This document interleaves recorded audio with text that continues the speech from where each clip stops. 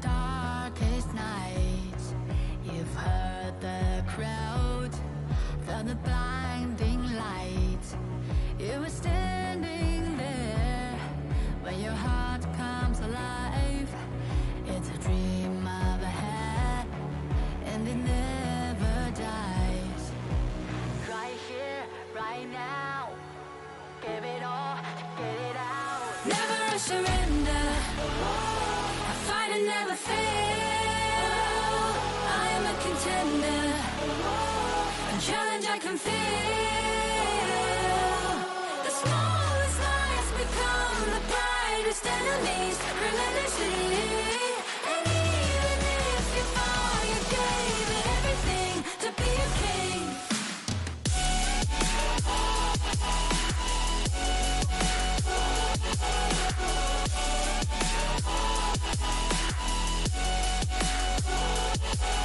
The smallest lies become the brightest enemies, relentlessly.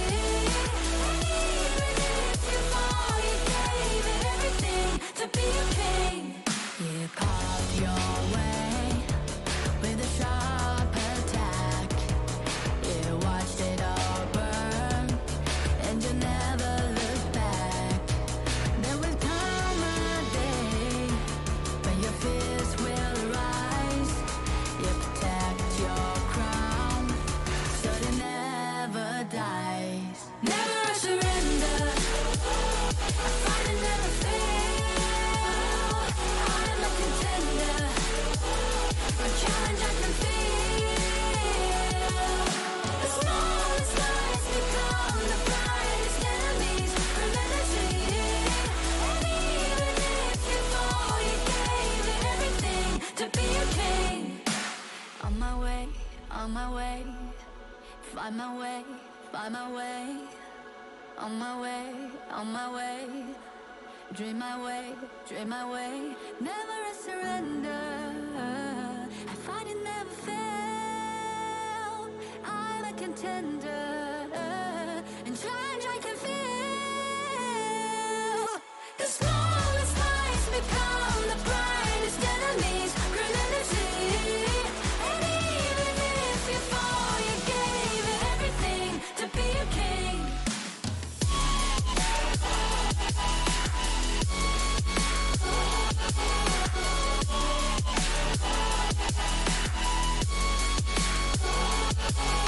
The smallest lies become the brightest enemies, relentlessly. And even if you fall, you gave it everything to be a king.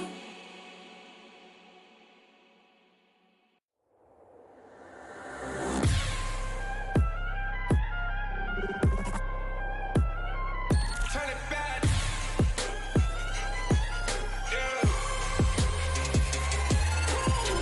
Gear out the weapon, getting ready, counting down. Pay attention to the challenge, tell me where you from. Gotta be tough. Is that really your best?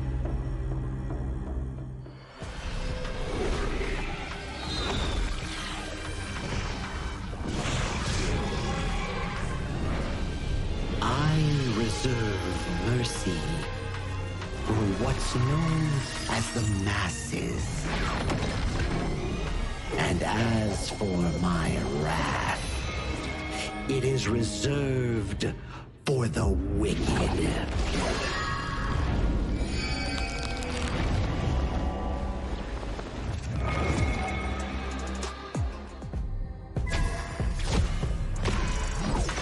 Only after enduring all 81 trials did I see how this world's hardships never end.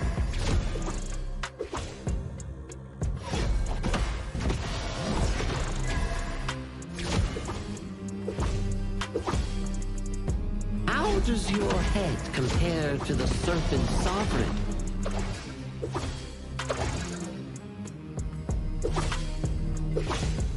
Yeah! Huh?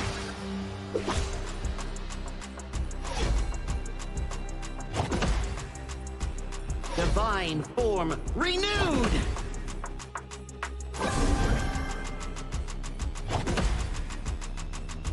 Evil, be god!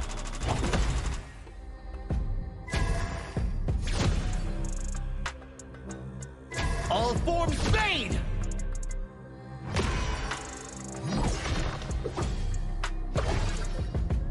Before the Lotus podium, all suffering ends!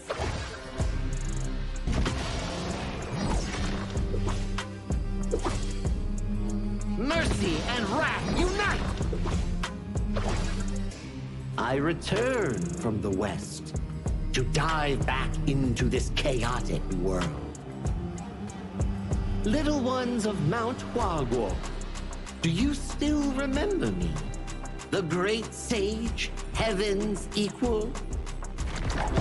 I'll be back in a flash. Don't let any demons sneak in while I'm gone.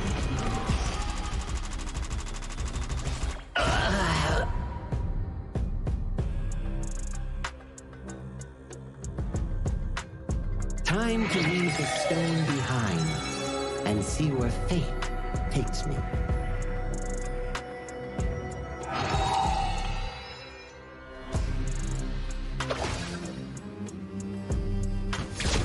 This land belongs to Mount Huaguo now.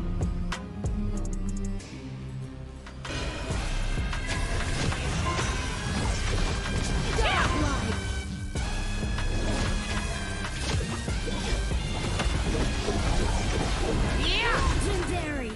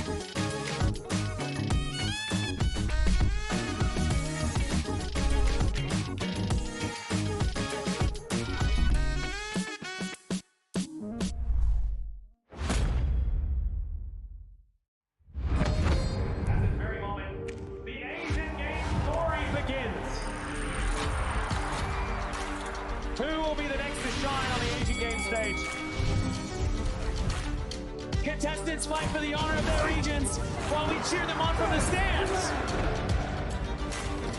Double kill!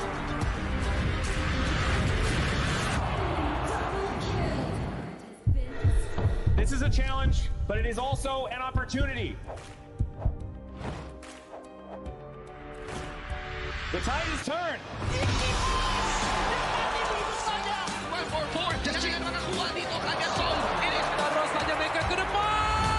Fastest in front. They're gonna use it. Golden Tide close out constantly. Go! Victory!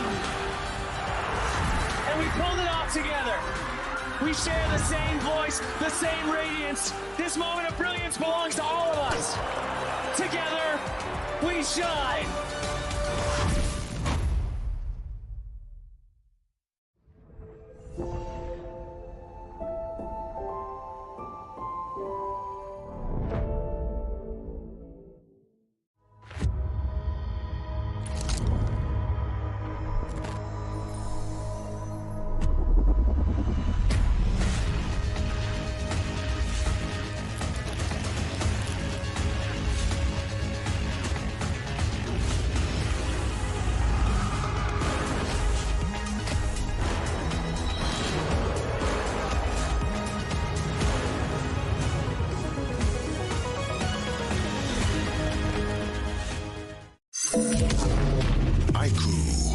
The new Honor of Kings version is here.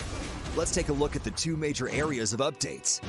hero control adjustments, and battlefield balancing improvements. Basic attack targeting rules have been updated. If a player is crowd controlled for too long while using a basic attack, the attack command will now automatically be cancelled, preventing heroes from continuing to chase enemies after the crowd control ends. The movement wheel's dead zone has also been adjusted. After the improvements, there's no longer a dead zone in the center, helping prevent input interruption issues.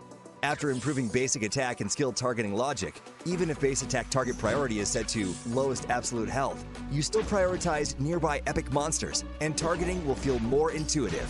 Next up is an overview of the battlefield balance updates. In the new version, the true damage value of the Crimson Golem buff has been adjusted, with the minimum value slightly reduced. The tower destruction slow effect has also been improved. When a tower is destroyed, nearby enemies will now be slowed. The teleportation portal cooldown has been reduced from 45 seconds to 30 seconds, allowing for more flexible tactical choices. A new lizard platform return mechanic has also been added. When a lizard leaves the platform's area, it will automatically climb back onto the platform. There are even more battlefield improvements waiting for you to experience in-game. See you in the Gorge.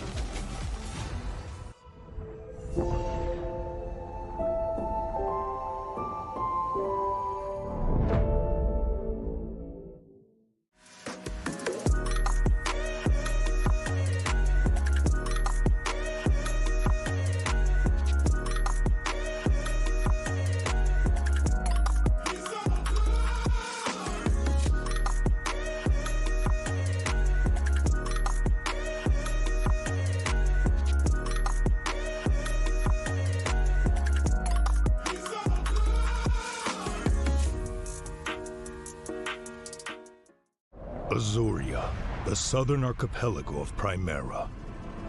Here, humans and great beasts live in symbiosis.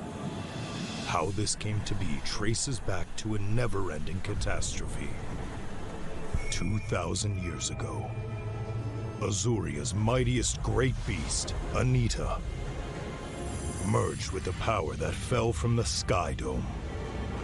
That power amplified Anita's strength, but shattered its sanity. Driven mad, Anita transformed into a massive vortex, the world devouring everything in its path. Where it passed, great beasts were torn apart and islands were destroyed. This was the disaster that would define Azuria's history, the Eternal Calamity. In its wake, Azuria stood on the brink of annihilation. This catastrophe became known as the Great Desolation. In despair, the humans and great beasts, once mortal enemies, became each other's only hope of survival. The great beast Devita and humanity's greatest champion Devara abandoned their conflict and chose to work together. The great beasts sheathed their fangs, and the humans let go of their hatred. All surviving life grasped at one final power, the churning. Deep beneath the sea lay Amrita, a force brimming with boundless vitality. Through the combined efforts of humans and great beasts, it was awakened, restraining the calamity at the center of Azuria and restoring life to the world. But the calamity was not destroyed, merely sealed within Azuria's center. It erupts from time to time, bringing countless disasters to the land. Devara collected his knowledge and power and passed them down through the generations, hoping that one day the calamity could be ended for good. And so, this has continued for 2,000 years. Chief Elder Devara! The calamity has erupted again! It seems trouble has returned. The secret to life is to just take every punch and keep going.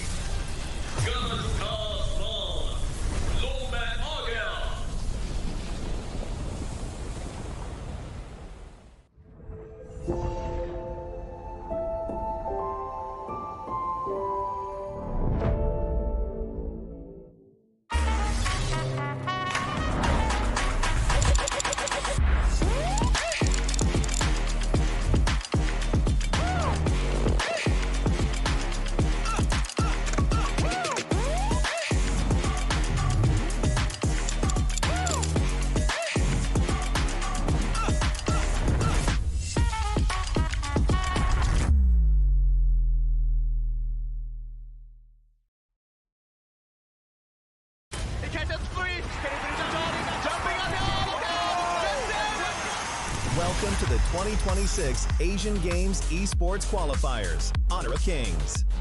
20 regions, one stage, and only the strongest 9 teams will earn the right to shine above the rest. Taking place in Malaysia, June 13th to 21st, 2026. Coming to Malaysia.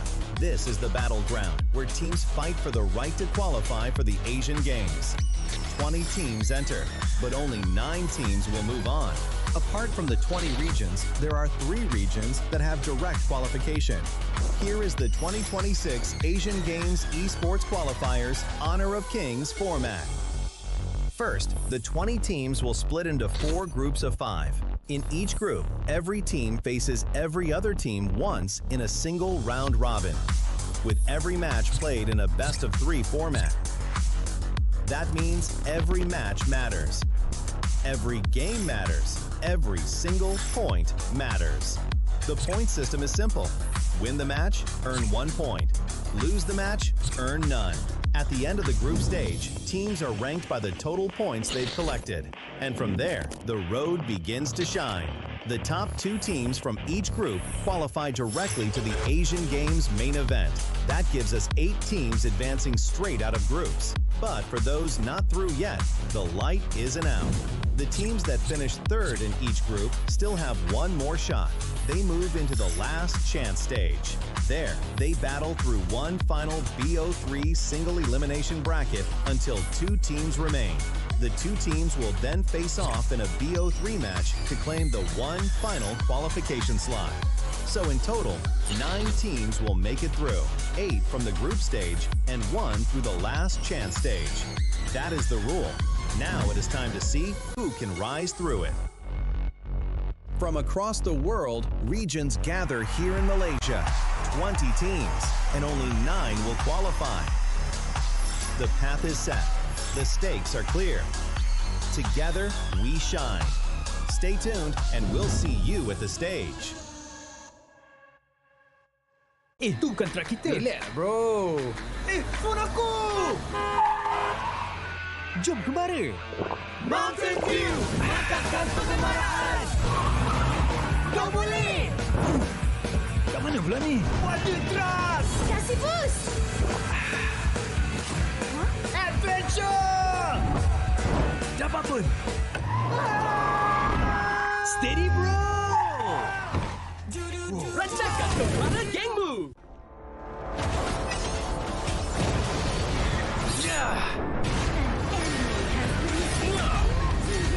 Double kill!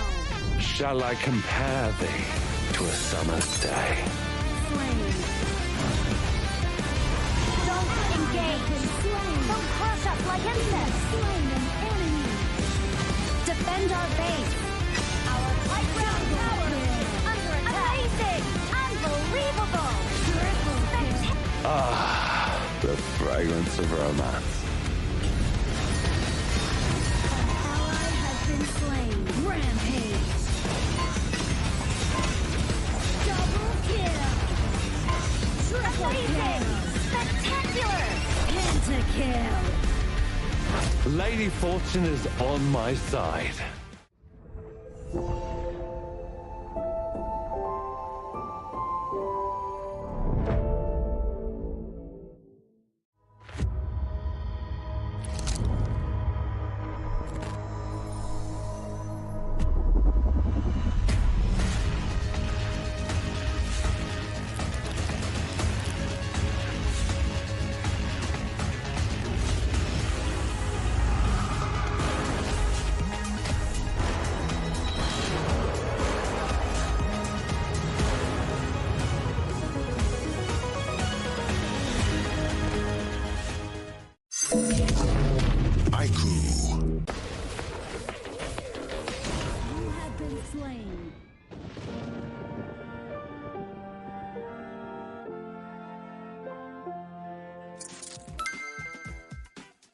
With the new consignment market feature, both new and veteran players can earn consignment items just by staying active. Sell them to earn tokens and purchase the items you've always wanted. Players can head to Dragon's Hoard to get tradable appearances, chests, and more.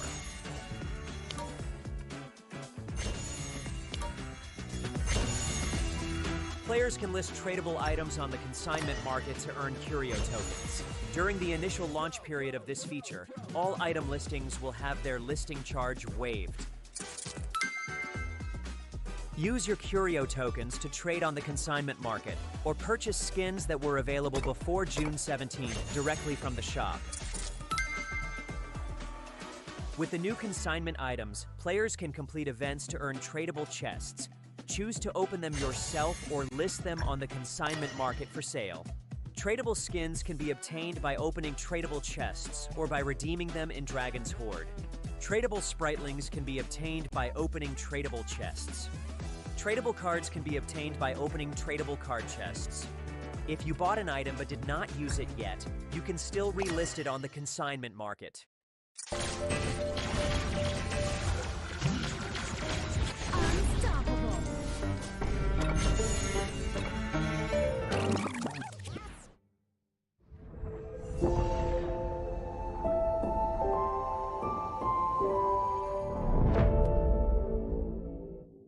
Itu bukan track kita. Relax, bro. Phone aku! Jom kembara. Mountain View, angkatkan kegemaran. Kau boleh. Kat mana pula ni? Wadah, Kasih boost. adventure. Dapat pun. Steady, bro. Rasakan kembara gengmu. Ultimate not ready yet.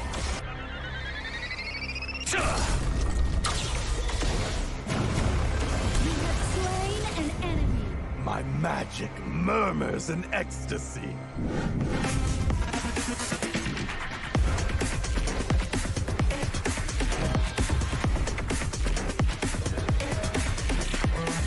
Amazing. There is no escape for you. Killing spree. Double kill. Triple kill. Spectacular kill. Don't worry. I'll be back for your life soon.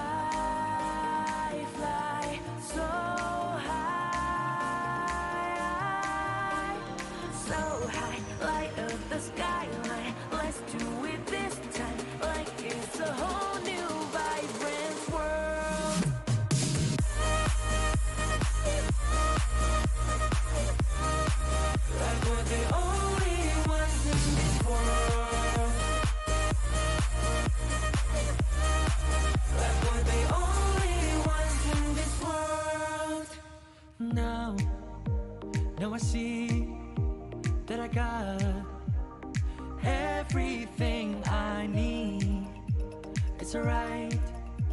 I'm on fire, I'm alive, 'cause now I fly so high, so high. Light up the skyline, let's do it this time, like it's a whole new colorful world.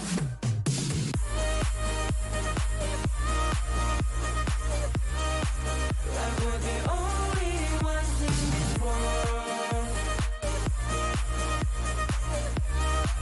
Like we're the only ones in this world. Never thought we'd get this far, burning like the stars. How we get this far? Like we're the only ones in this world.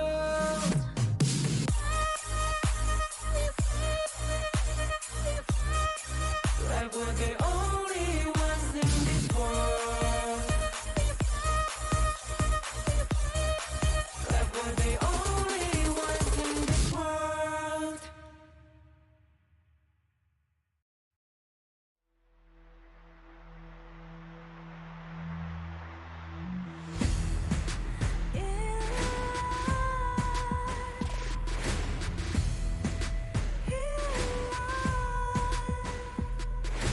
What's a life without its worth? Compromising with what hurts inside, inside. When you let fear decide your fate, you don't choose which path to take in life. In life, I'm finally letting go of everything that still holds me. I'm against all odds, but I won't give up, 'cause it's my time to shine. Standing in the spotlight, can no one let me down. Destiny is calling high. I'm not afraid to fight for everything I love. Victory's on my side.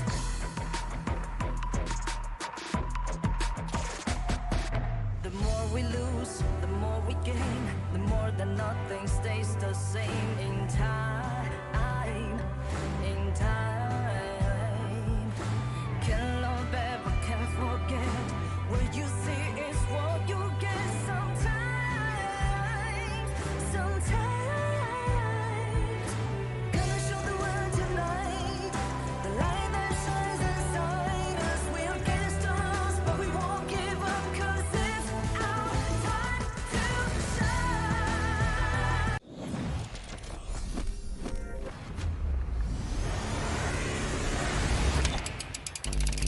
As the Honor of Kings Asian Games qualifier entered its third day of competition, the battle for qualification continued to intensify.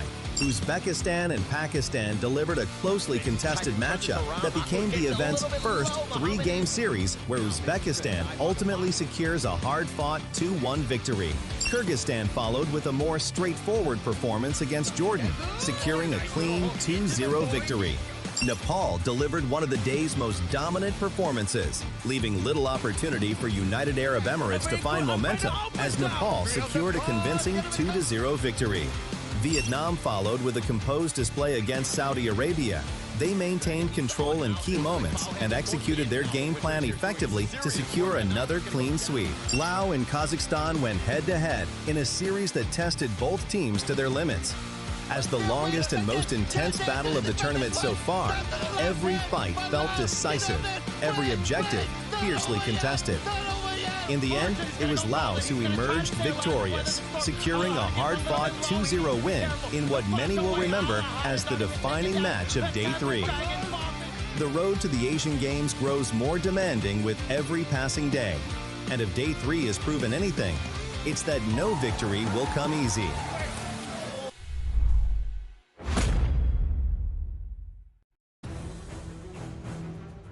The Gorge is calling once again, and Day 4 of this journey is set to unfold.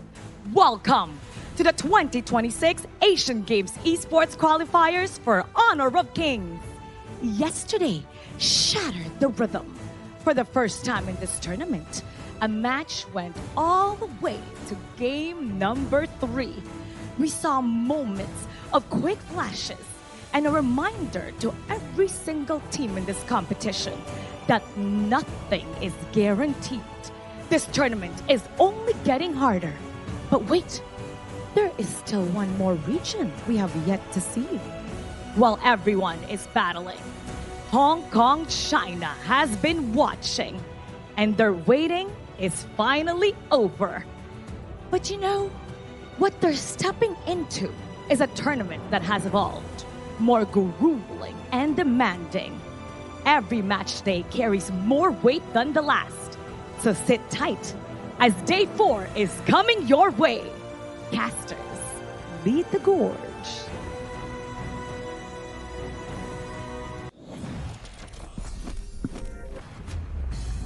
We are halfway through the 2026 Asian Games Esports Qualifiers for Honor of Kings. My name is Sagi. This is day 4 of this event. With me on the casting desk is none other than Sir Cloud and also Holler. Welcome back to the English broadcast. Yeah, happy to be here. Day 4. We're making some serious moves and we're seeing some crazy games. I think yesterday has been the highlight thus far of the Asian Games Qualifiers. I mean, Sir Cloud, your thoughts just overall? Oh, yesterday was absolutely insane, especially the Lao game, right? That was like the most intense game so far. That game went down to like the last hit of that crystal. That was crazy. I mean, we had like before we go into that second game, right? Our first game, we were like, okay, pretty back and forth. Alihan on that Dharma here, setting the game back into a 20-minute mark, and it actually ended with a Tempest Dragon. But game 2, it actually topped over game 1's Tempest Dragon with back-to-back double Tempest and a Hail Mary play coming in from the side of Full Hum on that Marco Polo. I gotta say, yesterday might be one of the most interesting games that we had so far out of the last 3 days. Yeah, and actually watching that one, I'm not gonna lie, I saw game 1 and I was like, that was an amazing game. Oh yeah. That was really competitive, it was a lot of fun to watch. And then all of a sudden game 2 was kind of starting and I was like, okay. I mean, you're thinking that there's no way that they match that, but they did. They exceeded it. They surpassed it. That game was absolute fire yesterday. Yeah, it almost feels like this tournament is like building up, right? Yeah. Like day 1, it was like, okay, everyone's starting to get the groove. When it comes to day 2, day 3, like the games are starting to get even more intense. And now we are here today. I'm sure we can expect even more interesting matches. Yeah, talking about interesting matches, the upcoming one will be Pakistan and Mongolia. Before we go into today's matches, let's check out the updated standings here for the Asian Games qualifiers here in Group A.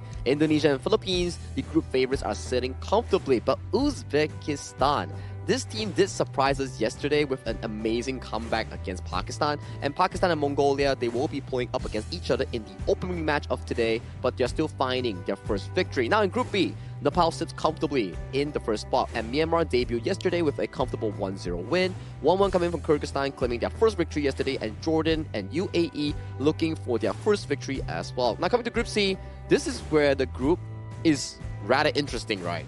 Laos and Kazakhstan were pretty 50-50 yesterday, and they had an amazing match. And Vietnam, I wouldn't say clear group favorites, but they are definitely showing dominance against the other teams, while Saudi Arabia and India still finding their groove in this particular group.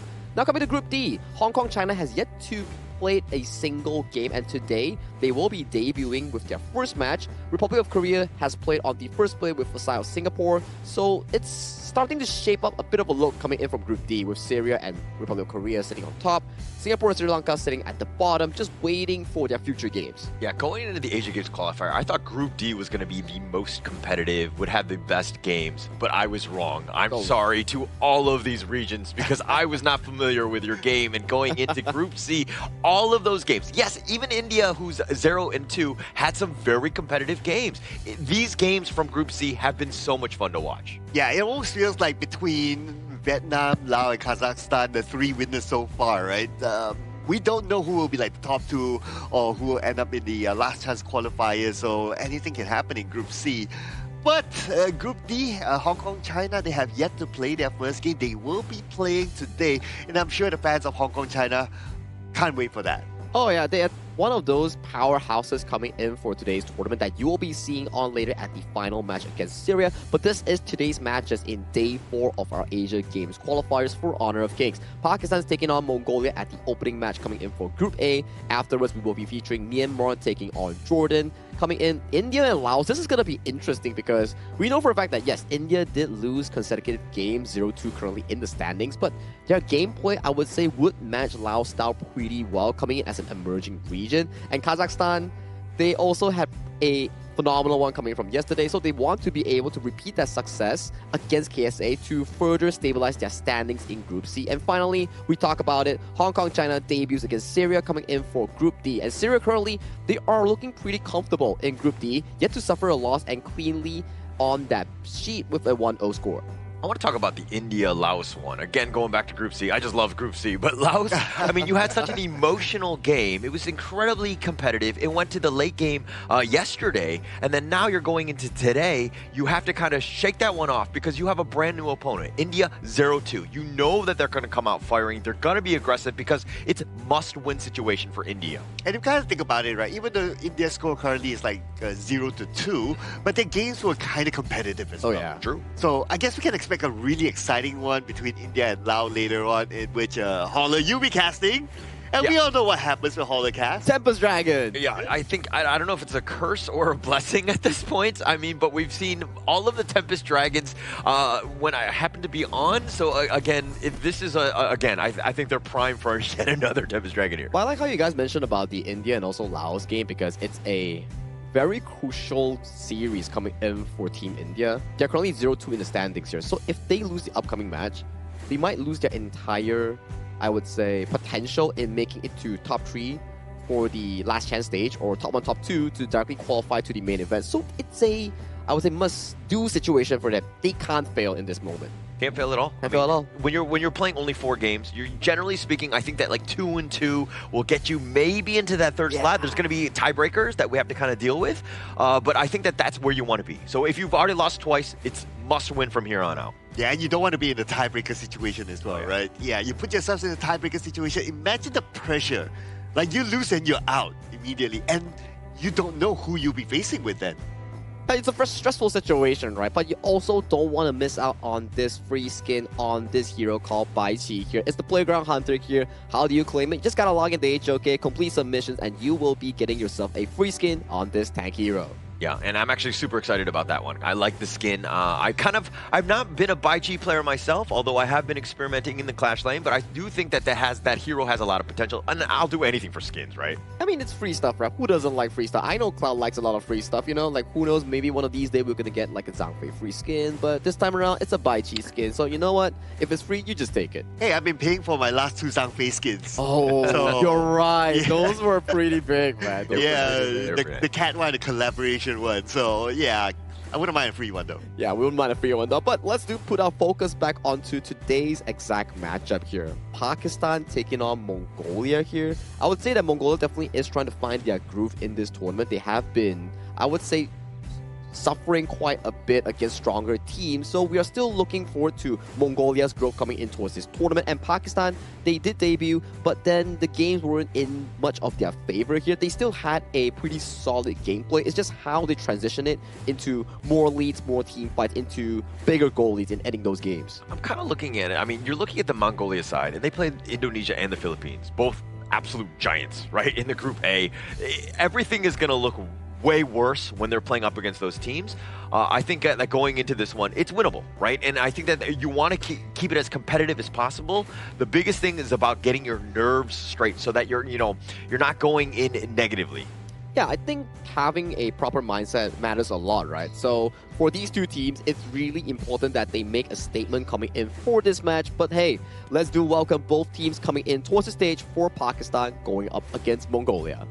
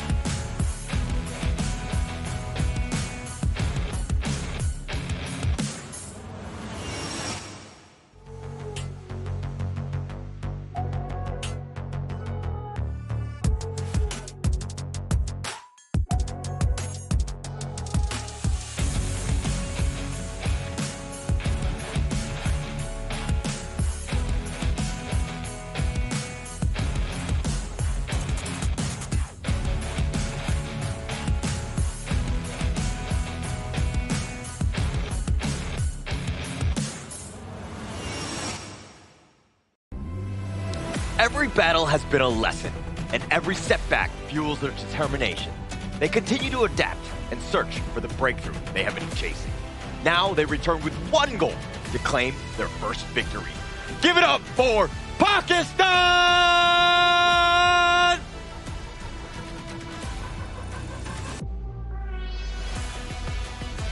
The journey has been difficult, but their determination remains. They into the to fight once again. The challenge awaits Mongolia!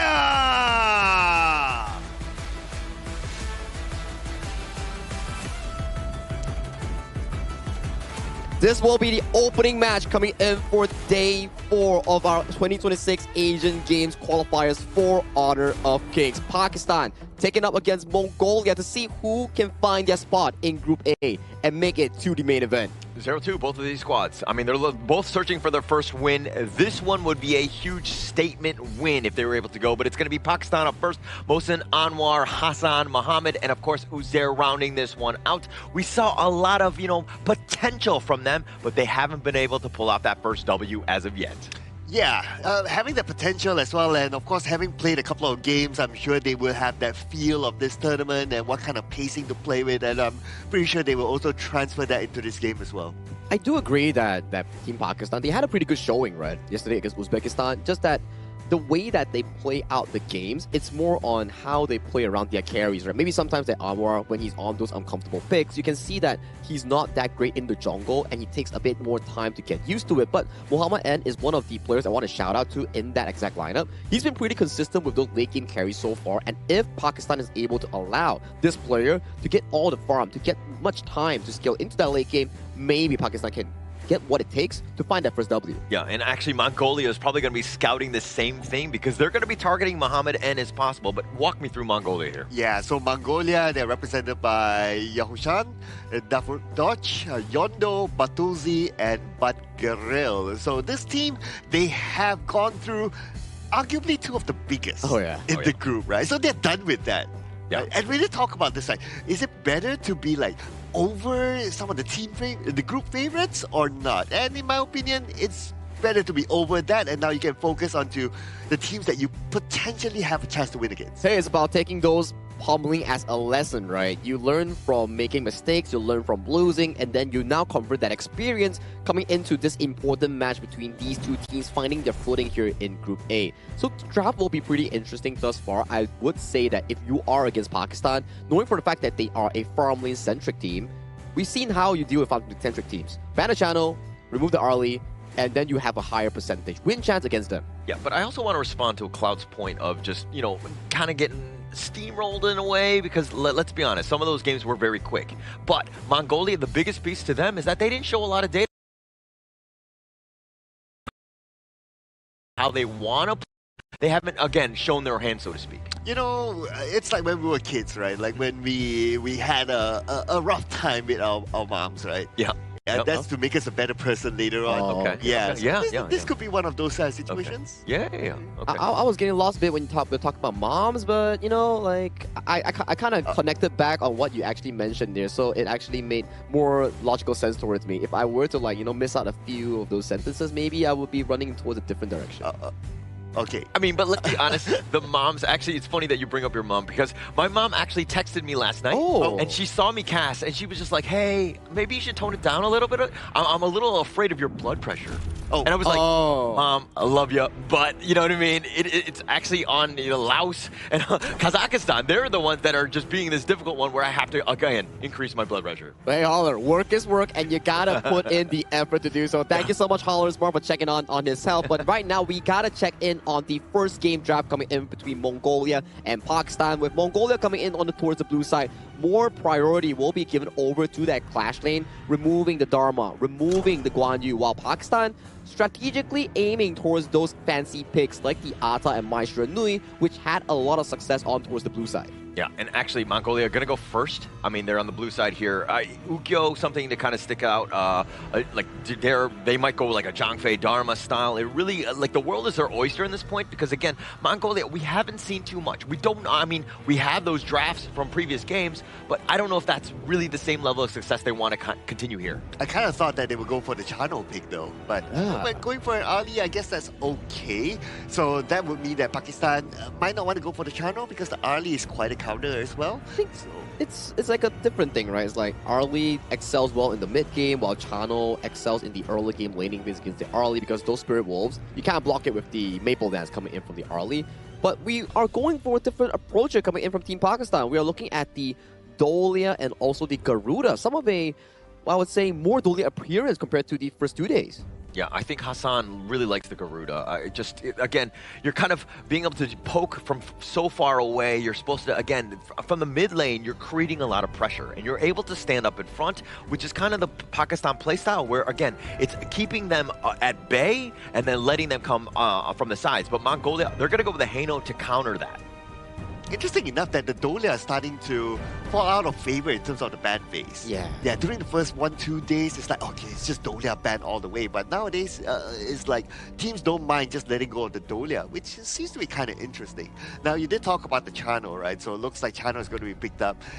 What I noticed is that when it comes to farm laners, it's either the Chano, the Arlie, or the Direnji. These three have been super popular. Yeah, in this Asian game specific patch, those has been one of the best few farm lane heroes they can actually offer here. And I like the fact that the Dolia has been skyrocketing in pick rate, especially for teams who are looking for their identity, like Uzbekistan, Pakistan. They like to play these picks so that they can find their inner identity. And coming into the second ban phase, more of these tank heroes are being removed from the pool, especially against Mongolia, because they have yet to find their roamer pick here. Haven't found it yet. I mean, going into this, I mean, when you're going up against the Dolia, the one big piece is like the Celestial Melody is great. Yeah, you have your sustain and your heal and your ranged, but when the team fights are actually happen, there's not a whole lot that you're going to be contributing outside of that Celestial Melody. So again, your draft needs to revolve around that, and also understanding that your team fights might not be as good as Mongolia, so that's why you want to be targeting that. And speaking about the Celestial Melody, I'm seeing a combination between the Dolia and the Dune here for Pakistan. Right now, to combo with the Garuda, with the Chano is not particularly the best. So I could say that they do need a sort of like a tank frontliner as well. So Dune would work well for Pakistan. I think if they do take a bit of the textbook playstyle coming in from Uzbekistan yesterday, where they just brute force the Dolia and also the Kaiser, maybe that could work, right? Because yesterday we saw Pakistan winning game 1, and then Uzbekistan coming back-to-back games in that reverse sweep. It was both on that Kaiser, which had easy executions and a strong body to allow those carries to push up and march up further for that damage output. Actually, it does quite well against them, right? If you're thinking about it. I mean, yeah, the Dune was already banned out, but the Kaiser actually makes sense because you're going to be jumping on top of the Haino. It's like, okay, you want to Fate Rewind, but he's just so tanky and he has a decent amount of sustain to continue on because you're looking at like a, 14-second Invincible Warrior? Oh, that's great. You have a lot of options, right? You do have a lot of options here, but they are going for a different approach here with the Elaine here. I am okay with this pick. Might not be really relevant in the meta as of now, but Elaine has received several buffs prior to the Season 13 patch, which is what we are referencing off of the Asian Games version. So if Mohsin can actually pilot this hero well, maybe this could be a very strong late game powerhouse coming in from Pakistan's lineup. I like it. I like it. And, I mean, we're kind of able to get to the back line. I mean, you're also, like, looking at the Byron as well. There's potential that meat shield, but the Arlie is looking juicy. The Haino is definitely a target as well. Wow. And I'm looking still at the... Yeah, Kaiser will still work well for Pakistan because right now they lack durability. Yeah, they have the Alay, but Alay is not the most sustained sort of hero, so they need a good frontliner to just protect the Chano. If they can have that, it'll be a perfect draft for them. It goes back to what you mentioned about Lubu, right? It's like you need a body in front to make sure that you can start off the fight first, and then the Clash laner comes in as the subsequent follow-up engage. That would be a pretty good draft if Pakistan does lock in the Kaiser here. But let's do check out Mongolia here. They lock in our first ever Xiang Yu in towards the roamer role. It does what you want, right? You're able to charge, you're able to get some stuns. I mean, they had banned out the Zhangfei and the Lapu Lapu, both of which they kind of like to play. Those are probably the more traditional ones. And now with the Zhang Yu, you have the same idea. It's like a poor man's Zhangfei or Lapu Lapu in a way. I mean, it provides some physical crowd control that we're looking for, and then the damage resistance coming in from its passive, it works out pretty well. And then we did see coming in from Pakistan's last pick, instead of a Kaiser, they're going in for a Nutza. Also a pretty good combo coming in with the Dolia for that double ultimate in the early to mid game. Got options, right? You're able to dive on the back line. That seems to be the big target. Plus, you have that and the Elaine.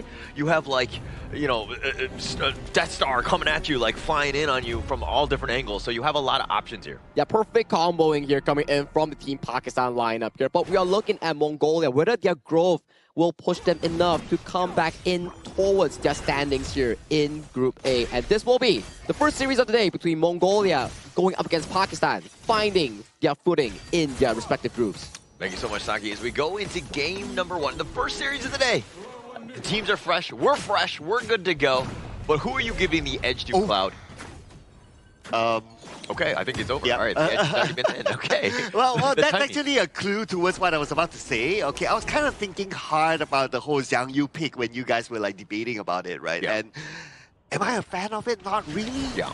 Because I kind of feel that Zhang Yu with the Hegemon Slash, it takes a while to channel. True. So to really hit your target, especially if you're going up against a lane, you're going up against a channel that can leap, it's not the best, right? So it's going to be really hard to hit his target. And if you remove that, who's going to set up fights for Team Mongolia? You don't really have an alternative there. So I am kind of giving this one to Pakistan.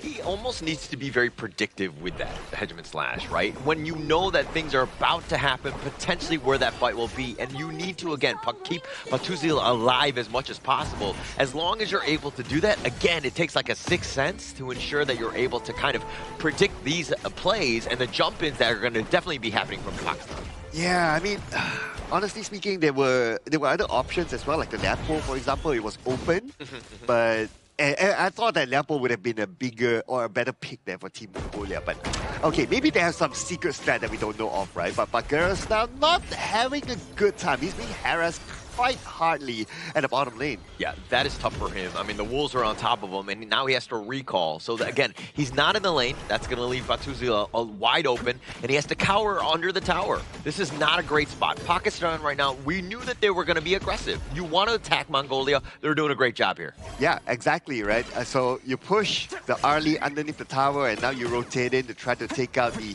jungle minion. So it's really good progression by Pakistan. It's a huge edge already, right? 1.4K lead by Pakistan. It's not even 3 minutes in this game. The way that they've, again, been able to be aggressive, force them out of the lane, taking down those minions, and Mongolia really can't even farm in their lane.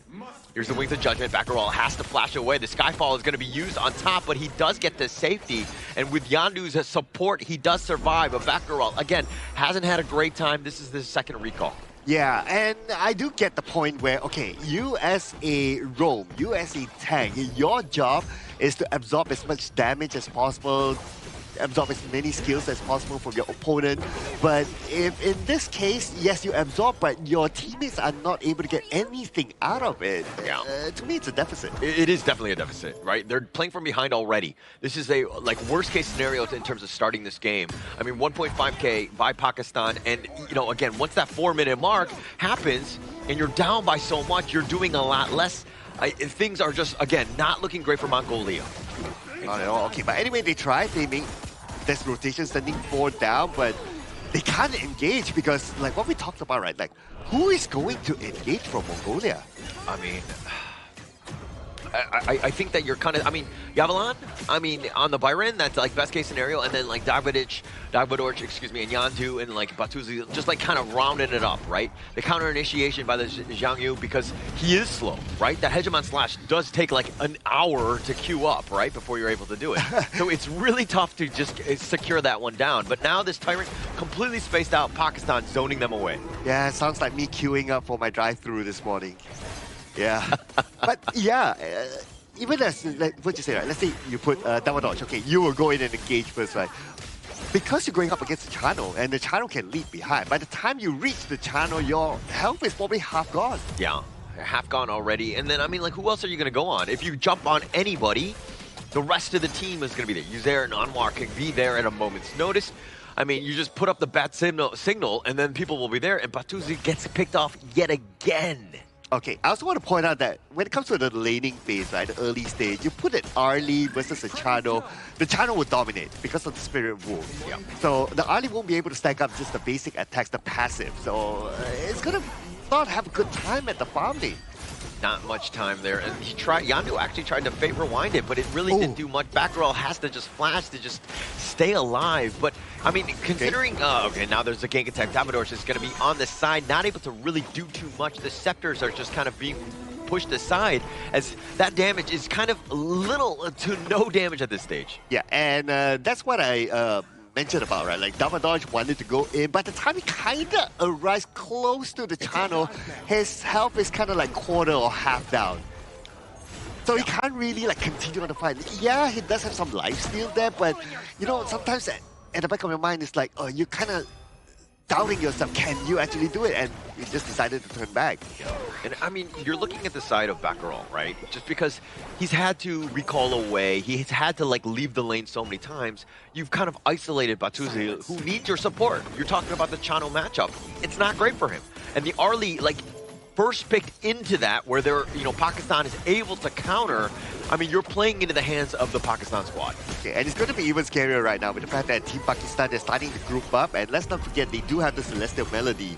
So you have the Wings of Judgment to push them back, and then you have the Celestial Melody to refresh, so you can double zone or double push your opponent from above. Yeah, and also the favor rewind. I don't think that Yandu has that perfect timing.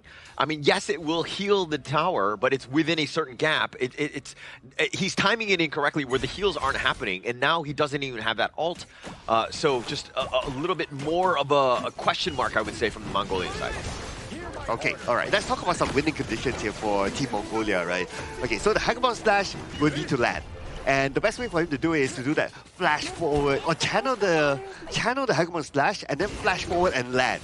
Yeah. That would be the best. But the timing has to be so right that Pakistan has to be grouped together at that point of time. Yeah, Hegemon Slash is kind of like an anime when they charge up, like on Monday, and then like by Tuesday they're like still charging up, Wednesday charging up, and then by Friday when the fight is actually happening, they like will attempt to go for that attack. Attempt.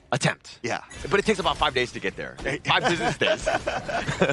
Oh, here's the first Skyfall. They actually go under the force field suppression, though. He's trying to flash away, but he's just going to be chased down. Not enough shields to keep him up. Anwar taking that pick off. Oh, but there is some Mongolia coming in, though. Here's the flank. The Wings of Judgment on the side. Nice 3-man stun. That's going to be a little bit of work on top of him, but now can they get any sort of clearance? It looks like Muhammad N has actually gotten away, but they do get the pick off. They find Hassan, but here's a death at sunset. He goes inside and actually gets the pick off on Dagmadorch, so he did get a little bit of a revenge. It's a 2-for-1 trade in favor of Pakistan. Well, gotta give credit to Team Mongolia, right, for making this rotation. At least they got something out of it, and I really admire like the call for them to come towards the clash lane side. But Team Pakistan still, well, they got the best out of that situation. They got 2 takedowns. At the same time, they're able to push to take down the first tower at the top, so it's all good. And because of that as well, they open up a little bit more space at the bottom for them to get the upcoming objective. All right, so when the fights are happening, I want you to keep an eye on Baccarol when he does start, when he queues up the Hegemon Slash. Because by the time you let me know, then I can count to like, 5 business days, and then I'll let you know when the strike happens. But at least I know it's coming. You know what I mean? Like, we can do that delivery tracking, if you will. All right. I'll try, right? I'll try. 5 business days, right? It takes forever, man.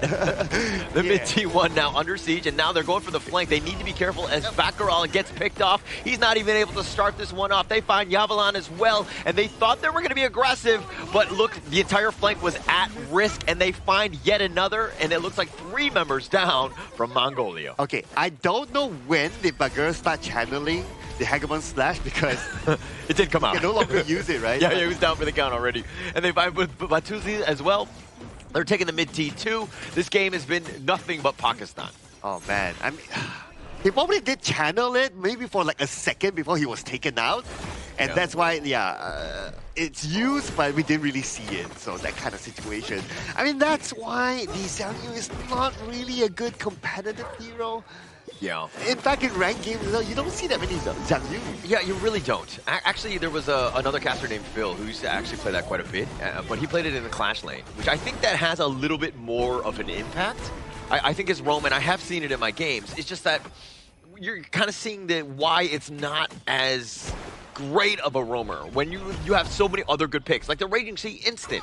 The Zhang Fei, yeah, if you've got the Madness, instant almost, right? So the timing is very different. Xiang Yu is a very different type of hero. Yeah, and yeah, there's so many other options. But anyway, they've already taken it. So what Bagheera is doing right now, he's going for a shield item, which is a standard roam item, I must say, just to give his team a little bit more protection. Totally understandable. And they're going for the Tyrant. Yeah, they're going to start this one. I mean, it's the Shadow Tyrant, if anything, and he's there trying to go for the back line. He's actually fighting this. He's all by himself, and it looks like he's going to be picked off, not able to get to the skies. And now Mosin is going to be there as well. He's trying to just stay alive. They go for the flank, but Batuzzi gets picked off. Anwar is doing a little bit of work, but he's isolated. The Hegemon Slash, there we go. Thank you for telling me he was about to be queued off, but Anwar running for his life. He's going to be chased. They have 4 members on him. They do have the numbers, and that should be enough. And Anwar is down as well, but the top lane is pushing. Oh, dude, I was about to point that one out. The top lane being pushed out for free, and now they're going to stop all of them from getting back. Okay, they failed to stop at least 2 of them, so they can still defend the top lane, but they will lose John Doe at the bottom lane. Hassan will be the one to take him down. Yeah, and that paper rewind, he's like, oh, I'll just be teleporting way over there. And it was like 2 steps to the side, to the left. And it was like, oh, that's not enough. And Yandu gets picked off here. And now it looks like Pakistan, again, you put that pressure. You got the top T3. I mean, yeah, you traded away 2, but it was a bit of a ruse in that sense. Dude, mission complete for the top lane. All he needs to do is like, okay, I take down the tower. Okay, that's it. That's done. And Muhammad, he survived. So Team Pakistan, it's still falling into their plan. Yeah, and actually going into this one, like both of these squads were 0 and 2, but this is must win, right? And Mongolia right now on the back foot, trying to figure out a way to overcome this 8K deficit that they're in right now. And now you've got Vanguards here. Really tough spot for Mongolia. Ooh, I don't know, man. Okay, how are they going to come back from this one? Again, the Hagavan Slash has to land. We have not seen a good one yet. We did see the animation, but it did not land onto anyone. So that's something they need to try to coordinate. But because of Team Pakistan, they obviously know that, okay, the winning condition is going to be that. We don't want to get caught in that big CC kind of skill.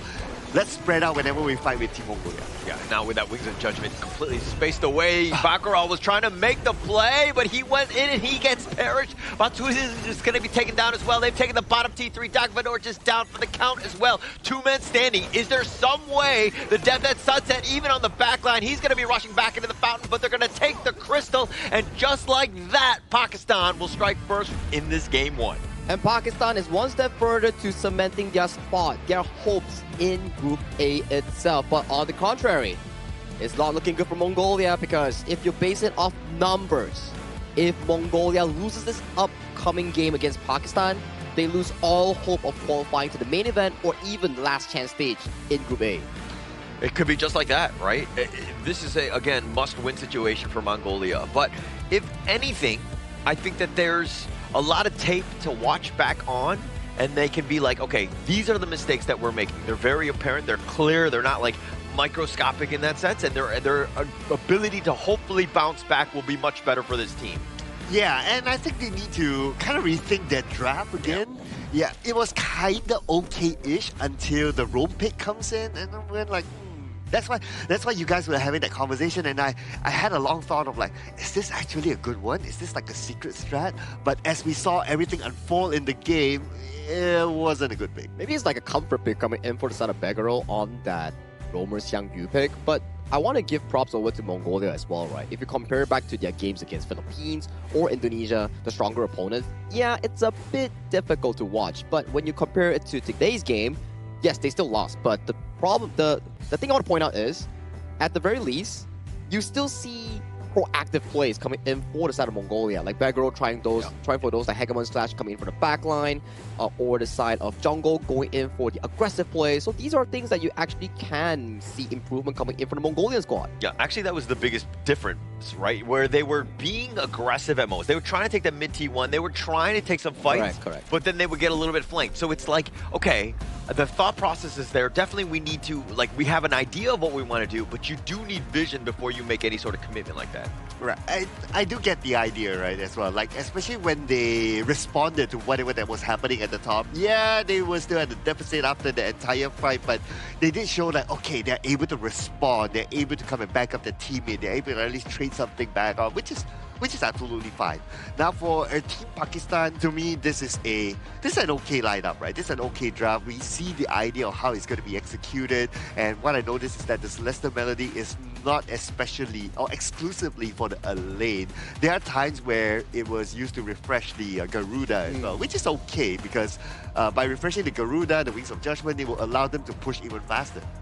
I mean, you're going to just use whatever's available. And I think that Hassan definitely did he left a mark. Those Wings of Judgment were definitely annoying for Mongolia to deal with. So it just kind of further on with that damage. So I think that it's not terrible of a choice. And I think Molson did a pretty good job, right? 0-0-13 on that Dolia that you mentioned just now. And he was pretty flexible, like what Sir Cloud mentioned. Like, it's not only a bond tied between Uzair's Elaine and Mosin's Dolia. You can be flexible with Hassan's Garuda or Anwar's Skyfall coming in from that nerds up here. And these are the stats from that game just now. And you can see the channel pick once again coming in from Muhammad N. Really, really consistent stuff coming in from the channel player. I mean, you were eyeing him. You definitely noticed that Muhammad N has been the guy from Pakistan, and he's just showing exactly why, right? As that farm laner, you definitely need somebody who can be consistent, doing that damage, but staying alive. And Muhammad did such a great job of that. Very key member of this Pakistan squad. Okay, I still stand to my point of like, okay, if your opponent has an early and you pick a channel, it's an auto counter. Especially during the laning phase because of the Spirit Wolf. Yeah, that's correct. Yeah, and because you won't allow the early to stack up the passive. That's true. So the early was the first pick. If they had the plan of playing the early, to me, ban out the channel first. That's a very good point here, Sir Claw. I think that is one of the more, I would say, counter picks that we actually been seeing so far in this tournament itself. When you have an early, you would generally see a channel coming in because in this specific patch, channel, I think, has one of the highest priority in the farm lane pool. Just one of the best heroes that you need to be fighting for right now. And I mean, you're seeing the gold graph completely shift in their favor, but Chano just with an absolute like shellacking of a game in the sense of just like being able to control it. It's the #1 pick right now in the entire Asia Games qualifier. It's with 20 picks, it's 11 wins and 9 losses, and yeah, it has a bit of a mixed bag, but I mean, it just has a lot of games where it's just able to just like, you know, take over. And talking about taking over, right? Look at this gold lead that's been generated coming in from the Pakistan squad. A very smooth gold lead from start all the way to finish. Yes, there were hiccups here and there, some eliminations getting over to the side of Mongolia, but overall, the team fights, the invades, the tower destructions, I would say Pakistan played it really, really well. That's why you can see at a 12-minute mark, there's a 12,000 gold lead going in for the red team. I mean, 12,000 gold lead at 12 minutes. Everything going in the favor of Pakistan. If you're just riding this roller coaster, you're like so happy because everything is shifting in your favor. It's constantly growing and it's steady growth. Okay, we're gonna check out some of these highlights, right? So look at the laning phase again at the bottom, especially. It was just quite a disastrous game for Batuzi. By the top, this is what I like from Team Mongolia, right? Look at how they respond, look at how they come from the back, at least they trade off something. Yeah. That charge coming in from the side of Begaro, that was a 4-man charge. Just that the team wasn't ready to follow up, but in the normal circumstances, he actually played that really, really well and allowed Dagudorj to actually find the elimination coming on towards Hassan. But the moments coming in for the mid lane here, you can see they overestimated their approach towards that power push, and they got punished heavily coming in from the Pakistan Clash laner, which is Desire. Yeah, and also Bakarol. I mean, he had some moments, nice charges, and the nice repositioning. The idea is there. But with the state of the game, when you're far behind, you don't have any tanky items, you're not able to kind of be like a Lian Po, like, you know, and just survive these things, right? So that's kind of why the early game has got to be key. It goes back to Sir Klaus mentioned there, right? It's like, okay, maybe if he plays like a Lian Po, Zhangfei, Lapu, maybe it will have more effect, so that he was questioning slightly a bit over towards the Xiang Yu pick on how well it can actually pull off. There were moments, but the bad moments kind of overcome the good moments. Yeah, and it's like if the net worth were the same and you're making the same play, you're going to have a much better time. But the MVP on this one, Muhammad N, he's shushing everybody as he was 5-0-8, 36%, you know, damage of the entire team. Just done a really good job. But the damage taken, also something to take note of. This speaks volumes about his positioning because it's less than 15%. Yeah, and I really like the fact that he's the MVP, not only because he dominated the lane, but also he did that split push at the top, just by himself, right? And he survived, he took down the tower, it was all good. While his other teammates or the opposing side was on the bottom lane at that time. So great job here by Mohamed. It's not just about the damage dealt coming in from Mohamed N, right? He also won his lane really consistently against his opponent on the early. So he actually, from start to finish, planned out his laning stage really well, got the first strike, and then subsequently dominated the entire farm lane, transitioning that lead into actual map pressure, helping his teammates take down turrets in the cross lanes here. So very well-deserved MVP coming in from the Pakistan farm lane himself. Yeah, I mean, but it started with Batusi just getting out of position. Just like the amount of impact that he had, it kind of just snowballed out of control because you win, you get first strike, then you just completely dominate the lane. Back row can never get into the lane. You're constantly just, again, hounding in on that tower and taking everything. I mean, this is why it just got out of control. Yeah, and talking about control, right, you definitely need to be able to find some if you're on the Mongolia side, because we've already mentioned, right, if they lose this, they lose all hopes to qualify for the main event on the Asian Games. So for Mongolia, it's a must-do situation. If they fail this, they are onwards for the early exit. Yeah, it's all in for them next, right? Correct. Like the draft has to be on point, the execution has to be on point, the timing has to be on point, everything has to be perfect for the next 2 games at least. Well, if it goes to game 3, that is. So, if there's something to be learned from the game before this, I would say it's the trap, right? Like, big use of the meta heroes. There's a reason why those heroes are meta, right? I mean, you want to. I think that was like kind of where they are, but I think that also it seems like they're not 100% comfortable with some of those heroes, and that's kind of why they're like defaulting into these other picks here. But that's in game, right? But out of game, I'm pretty sure they're really comfortable because they are staying at the Petaling Jaya Marriott Hotel, which is our official venue partner and hotel partner for the 2026 Asian Games Esports Qualifier for Honor of Kings. Thank you so much, Petaling Jaya Marriott Hotel, for sponsoring our prestigious event. And as we go into this one, I mean, game 2, there's a lot of things that they could shore up on, but I think for me, you have to look at like one thing at a time. You can't just look at everything and be like, oh, just fix everything. It's not going to be possible, right? We got to go room by room. We got to figure out exactly how to fix this. And I think that if you're looking at it, draft is one thing. It wasn't completely off. Obviously, the Xiangyu was a little bit of a question mark. But I think when you're talking about laning, the first 3 to 5 minutes, you can't be giving up first strikes. You can't be, getting so whittled down that you have to recall on back. You need to support your guys as much as possible and stay in the lane. I perfectly agree with you, right? Because when you lose your laning phase, it's not you're just losing to your direct opponent here. You're losing out push, you're losing out priority. Yeah. Priority means that you get to move first to achieve something. So imagine if you're losing all 3 lanes priority generates into jungle pressure, map pressure that allows the enemy team to always be one step upon you to look for those big goal leads by countering specific objectives. It's the little wins, and those things are opening up the bigger doors, right? So I think that even for this, where you're able to kind of just win out the lane, like just go, and then you can take over the enemy jungle, then you're dictating the entire tempo, and Mongolia is then very reactive, and they're not able to have, the heroes to really kind of fight back. So a lot of things that we can kind of look into as we look at this draft coming up. Okay, Mongolia, they will be on the blue side, so they have the first pick again. And if they plan to pick the early, they have to ban out the Shadow. Like, that's, like, to me, baseline, right? Yeah. So far, they're going to remain with the same ban, which is the Dharma. On the other side is going to be the Mai. Now, I'm curious to see what they're going to ban. Okay, yeah. So surely the early is going to come out. Now, Pakistan is thinking to themselves that do they want to ban out the early or not? So for me, okay, I get the Arlie. That's a great shot, assuming that you're solid with it. But for me, whenever you're looking to pick heroes, you just gotta simplify. You know what I mean? Like, because Arlie is a very mechanically difficult hero. When things are chaos, you have so many different things that you need to think about, right? I think that you just kind of play the simpler, quote-unquote, dumber heroes that might be easier to play just so that you can get the execution down and not have to worry so much about the mechanical play of the hero. Puyi? Yeah. That could work. Yeah. I mean, like, in general, right, what Holler is trying to, like, mention is, it's, like, not about being dumb or smart. It's about learning how to walk before you learn how to fly. I mean, not like we can actually fly, but in general, it's just like that sort of, like, saying, right? It's like, if you can't utilize something that is very mechanically difficult, but you know you can still try and master the game, try something that is less mechanically demanding. Like what we saw yesterday from Uzbekistan. They lost first game against Pakistan. They brought out the Kaiser and Fuzi, easier execution all around, and they still bagged the win against Pakistan. So maybe for Mongolia, that is something that they can actually venture to in this second game. No, actually, I want to correct you on just that one point. I was talking about smarter and dumber in this. No, I'm just kidding. As we go into this one, I mean, Pakistan, right? Look, the Byron, solid, right? It's a great laner.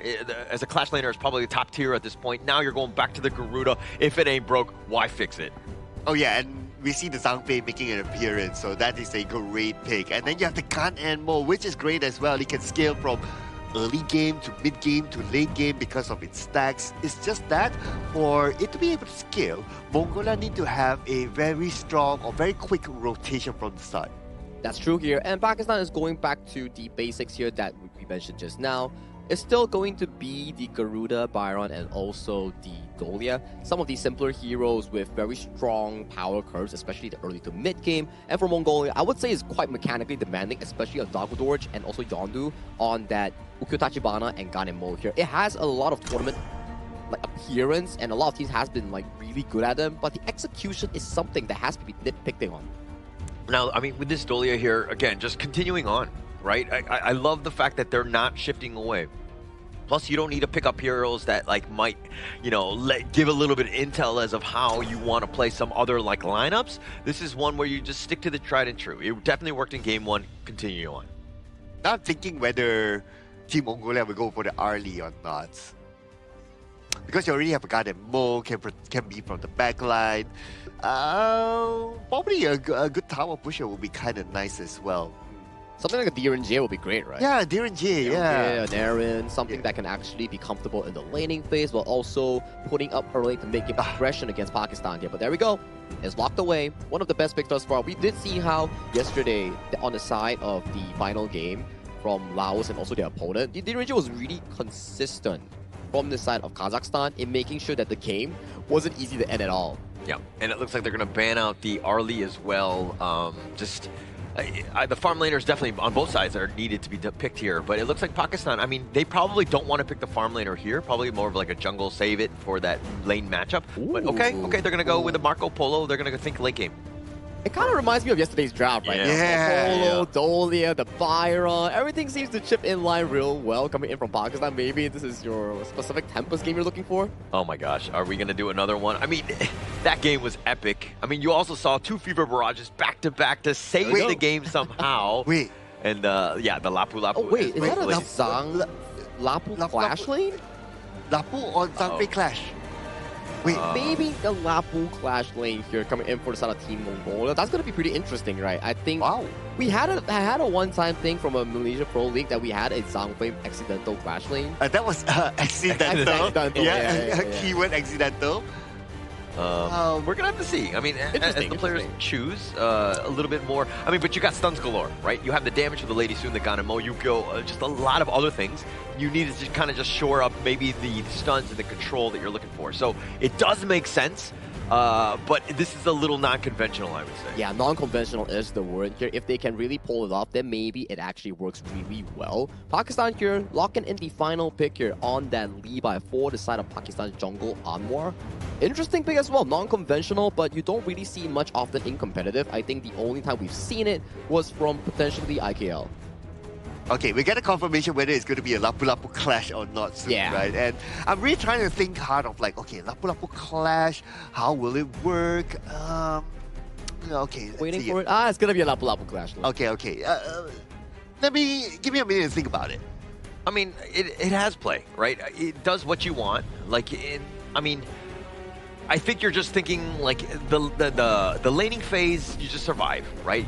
You're kind of tanky, you're just kind of ability to just stick around. But at the end of the day, it's about those team fights. Having more combos, the Umbrella Outburst on top of the Raging Sea could really just, turn the fight into your favor. Yep. In theory, yes, if that combination lands, that sounds really, really good. But I'm also thinking of like, okay, how much space would the Lapu Lapu have to like move away from the lane? Number one, is not the fastest lane clearer. Number two, is not the most mobile sort of hero. So I don't know. I kind of feel that he will be rooted at this lane. No choice. I mean, you'll keep it there. I think that as long as you're not losing the top lane completely, because Uzair is definitely going to be a bit of a problem, but now it looks like the jungle invade is happening. You're going to look to take advantage of this, right? Especially as that, it looks like Yandu did, in fact, get the steal. Oh, yeah, and that's what they wanted, right? And they stole it away from, potentially it was Byron that got it, but Team Pakistan looks like they're going to respond by stealing away from the buff from the side of Team Mongolia, and they did it. Yeah, and I think that, I mean, this is a great start, right? Mongolia, it's going to be better for them. Like, this is the type where you want to be, right? You want to be aggressive. You want to take the fight to them. They were very passive in game one. They need to change things up. All right, this is a... I don't know, I'm kind of scared about this draft, right? I'm looking at the Team Pakistan having a really good draft as well. I can imagine, like, Muhammad going in and he gets Celestial Melody and he gets a lot of damage out. In team fights, it will be really good. Okay, but what would be some sort of something that's lacking for Team Pakistan is that they don't have like a big CC sort of type of hero. Like you don't have like that Zhang Fei with the Unbridled Outburst, that sort of thing. Something to set things up. That's probably something that they are kind of lacking. So Pakistan, I mean, I think they're trying to keep the momentum going. Okay, Mohsen taking a little bit on this one. The revolvers zoning them away. But Pakistan are probably looking, hey, we just win the lanes. We look to close things out. Don't let any sort of team fight happen. Because you saw, even in game one, there were not very many, right? Because they were able to, again, stick to objective-based gaming. But now, the flash away, Muhammad needs to be a little bit on the safer side. Mohsen is going to take a couple shots on his way out. The push back on. The Reforged Blades doing a little bit of work. Finding Mohsen. It's not going to be. Yes, it will be, in fact. That's going to be first strike going the way of Yandu. But here comes the Wings of Judgment. The Revenge Torrent is on. And now with that Storm Strike, the control is there, but they don't have enough to catch anyone. Oh, that was a beautiful one. Yondo got his first strike, and that means that he will stack 1 right now. That is a good response by Team Mongolia. And it's showing from the game before, like they know how to move together, they know when to go in, they know when to take opportunities. As long as they can continue to remain consistent in terms of that, who knows, it might be in their favor. Yeah, it might be in their favor, but it makes it much easier when Mohsen was a little bit out of position, and then that kind of drew a crowd, and Yandu were able to hit some of those blades, really making it easy. And again, anytime a Gan and Mo gets some sort of farm, Yandu is definitely going to, you know, basically excel with that. And they're looking to try to push Batuzi behind. Now, Batuzi could use a little bit of help, and backup is on their way. Waiting inside the brushes, and here they go. Oh, the Umbrella Outburst on top with the Stampede. Hassan, he dodges the blades with the Wings of Judgment. Oh, he just barely gets the flash, and finally he gets the blades. Yandu with a nice flash play, ensuring that he gets that kill. Wow, Yandu, where has your Gan and Mo been all this while? Yeah, he was waiting for this moment, right? I think that also we're seeing a little bit of a replay in the sense that Pakistan, when they played against Uzbekistan, they won game 1. But then they lost game 2 and 3. The wheels kind of came off on that. So Pakistan, again, not to say that it's going to happen again. I don't have a script. I don't know what's going to happen. But Mongolia right now, things are looking much better for them as the Tyrant has been picked off. Batuzi is going to take this one, but Baccaral going down, not even able to get the ult off. Batuzi is just barely running away, and Yandu tanking for his friend. Operation Human Shields keeping Batuzi alive. Oh, look at the amount of protection just to allow Batuzi to get away. That was good coordination and just how they kind of understand what was the objective at that time for Team Mongolia. So well done. And at the same time, Batuzi repaid it by getting that Tyrant for the team. All right, as a role player, and we were playing together, and I'm in that same situation that Batuzi's in, with some of those Wings of Judgment coming in at me. I'm about to die. Do you sacrifice your body to step in front to keep me alive? I'm going to take it for you, man. I'll take it for you any day. All right, okay. You say that, but let's see come game, all right? We're going to have to find out. But still, Pakistan, now, they're looking to just, okay, Anwar just showing his face a little bit in between the times that he's farming. He's been a little bit kind of off the map at this point, but again, I think that we'll expect Anwar to really show up come 8 to 10 minutes in this game. Okay, so Madness stack now enough. He does have the Unbridled Outburst. Here comes the Wings of Judgment onto Yandu in trouble. Yandu just barely staying alive, but he needs to be careful. Oh, the Umbrella Outburst pushing him back, and Mohsen gets bounced back into the heart of Mongolia's team as they take him down. Okay, we have not seen much action from the Lapu Lapu yet, so that's why he's Clash Lane anyway, so he'll be doing his thing at the top. But the 4 players, the 4 heroes for Team Mongolia, they have been synchronizing really well. They've been playing well together. The execution has definitely been much better in this one. And now, I mean, they're starting to feel it.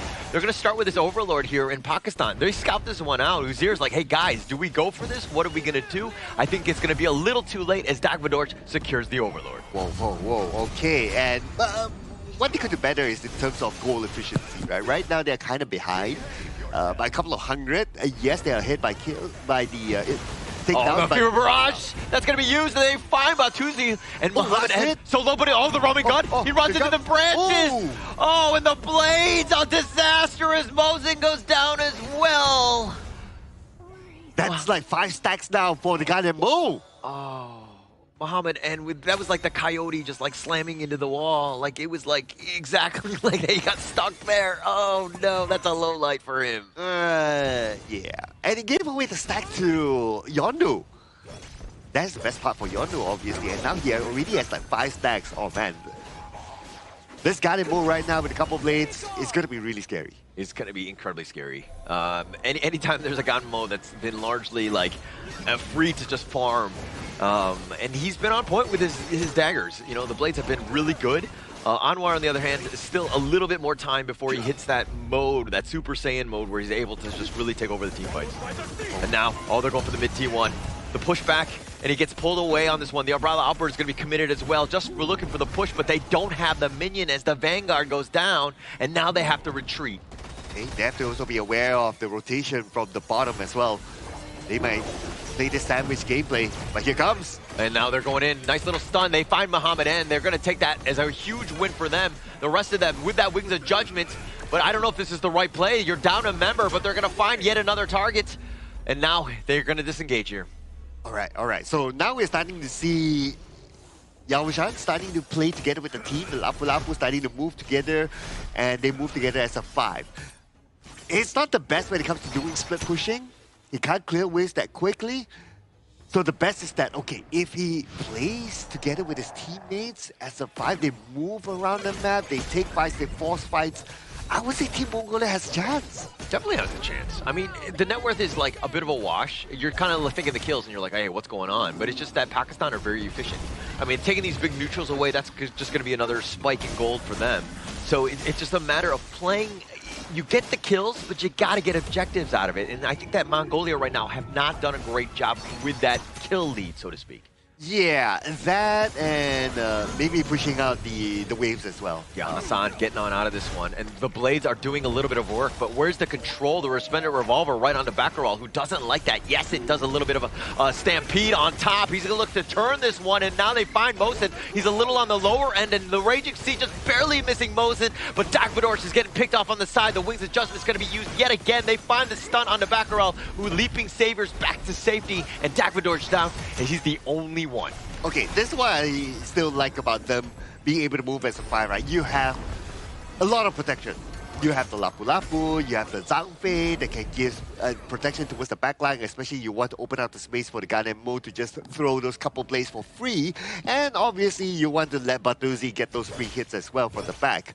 So it's all about like, okay, move as a 5. But what I worry is that for Team Mongolia, that is their only winning condition. I don't see them able to like, okay, we need to switch up the strats, guys. Let's do a split push. Let's do a jungle invade, or let's open up the map.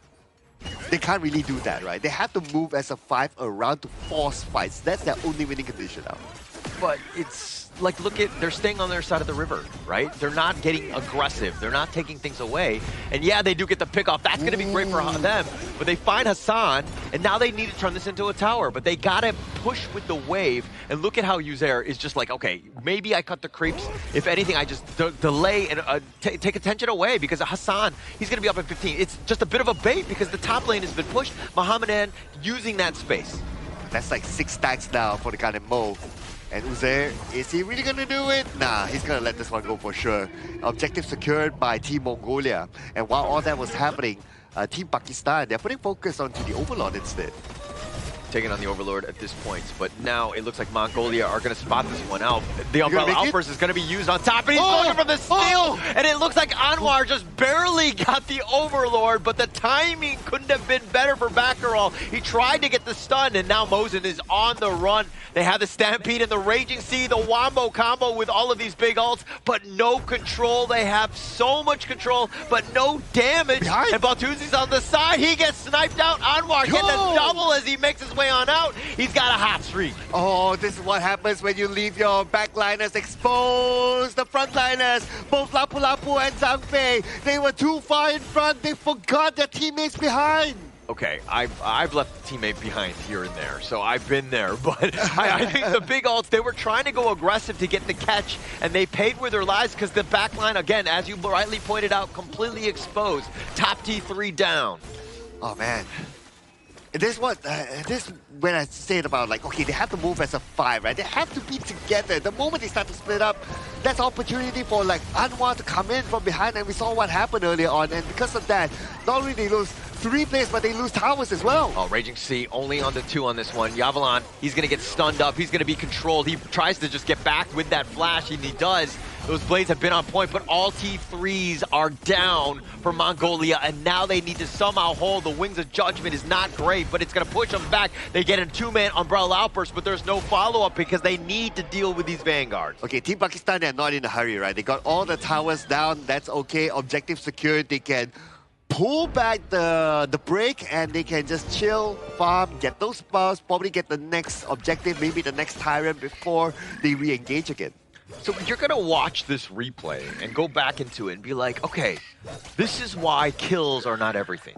Because if you get the kills, you need that map control, you need to take towers, you need to get some sort of value out of that. Mongolia was not doing that. They were getting the kills, but they weren't continuing to push and to create that sort of spacing. And they stuck to their side of the river, and that in the long run is giving a lot of space for Pakistan to come back. Yeah, when they had a lot of engagement potential, right? Like, it's either Raging Sea or the Umbrella Outburst. But they have a little bit of control on the Anwar. He teleports on back. He's going to be fine, but Uzair is just still going on. The Scarter Gravy goes, but Dagmadorj has been picked up. Muhammad is so low himself. The roaming gun, he's going to be chased by the Ferali, which is incredibly scary, but he will eventually get on out. Baccaral has given up on the chase, and now he's in a bad spot. He's going to be jumped off by 3 people in a dark alley, if you will. And does he have enough? The Leaping Savior, a little bit of shield, and the Raging Sea just to keep him alive. Okay, this is what Team Pakistan did, right? They divided and conquered. You split up the team, they don't have much. Yeah, they don't have much at all, but they find Yandu, they get him on the back line, they instantly jump on. They've got Yavalan as well, and they take down the Crystal, and just like that, Pakistan get the sweep. 2-0 coming in from Pakistan, a rather beefy game coming in from both teams. Lots of team fights happening here, but Mongolia stood tall as they lose their opportunity going in for the main event, but their growth is definitely something to be eyeing on. Definitely stepped up, right? I think that was the biggest difference we saw from Game 1 and Game 2. Mongolia actually were ahead, I mean, in terms of kills, but again, getting value, turning those into objectives, that has got to be the next big step for them to really have a chance of winning a game and a series. It was just unfortunate for them, right? I'm starting to see the pattern of their draft and how it's executed inside the game, but it was down to that overlord fight. Yeah. That overlord fight when the 2 tanks start to move forward, leaving like the marksman behind, leaving the guardian move behind, and it was exposed. Oh man, if they stuck together, right, things might be different. Yeah, just like what they did in the early game, right, where when they all stuck together, they had so much wins across the team fights, across the early pickoffs. We saw the fact that the Ghanaian Mo coming in from the Mongolian squad on the hands of Yondo, he found so much success in the early game. You were mentioning in-game, he found a lot of stacks with the Ghanaian Mo, which gave him more additional magical attack power, which allowed him to slowly scale into that mid-game, and the Unbridled Outburst at their Overlord, it looked good if they managed to steal it, but Primal Bond, you got lower damage. Yeah, this was like every single horror movie right? Where like you're like the guys, there's like a party of 5, and then 2 people are like, hey, I heard some weird noises in the shadows on the side. Let's go there. Let's go isolate ourselves from the rest of the party. Like everybody was just like, oh, hey, let's check this door out. They're like randomly going places, and they're getting picked off, right? I mean, it's like the horror movie, the trope, if you will, where you just stick together. You're gonna have a much better chance. Exactly, right? Don't they watch enough movies nowadays? I mean, if we were to go back to the topic of Adam talking about movies, maybe for Mongolia, they need to watch more horror movies together so they know the concept of sticking together. But I gotta give props, right? Like, we saw their growth coming in from day 1 and day 2 when they went against Philippines, Indonesia, and now coming in against Pakistan. Game 2 was really nice to watch. It was really back and forth. Team fights were nice. Maybe they could have rotated better. Maybe they could have worked as 5 better. But judging from day 1, day 2's performance and today's performance, I'm pretty happy for them. Yeah, and I like they dare to put something unconventional as well, right? Yeah. So, yeah, put something unconventional, something that they're probably comfortable with. Maybe they have tried it out in multiple scrims and it gave them success and they want to bring it onto the table. Cool. I see that, right? But, yeah, the consistency has to be there. Yeah. Just more reps. I think that at the end of the day, we can just be like really harsh on the Mongolia as we want. But all of the other teams, I mean, the Philippines and Indonesia, those are so like they have so much experience under the belt, right? It's hard. It's hard. Even us, we would get absolutely smashed, right? It would be incredibly demoralizing. And for Mongolia to go through the gauntlet that is, I mean, I think that, and having them bounce back like you saw in this game too, they're in a much better spot than we are, let's be honest. I like how you're comparing us and like Team Indonesia and Team Philippines, like us as in the casters. Yeah. Oh, we got a chance. Oh, you know, I've seen them play. You know, Champion won. Joshi, come on, guys. I got no chance. Come on. Yeah, we're putting let's go. Any day of the week. We're putting like Hall up against them the next Asian games. So. Yeah. We're having a show match later. 1v1 Holler versus. Let's go. All right, I'm calling them out, right? Yeah. Let's go. Oh all right. My goodness. Yeah, but let's 1v1 basketball, right? Not basketball. Filipinos are known for their basketball. I know. I was thinking more on the Indonesian side. I gotta target the little one. Okay, back towards the end game review here, coming in for Pakistan versus Mongolia. We can see some of the good statistics coming in from Anwar this game. I would say that Anwar didn't really have good games back in like day 2 especially, but coming in today on the Levi, he definitely found his rhythm and he was finding those assassination attempts on towards the members coming in from Mongolia's teams. Yeah, and also with Muhammad N. Those two have been like pretty much the core. I mean, Muhammad N has always been like the old, stable, farm laner, the core that you definitely want in your squad. He really just rose to the occasion. There was that one moment where he did run into those brambles, but aside from that, I mean, he had a phenomenal game as well. Oh yeah, Moma, and I would say that even Anwar had a phenomenal game. Yes. Especially when he noticed that the two tanks are already way ahead.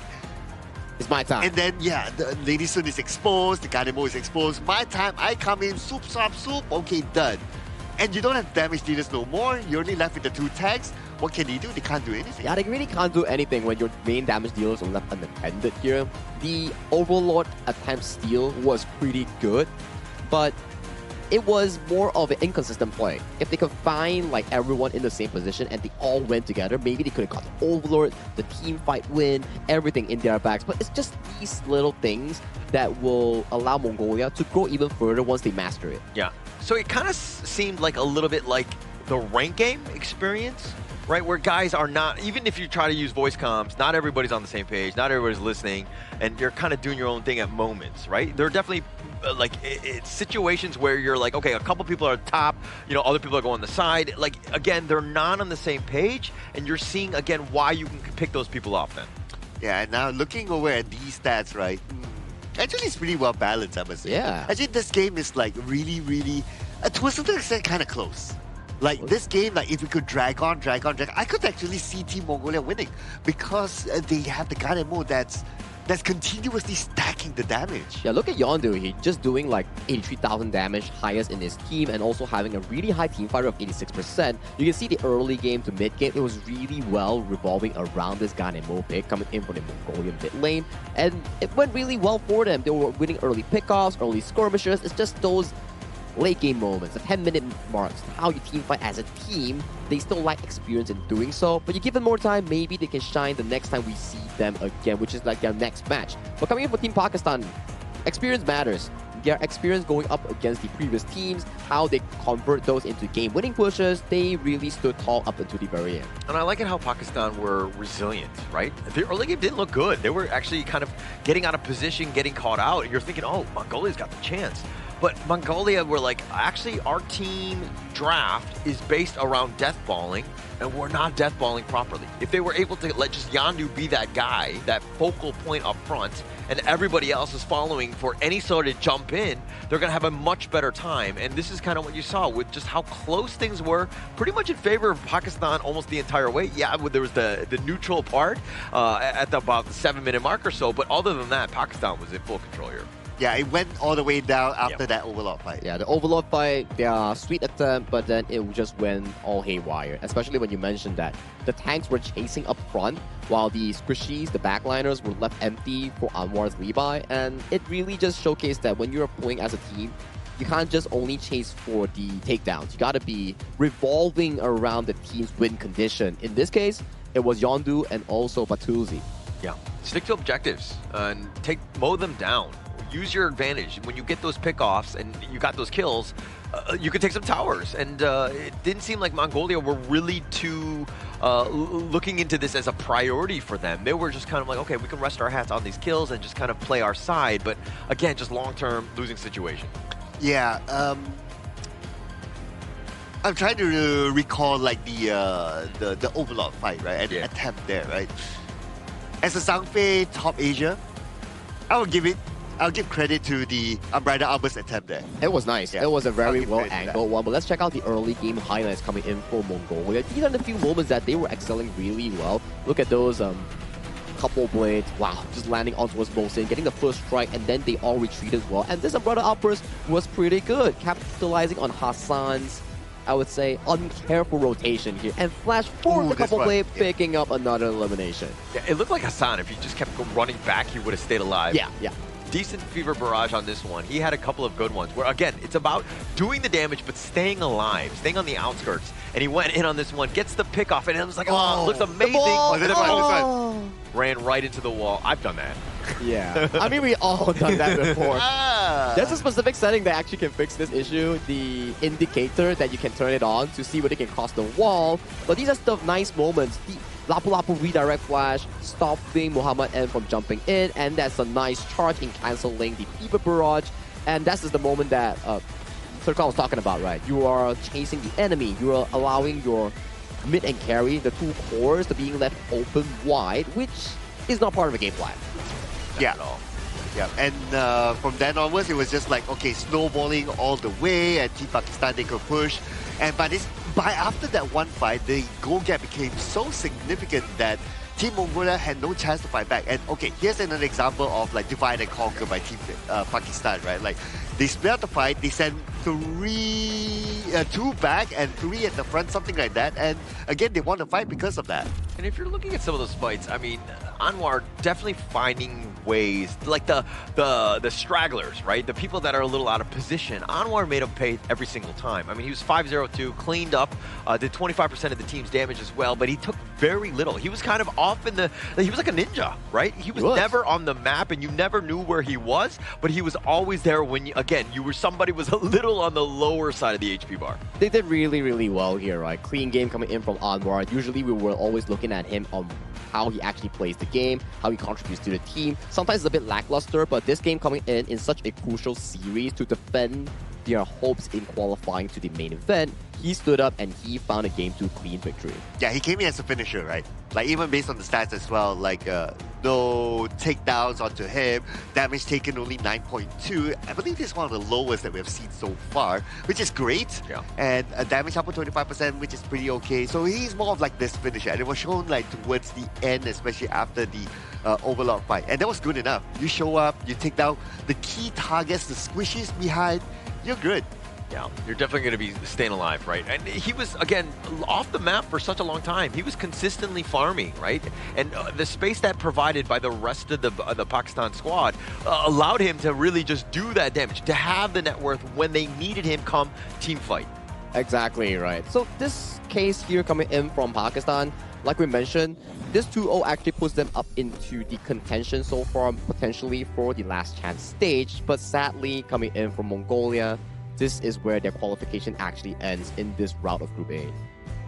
They have still one more match, I believe, but they're just mathematically eliminated, right? So, okay, at least we know who's going to be 4th, 5th on that one. Mongolia, it was fun to watch. You know, definitely they had their moments, but I do hope that they watch this back and they do learn from that and they grow from this experience. Hey, if anything, I would like to see what will be their best of the best of the best draft or strats or heroes that they can bring to the final game when they play it later.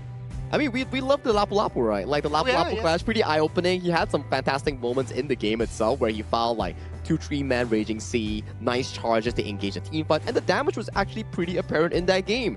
The enemies coming in from the side of Pakistan, when they stood at the Raging Sea's line, they took a lot of damage. Yeah.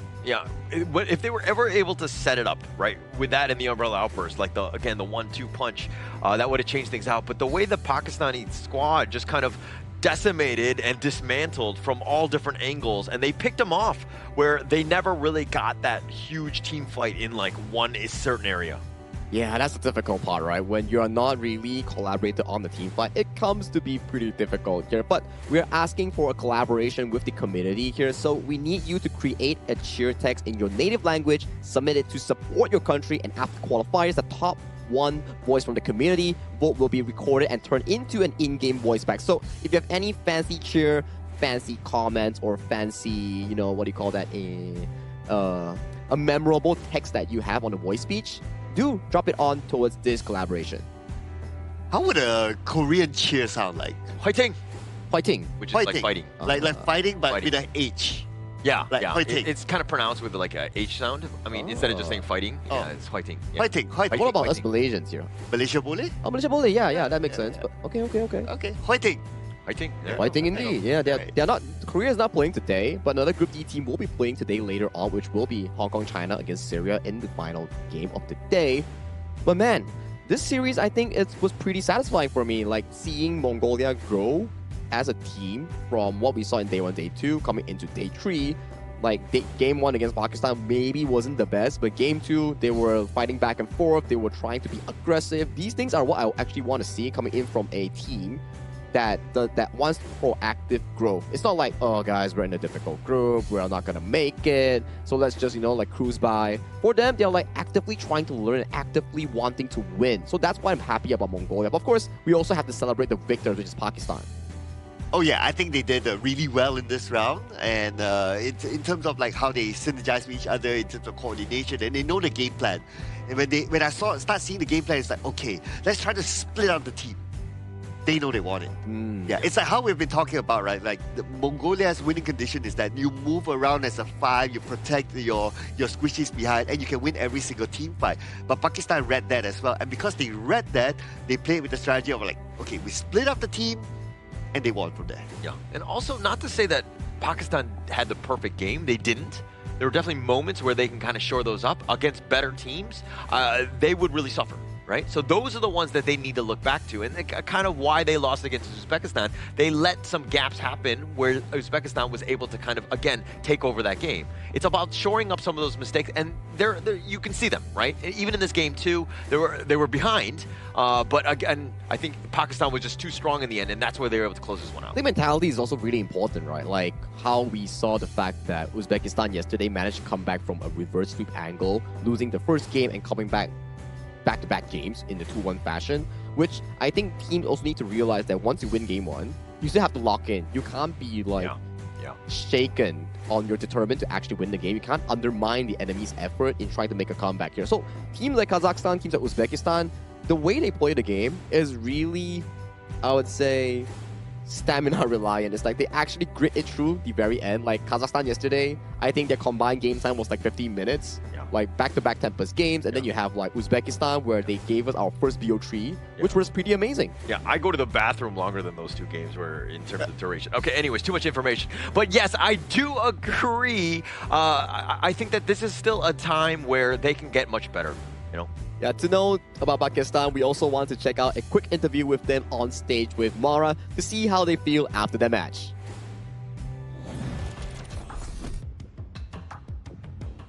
Team Pakistan finally gets their first win. Congratulations, Saleh.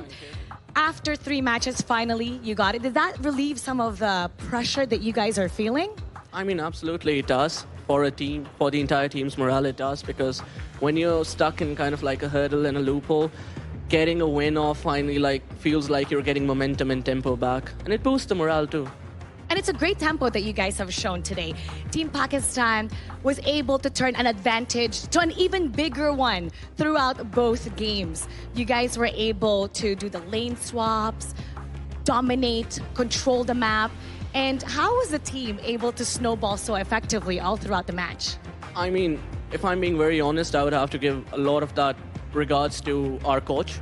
He has been emphasizing a lot on developing a playstyle that is technique-based instead of being brute force. So we're always calculating a lot of things in our head about the timers of stuff and what small objectives that we can accumulate that will eventually turn us into a bigger lead, and what to do in certain situations where even the team is, for example, in a hurdle or stuck somewhere. I think we're one of the few teams in our region, that are actually implementing this playstyle, and it's solely due to our coach. And sometimes it's all about that, with sticking to the fundamentals and really following the instructions that coach has given you. Exactly. Now, you have a chance to get the 3rd spot if you win against Indonesia. And that's going to be a tough match, seeing as how they've dominated their matches so far. How do you guys plan to go on that match, and what kind of mentality are you supposed to have? I mean, absolutely, we do have hope, but as an esports player, as professional players, we are also self-aware. Indonesia is a developed region. It's has established pro leagues compared to our region. However, where we come from, we are taught to never give up, and that is the motivation that we come with from our region. So we'll be preparing very best, and we will give it our best fight against Indonesia, and hopefully we'll try to secure a win, because we're always eyeing for that spot. Very well said. Congratulations once again, and for sure, you're giving hope to Pakistan, and they're watching right now, cheering for you. Let's invite them to support you for your next matchup, and a message for them. Guys, please keep supporting us, because as Pakistanis, we always believe, never give up hope. We're always known as the corner tigers in the world. One moment we are down, next moment we are up, so keep supporting us. Very well put. Congratulations. Never give up. Casters, what do you have to say about that? Lead the gorge.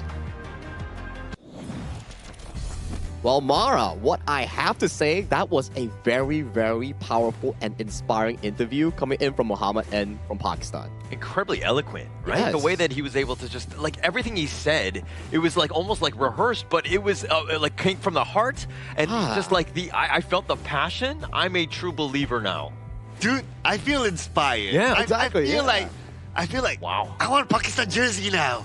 Okay, are you aiming for the jersey, or are you supporting the team, or both? I mean, it can be both, you know. Yeah, it can be both. Size M, you know, if there's yeah, well, why not? Yeah. But definitely, back to the interview that they actually had, you know for a fact that they call themselves the Cornered Tigers. They really have the mentality to say that, yeah, we might look weak at first, but if you give us time, if you push us to a corner, we will actually prevail with our efforts here. And Pakistan, Muhammad, and great speech, man. That was a very inspiring speech. I mean, it was incredibly humble. And then also, I like the fact that he was constantly, like, hungry for information. Yes. Right? You could tell is like he's listening to his coaches, and the coaches, the way that they're kind of designing this team is to be like, okay, we don't have to be the best, but we need to be making good decisions, and we need to be, again, I like the fact that they were talking about the clock. They work around, like, good teams revolve around the timers. Right, like every 30 seconds, when are things happening? Because you know, like 4 minutes, like when the creep wave is now going to be like released. Like all of these things are super important. You got to be working almost systematically based on that clock, and that just means you're a very disciplined team. And again, getting that side of insight from Muhammad, and just like hats off to you, my friend, because that is the perfect way to, again, just learn and to get better at Honor Kings. And to top it off, he answered all of that like smoothly. Like there was not a second of hesitation when he started his speech after Mahara asked the question. It was like, man, that was just so. That's the best. We're very well, I would say, eloquent, like in terms of how he delivers the message, how he actually does the interview. Because to be fair, when we talk about like some esports players, like they know how to play the game well, but when it comes to like converting a message, might not be the best. But for Muhammad N, he does it pretty well. Yeah. Actually, I'm actually a little bit of job security. I'm a little worried right now because I feel like he's coming for you. He's coming for us, right? Like the way that he's able to speak and to just kind of, divulge that information, it's just very clear cut, analytical. That's exactly what we need. And I mean, he's just incredibly smart and bright. So like the world is, completely open for this guy. I feel like, the way that he's able to play as well as just being able to, his speech and presentation is just really next level here. Oh man, I wish the best for Team Pakistan now, man. Rooting for you guys. Rooting for you guys, indeed. It also reminds me of the player yesterday. I think it was the farm lane player coming in from Kyrgyzstan. His deep voice. Like his speech, his deep voice, and then now we have like Muhammad, and we have like some amazing players not only in game but out of the game. They deliver themselves really, really well, which I'm really happy for our players. And it's also cultural exchange here coming in from the Asian Games Esports Qualifiers because you have so many different representation coming in from regions and countries coming in together to share their knowledge from their respective hometown. They're ready to go. I think that, it's been impressive. I want to see more of them. Obviously, we have more games ahead. They're not out of the fire, so to speak. They definitely have, a bit of a hurdle, many hurdles. I would say almost mountains to climb ahead of them, but there's hope. Right? I think that at the end of the day, as long as you have that hope and you're able to just strive for that, I think that you're going to be in a much better spot, at least mentally going into that game. Sagi, can you do a quick check? Who is Pakistan's next opponent? Pakistan's next opponent. After that, we've played... Okay, so Pakistan, they played against I think it's Uzbekistan yesterday. So their remaining opponents are Indonesia and Philippines. Aha. That's going to be difficult. And, okay, I'm not really good at numbers, but if they lost to Uzbekistan and they have to go through Philippines and Indonesia, means that they might be tying with Uzbekistan at the end of the entire run or below them if Uzbekistan wins against Mongolia.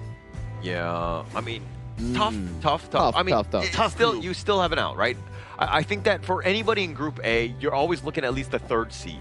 I mean, not to say like to be like the fetus or anything like that, but I think that ideally that's kind of where you want to be. So you need to be higher than Uzbekistan and of course Mongolia. You've overcome Mongolia here. Just get over Uzbekistan, get yourself into a good spot, at least come tiebreakers, so that you have that edge again because you want third. If they can find a win against either of the Indonesia or the Philippines team, then maybe they can force that tiebreaker that you're talking about, or even surpass Uzbekistan. I mean, there's also a possibility of Mongolia winning next, right?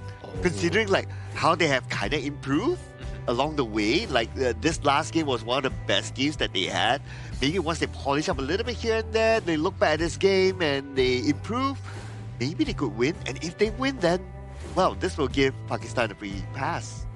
I think it's something potential with decent chance, right? I wouldn't say it's really high, but nothing is 100%. That's all I can say. Everything has a bit of a chance to actually overcome. It's just that whether or not the players or teams can actually grasp on towards that chance. So for them, this is all future notes that we have to be looking into later on. But the upcoming matchup that we will be having for today will be featuring Myanmar and Jordan for the upcoming second series. That one's going to be an interesting one to watch as well. I think that there were, again, very high expectations for Jordan going in. But Myanmar is going to be a tough out as well. And again, we're going to have to see. There's going to be so many good games today. Yeah, so many good games, and I'm still eyeing on the, I think, third series of today, which includes India versus Laos. I think that's definitely going to be the highlight of the day, featuring a very 50-50 team going at it against each other. Because as we move on towards to the later stages of our Asian Games Esports Qualifiers, you start to see more teams start cementing their spot into the main event. More teams start lowering their chances to go into the last chance stage or the main event. So that's the entirety of this first series. But before we head out, let's jump into an interview with the Mongolian squad that will be on stage with Mara in this upcoming segment. We're here with Batusi from Team Mongolia. Batusi, it's been such a grueling event in this tournament for Team Mongolia. It hasn't been the result that you guys are looking for. And how has the team been managing so far for the past few days coming up to today? Сая өнгөрсөн хэдэн өдрүүдийн тоглолтууд ер нь нэлээд хэцүүхэн тоглолтууд боллоо багийн хувьд. Тэгээд ер нь багийн хувьд сэтгэл зүй ямар байваа? Тэгээд ерөнхийдөө яаж хүлээж авав? Сэтгэл зүг бол дээш нь өргөхийг л хичээсэн. Тэгээд гутрал мотрал байхгүй. Тэгэл чадхаараа л хичээе л гэж орж ирсэн.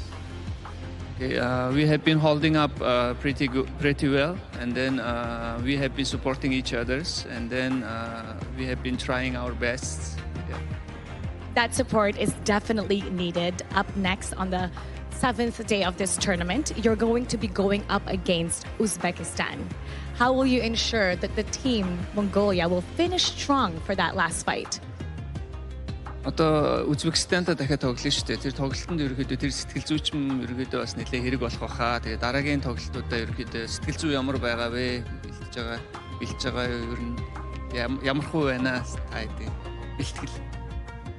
Сэтгэл зүг бол оноохгүйгээр дэшээ ер нь өргөстэй байх хэрэгтэй. Гутарж моторч болохгүй. Тэгээд Узбекистаны өдөөс үзэхдээ одоо сайн судалж байгаа л ер нь үзнэ. We also have been quite stable on that as well, emotionally. And then we will be studying about Uzbekistan's games, the past games, and then we will play and prepare and play. Yeah.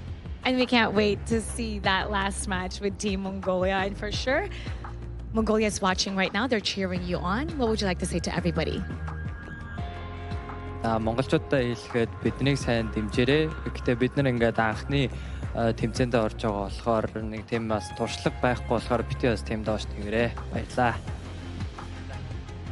We want to express our gratitude to the Mongolian fans, and then we want to say that this is our first match, and then we are not experienced, and it gave us a lot of experience. And then thank you for staying with us, and thank you for understanding whatever mistakes that we have done so far.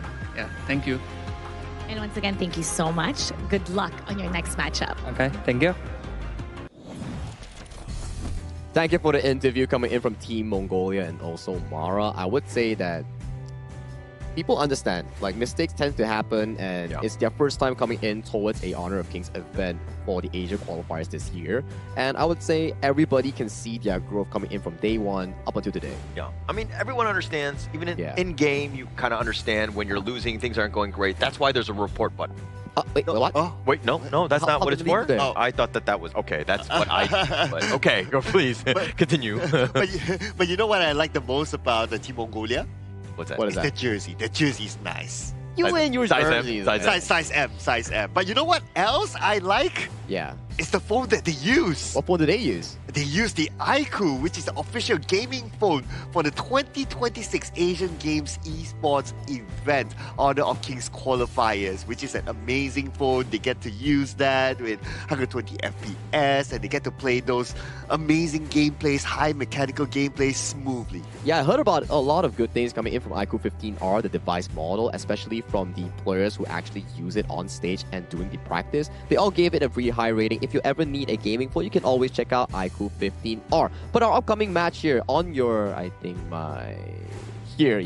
it's going to be Myanmar versus Jordan after our break later on. This is also going to be an interesting one because Myanmar, if they win one more, they will be cementing a very sweet spot in their respective group, while Jordan, their debut match wasn't that good and they're currently 0-1. The more you lose, the further you go down. Yeah, but Group B is still up in the air, right? Yes. It's definitely very competitive. We are not counting out any region at this point, because especially since it's only day 4. But Myanmar right now, definitely in the driver's seat. It is theirs for the taking, right? They win this one out. I mean, they're going to be definitely at the top. So it's definitely going to help out Myanmar here. Yeah, and they were a really strong team as well when we saw them the last time. So I think there will be a lot of high expectations for how they will perform coming up next. But going up against Jordan, you never know. Sometimes surprises might happen. like surprises, just like how different group strengths are. We're like, oh, maybe Group D is difficult, Group A is very apparent. Then when you zoom out, different groups also have different stories. Like different groups, let's say like B, for example, there's like such a strong matchup between teams and none of them would actually want to give up. And then when it comes to Group C, my oh my, Laos, Kazakhstan, India, Vietnam, Saudi Arabia, all the games were pretty insane. Yeah, I don't know if you did this on purpose, but Group D, you were like, they're difficult. Group D difficult, and then Group A apparent. And then we just need to name them. That was like pretty amazing, Sagi. You did that on the fly. I don't even know if you knew you did that, but... What's B then? Yeah, we're gonna... Okay, let me think of... Not to put you on the spot, but it was amazing. Myanmar, Jordan. Group B is group of the best. Okay. All right. What's Group C? Group of the challengers. Oh, I like that. Competitive. Control. Yeah, Okay. I love it. Let's All go. jokes aside, coming in for this upcoming match, we will be taking a short break before we head into our upcoming match featuring Myanmar and Jordan. See you after the break.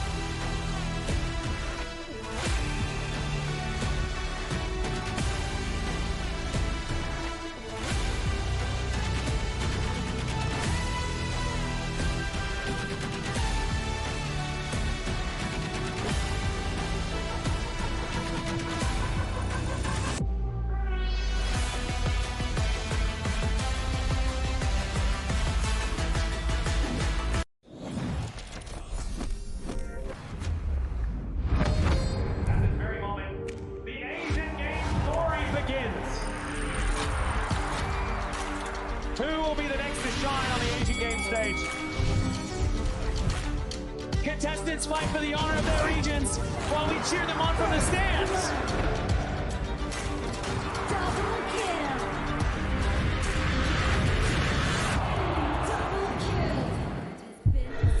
This is a challenge, but it is also an opportunity. The tide is turned.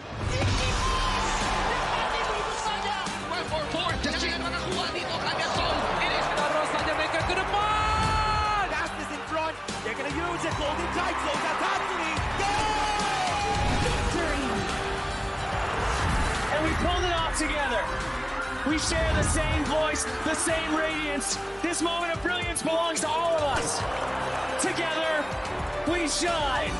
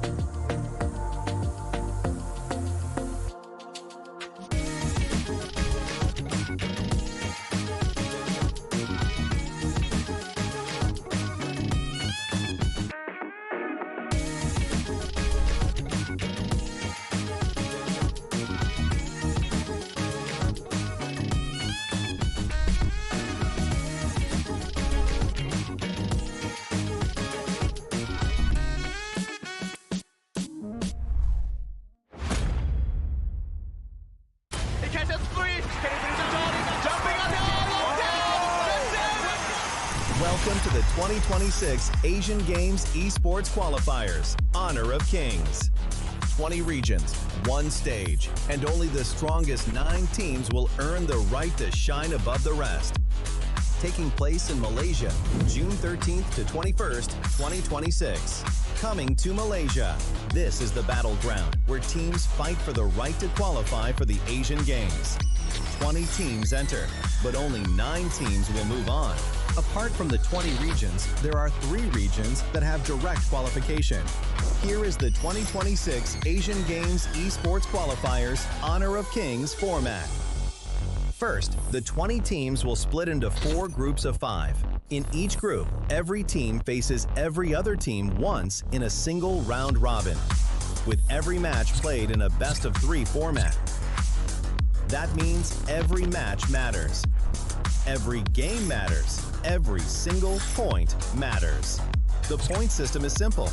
Win the match, earn 1 point. Lose the match, earn none. At the end of the group stage, teams are ranked by the total points they've collected. And from there, the road begins to shine. The top 2 teams from each group qualify directly to the Asian Games main event. That gives us 8 teams advancing straight out of groups. But for those not through yet, the light isn't out. The teams that finish 3rd in each group still have 1 more shot. They move into the last chance stage.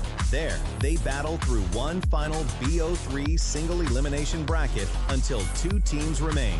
The 2 teams will then face off in a BO3 match to claim the one final qualification slot.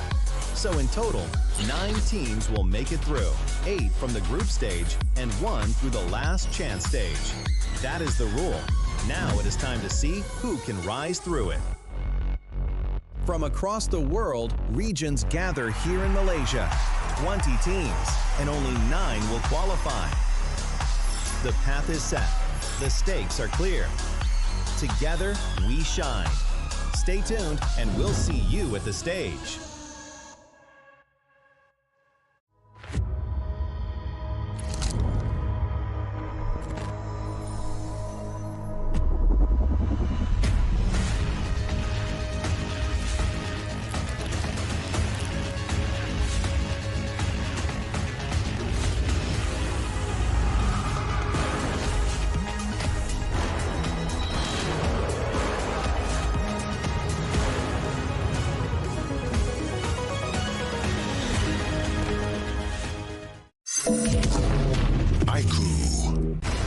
Ultimate not ready yet.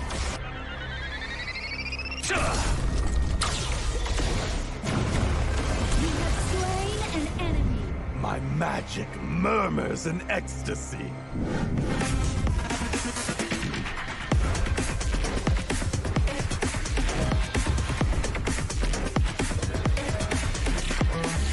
Legendary. There is no escape for you. Killing spree. Double kill. Triple kill. Spectacular kill. Don't worry. I'll be back for your life soon.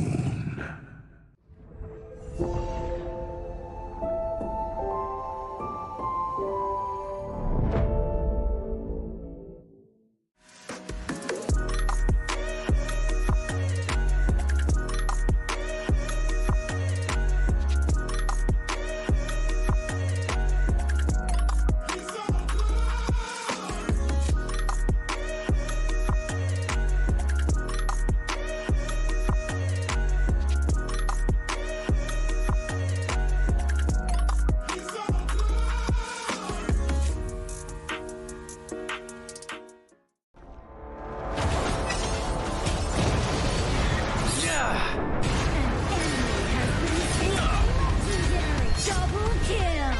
Shall I compare thee to a summer's day? Slain. Don't engage. Don't crush us like insects. Slain an enemy. Defend our base. Our high ground tower under attack. Amazing. Unbelievable. Triple kill. Ah, the fragrance of romance. Ally has been slain. Rampage. Double kill. Triple kill. Spectacular. Pentakill. Lady Fortune is on my side.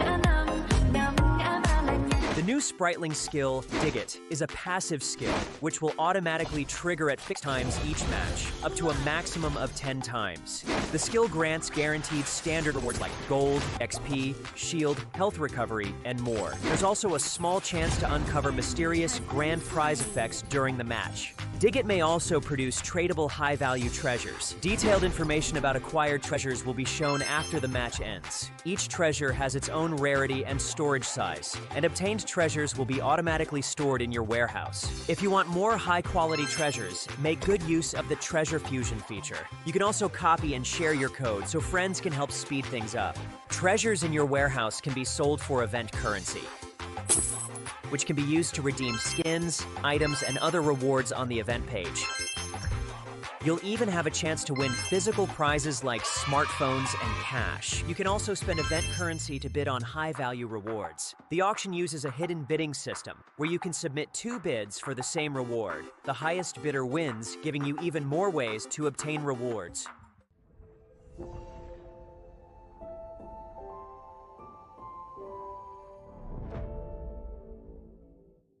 Itu kan track kita. Relax, bro.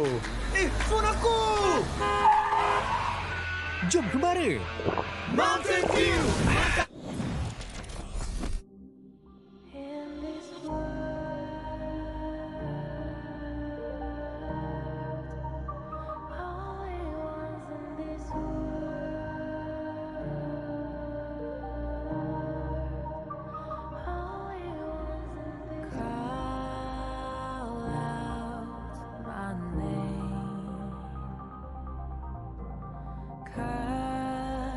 Sound of the rain.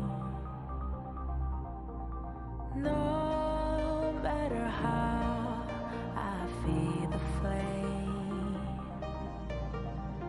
you know I feel the darkness and the pain. All of the ways we tried to break free from the night. You know we made it out, we found the light. I fly so high, light up the skyline. Let's do it this time, like it's a whole new vibrant world.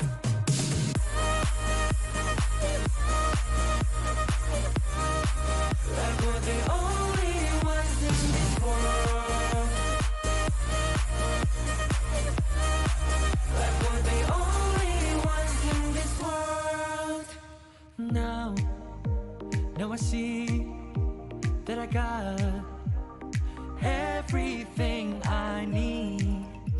It's alright, I'm on fire, I'm alive, 'cause now I fly so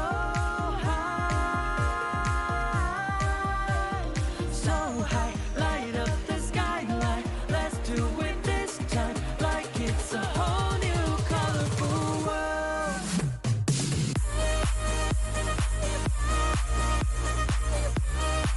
Like we're the only ones in this world. Like we're the only ones in this world. Never thought we'd get this far, burning like the stars. How we get this far, like we're the only ones in this world.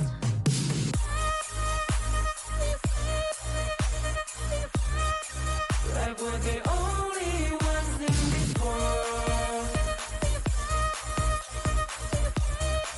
Like we're the only ones in this world.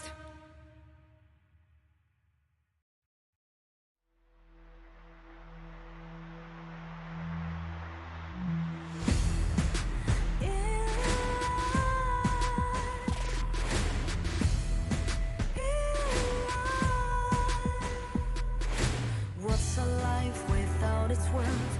Compromising with what hurts inside. inside.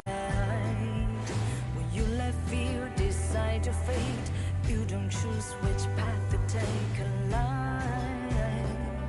In life, I'm finally letting go of everything that still holds me. I'm against the odds, but I won't give up, 'cause it's my time to shine. Standing in the spotlight, can't no one let me down. Destiny is calling high. I'm not afraid to fight for everything I love. Victory's in my sight.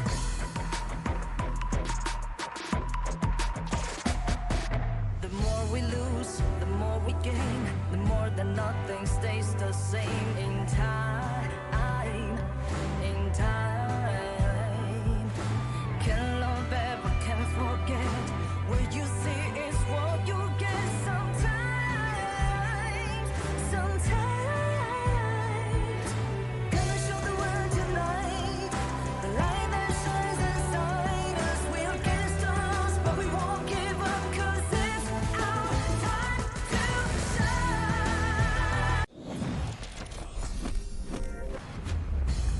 Welcome back to the 2026 Asian Games Esports Qualifiers for Honor of Kings. My name is Sagi, your desk host for today. And after that first series, we have witnessed Pakistan steamroll up in that chart. And sadly to say, Mongolia has lost their chance to officially qualify for the main event. But we're moving on to the next series of the day, featuring both teams, which is Myanmar and Jordan. And the casters will bring you the live action. Who are the casters? We have Sir Cloud and also Holler once again. Yeah, and as we go into this series, I do think that there's going to be a lot of expectations. I mean, people were looking at Jordan as one of those teams of, hey, how are they going to do? I mean, it wasn't great. Yeah, they were 0-1 now, but they're going up against Myanmar, who are, again, probably one of the stronger teams in at least Group B.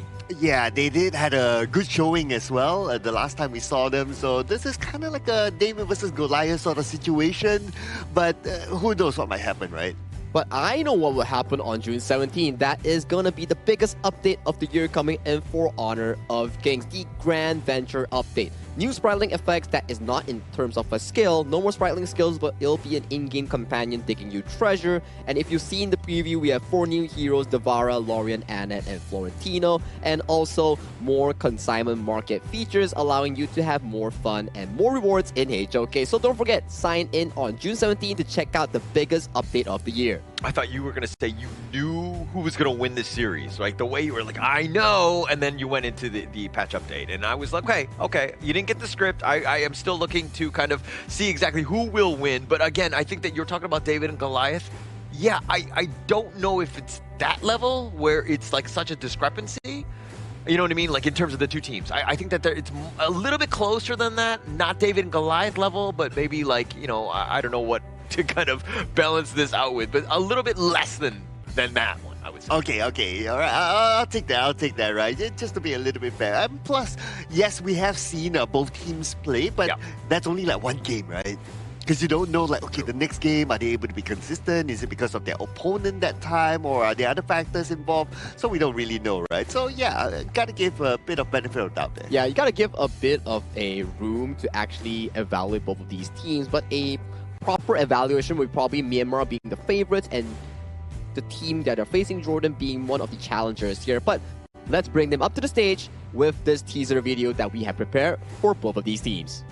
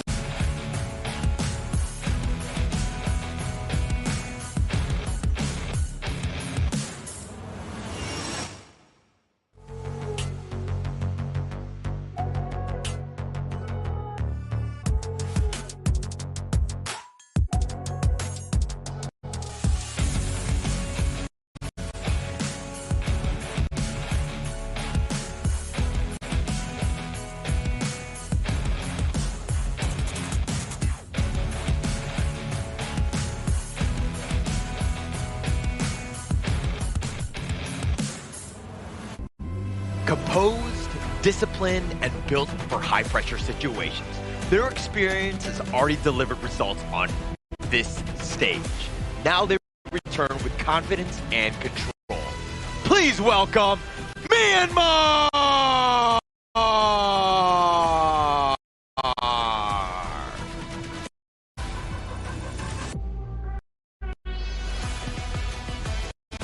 Still searching for their first breakthrough in the tournament. Every match has brought lessons, but the results are yet to follow. Now they return, aiming to turn their fate around. Give it up for Jordan!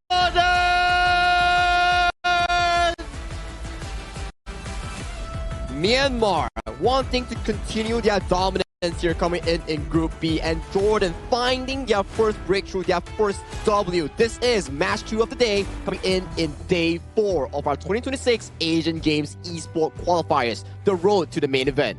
And going into this one, again, a lot of people were looking at Myanmar. It was like, how would this team perform? I mean, they've got a great group ahead of them. They're going to be made up of Min, Ian, Sai, Zin, and Sai H on this one. So, again, both of these teams are somewhat competitive, right? I do think that Myanmar has a bit of an edge. We saw how Ian can really control the game. I do expect to see him way more in the series as well. I think Ian is definitely one of the star players here coming in from Myanmar, only aged at 16 or 17, and he's already showcased a lot of great performances thus far in his debut match. We saw how Mara was doing the content with him, and he's actually a really shy boy, but the way he delivers himself in-game is just a contrary compared to his actual self.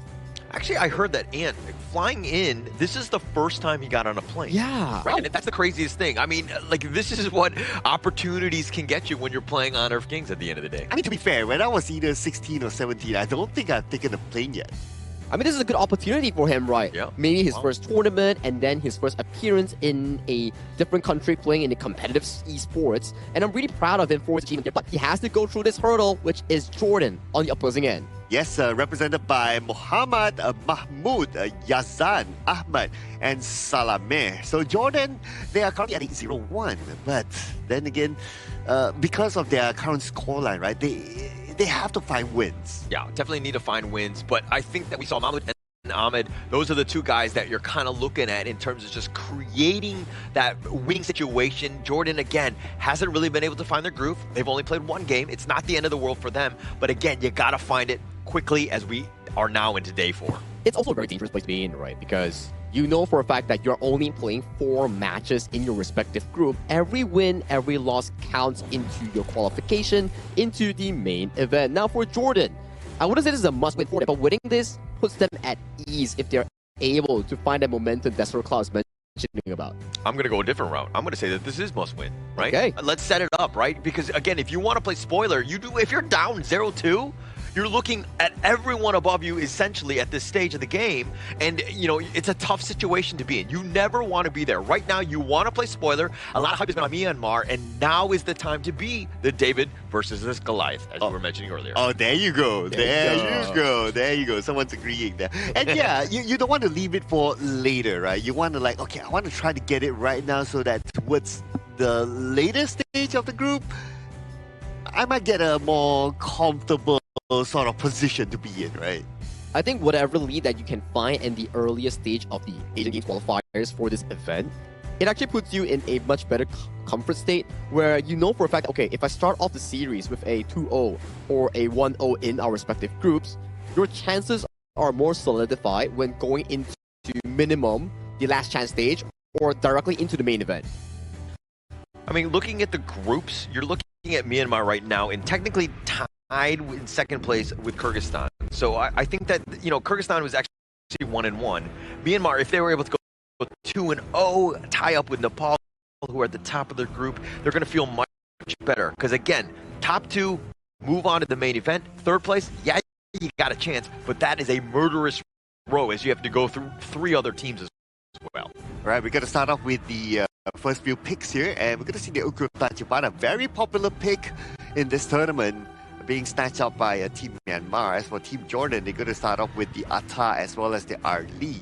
Now that you have the Arli and the channel is open, Myanmar can still pick their farm leader. well, it's time to go for the Charo, I say. Yeah, that's going to be a dangerous approach here, but they do go for a alternate approach. A also decent laner coming in for the side of Myanmar. The DRNG will be locked in for Xin with the addition of the mods coming in from Sai H. So this is a very, I would say, aggressive lineup coming in for Team Myanmar, where they want to be able to utilize the golden token coming in from Xin H to make sure that frontliners like the Dun, like the Ata, can't really sustain, because the golden token reduces your defense by 50% regardless of physical or magic. Yeah, and actually when you're looking at drafting, you're looking at pairings, right? They're looking at the Ata Arlie, just kind of, it checks a lot of the boxes. Myanmar on the other side, you're like, okay, Dima J, this kind of fights well into Arlie. We have a chance, plus you're comboing it up with the motes, with that Cannon Blast, so you can kind of stun Galore, plus just have a lot of damage from range, which is kind of like the gameplay of Myanmar here. Wow, a Sunbin ban? Okay. I believe it's the first Sunbin ban in this tournament. I think it's... Or is it the second? I think it's the second ban, because previously I remember there was also a team that drafted multiple frontliners that could benefit off the Sun Bin. As you can see coming in from Jordan, they're drafting a lot of frontliners. You have the Zhang Fei, Dun, and also Ata. And Sun Bin generally does better when you have more frontlines on your team to benefit off the time flux on her spell too. And I mean, going into this, like, you have frontlines galore. Everything's going to be on this Arlie, right? Like, how much damage is he going to be able to do? Because again, the rest of the squad, they've got control and tank for days, but if you're not able to knock them down, you're going to have a rough time. Okay, we're going to get the Zia. Okay, very fast lane clearer, and we have the Byron here. Okay, I would say pretty decently balanced lineup for Team Myanmar, but they'll be very dependent on the Byron to be a frontliner. So at some point, the Byron will need to play together with the team. Now, do they have split push potential? Maybe slightly with the Uko Tachibana, but not as much. So I believe that the Team Myanmar, they're setting themselves up for a more team fight sort of composition. But team fight is not going to be easy, considering that Jordan has like 3 beefy frontliners, and then you have the Hano that has the Fate Rewind that can bait out those skills. So team fights are going to be long. It's going to be definitely really long, considering there's so much sustain available coming in for both teams. But I like the idea coming in for the side of Team Myanmar. As you can see, DRNG's ultimate, the golden token, can actually reduce the physical and magical resistance that we mentioned just now. And also, Saipi on that Zia works the same on that spell 1 slow as well. As long as they can land these crucial spells, the front lines will be as paper, as soft towards the Myanmar damage dealers here. But coming towards this early game, it's always about junglers duking it out, controlling the river, controlling the camps. Whoever can get those small leads can generate into a team fight win, especially during that 4th minute Tempest or Tyrant. Yeah, and going into this one, thank you so much, Saki, as we get into the second series of the day, game number 1, Myanmar versus Jordan here. I mean, you talk about the fact that, you know, Ian on the Yukio versus Mahmoud on the Dune. Definitely in terms of damage, Ian's the guy, right? But is the Dune the proper counterpick, in your opinion, Cloud? The Dune proper counterpick, I would say the Dune is actually okay. I'm just thinking more of like, do they have too many frontliners now for Jordan, right?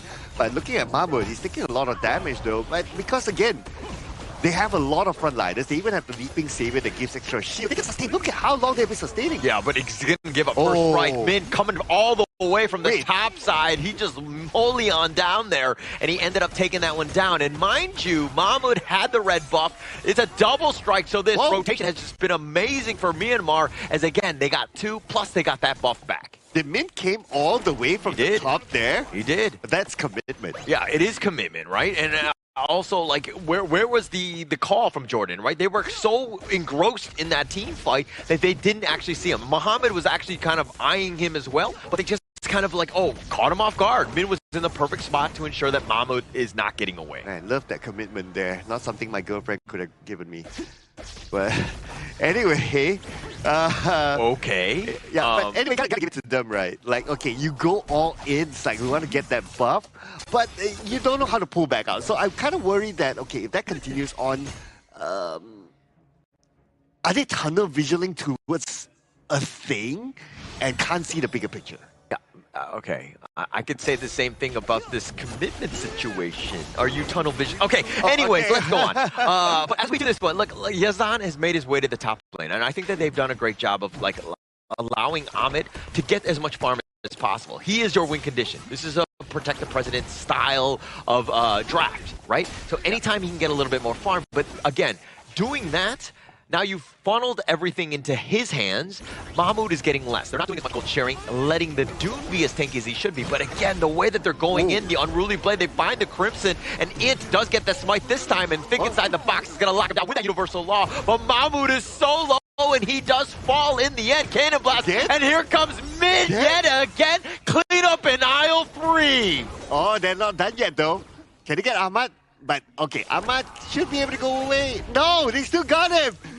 They're going to take him down, right? You can't get away. He just used no light step, no flash at that point because he already committed. And this is why Myanmar were going to be incredibly strong and scary. The way that they're able to go in is like, oh, you think you have the numbers, but Min, this guy, he's like a cross-country runner. I mean, he just went all the way from the top side, ensured that he was there for the team fight to help clean up. Yeah, and again, I admire the commitment by Jordan, right? It's like, okay, we gotta get that buff. Yep. Let's do it, guys. Everybody goes and nobody turns back until that buff is down. I admire them for that. But I guess they need to learn how to see the bigger picture. Yeah, I think that that's definitely going to be helpful. So, like, you're kind of looking at Jordan, and you're like, okay, what are they doing? Why are they going so aggressive? But this is a change of pace, right? Jordan kind of, I think in the last series where they were not as great of being aggressive, they were playing a more passive game, letting the game come to them. They were trying to, you got to change things up, right? And unfortunately for Jordan, they've kind of fallen on their face a bit. Hey, I want to think on behalf of Jordan, right? Okay. Like, probably they always hear like, oh, the cast say like, oh, you got to play more aggressive, we don't play fast, you know, you got to jungle invade, all that. They're doing exactly that if you think about it. Yeah. Okay. No, I do think that that is definitely a thing here. But now this Tyrant is a little bit on the lower side. The box is on the side, and it looks like Ian gets that one. And the Cannon Blast is covering the retreat. And all the way on the side, oh, of course, Min is definitely within the vicinity. Yeah, wait a second. Oh, yeah, Min is together with them. Right now, Team Myanmar, they're moving as a 5. They're not even... They don't really care about the clash lane no more. As long as they can focus on the other 4 players, they can do it, and they're going in for it, and Salome will fall. Salome gets taken down. I mean, Min has just been this destroyer. Double strike going the way of Ian, though. He's cleaning up. I mean, 2 members down from Jordan here, but they find almost everything in the sense of, like, the way. And another stun. He can't even teleport away. No Fate Rewind for you. Yazan gets slam dunked. Oh, well. Fate unchanged there. And the middle tower taken down just like that. And not only that, the top tower in trouble as well. Muhammad is that man to try to protect it. But, oh man, how long more? That's it. Everything thrown onto him, he's down. Yeah, make the hurting stop. I mean, right now, 10-0, Myanmar absolutely rolling, finding every single lane to be theirs.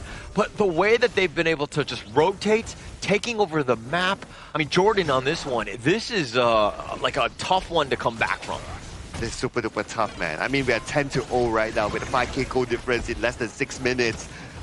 Another team fight initiated by Myanmar, and they could potentially push in.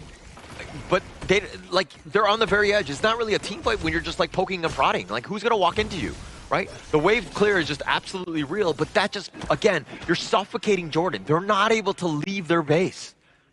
Okay, I'm looking at Yazan with the Hano with the Frenzy. What do you think about that?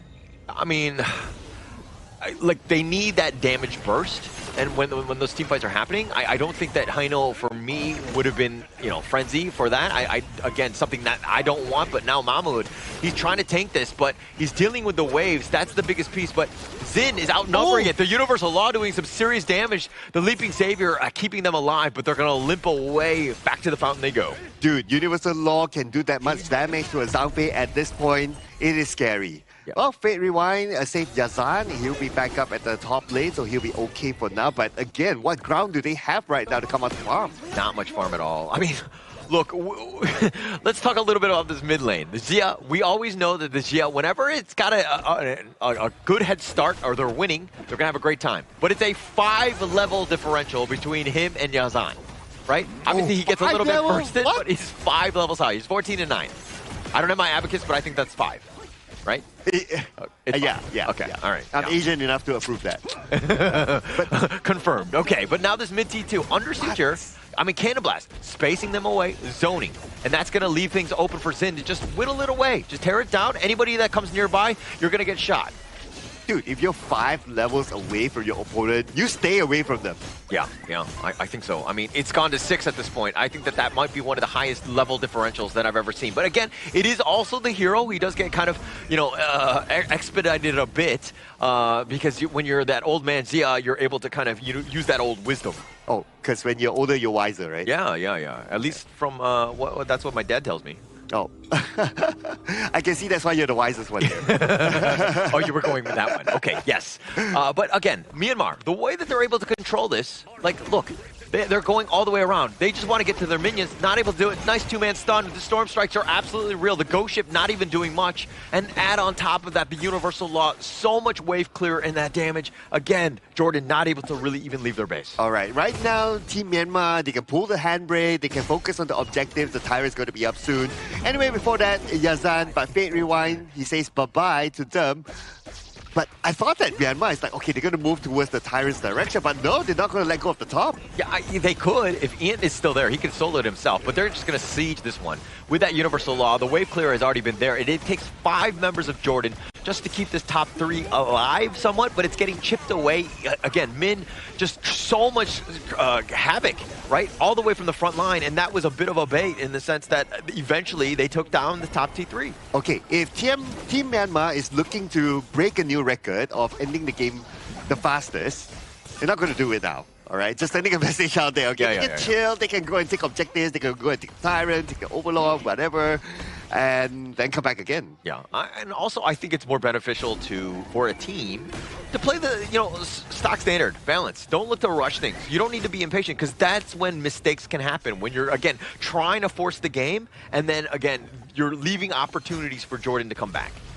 And Team Vietnam, they got the tyrant early on, and they're ready to push again. So right now, Jordan, the furthest that they can go is just like, what, just in front of their tower. That's about it. But oh no, this is going to be bad. Oh, this is not even able to get Fate Rewind. He wasn't able to go 86 miles an hour to travel back in time, unfortunately for him. But the unbridled outburst is going to be committed. He's going to be so low, he eats a universal law as well. And they've just been zoned away. They have to go back to the fountain. This bottom T3 is going down, and they get it for free. Dude, till now, the Zia has a 5 level difference with the Hado. That is insane. Absolutely insane. I mean, he's 17 now, so 6. So just add that one in. I mean, this game has been nothing but Myanmar. And 10 minutes in, they don't even want the big towers. They want your base here, because their base apparently belongs to them as they take down the Ata here. Muhammad is going to be down for the count, and now they're going to have to run off. They're going to hide behind this crystal. Get back in, just deal with the minions, just potentially just slow the game somehow. Right, and now clear off on the jungle, don't allow Jordan to farm anything.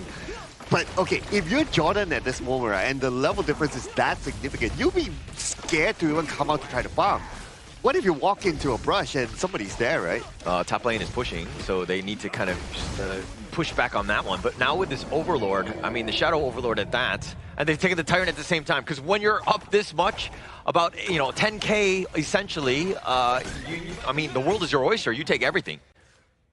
And speaking about taking everything, Team Myanmar, they actually took both objectives, both the Tyrant and the Overlord as well. So right now it's all about them waiting for the minions to push in, and we will see Team Myanmar potentially might end this game. Yeah, they're definitely looking to end. I mean, mid, Storm Strike, just for good measure. It's just spacing them away. Yazan has to limp back into the fountain yet again, mid T3 down. And this is that moment here. All towers down though. Universal Law from the back. Look at the damage from the Universal Law. Yeah, the Umbrella Outburst just used just to stay alive, but they've got Yazan. No Fate Rewind for him. The box is going to lock him down right under the crystal, and they don't care as they're taking him down. Mahmoud for one last hurrah to go in, and it looks like he will survive, but game 1 going the way of Myanmar. A perfect game coming in from Team Myanmar, and I gotta say, the synergy coming in from Min and Ant on that Ukyu Tachibana plus Byron was just impeccable. Perfect synergy. And Min's presence was just felt the entirety of the game. From minute 1, the recovery play coming in from all the way from Clash Lane to assist his jungle, the defense in his own base. That was just beautiful rotations and a presence coming in from the Myanmar Clash Lane. Beautiful game by Myanmar, right? The way that they're able to kind of, again, deal with the aggression in their base, turn it around into a huge advantage and punishing them for making any sort of move like that in your own jungle. It's about protecting the house, and Myanmar protected their house in game one. Yeah, there's the synergy that they have, right? The synergy, like how they move together, how they move as a team. But if you were to remember, like the starting of it, right? Like there was a lot of commitment by Jordan onto the red buff. I believe it was like at least twice that they didn't really want to let go of that bottom part, and they kept on pushing for it. And while they were doing that, they weren't aware of their surroundings. I think you make sense, right? And that was evident in the game itself, because the first one was Min, he rotated down and he managed to secure the buff and the first strike coming in for Team Myanmar. The second one, when they revisited coming in from Team Jordan, they got sandwiched coming in by Team Myanmar's flanks in the jungle. And before 4 minutes, you kind of have a damage reduction coming in if you're in the enemy jungle by 15%. So having combat when you're in enemy territory is not the most ideal coming in from Jordan. I get the idea is like, hey, we know for a fact that Ukyo Tachibana wants to invade early and take away the buffs from your own jungle. But when you do it against the enemy without pushing lanes or early power, you kind of get bitten back by your own approach. Yeah, it was a little bit of greed, right? They tried to try to steal the cookie from the cookie jar. They got their hand snapped, and they tried to go back for it on the second one. Also got their hand snapped, right? But you have to, again, try to keep going for those cookies, right? I think that at the end of the day, you need to try, again, playing, as opposed to playing like a very passive game where you're just essentially just losing. Yeah, I think this is something that we always talk about, right? Like, we always like to see like teams just playing aggressively, try to do those jungle invades, try to put pressure onto your opponent, right? And credit to Jordan, actually they did a lot of that. Yeah, they did a lot of proactive plays, but proactive plays have to be strategically planned as well and communicated, because when you're going for an invade, it's not only a jungle versus jungle scenario, it involves all three lanes simultaneously reacting to the play coming in from the jungle's decision. Because you can see, okay, and went for the invade, you can see the mid lane being pushed extremely fast so they can assist the Ukyo Tachibana in taking away the enemy's red buff. When it comes to Mahmud trying to invade, they're already slow because Min was already there assisting the team in trying to defend against this invade, and Jordan's plan got decimated in this case. Yeah, but it was like the support and the play of Myanmar, where everybody's, you rightly pointed out Min and Ant, both of those guys, when they're together, they're on the same page, they're making, doing damage together, but the rest of the squad, the way that they're able to support, I mean, 10 assists off of Zin, you got 12 off of Sai H, I mean, everybody's literally just contributing to this kill factor, and yeah, Ant or Min will probably be MVP on this one, but it was a team effort all around. I would say Min though, if it was me to pick one MVP, right? Just because of how he actively rotated from the top to join his teammates at some point. But looking at some of these stats here, so a lot of damage by Sai. Okay, I think that's kind of expected because his universal law is on point all the time, and Zin follow up from there as well. So just adding on to the damage from this too, it's a lot. Yeah, that's a cumulative of 200,000 damage coming in from both Sai P and also Zin H coming in from Myanmar's mid and farm lane.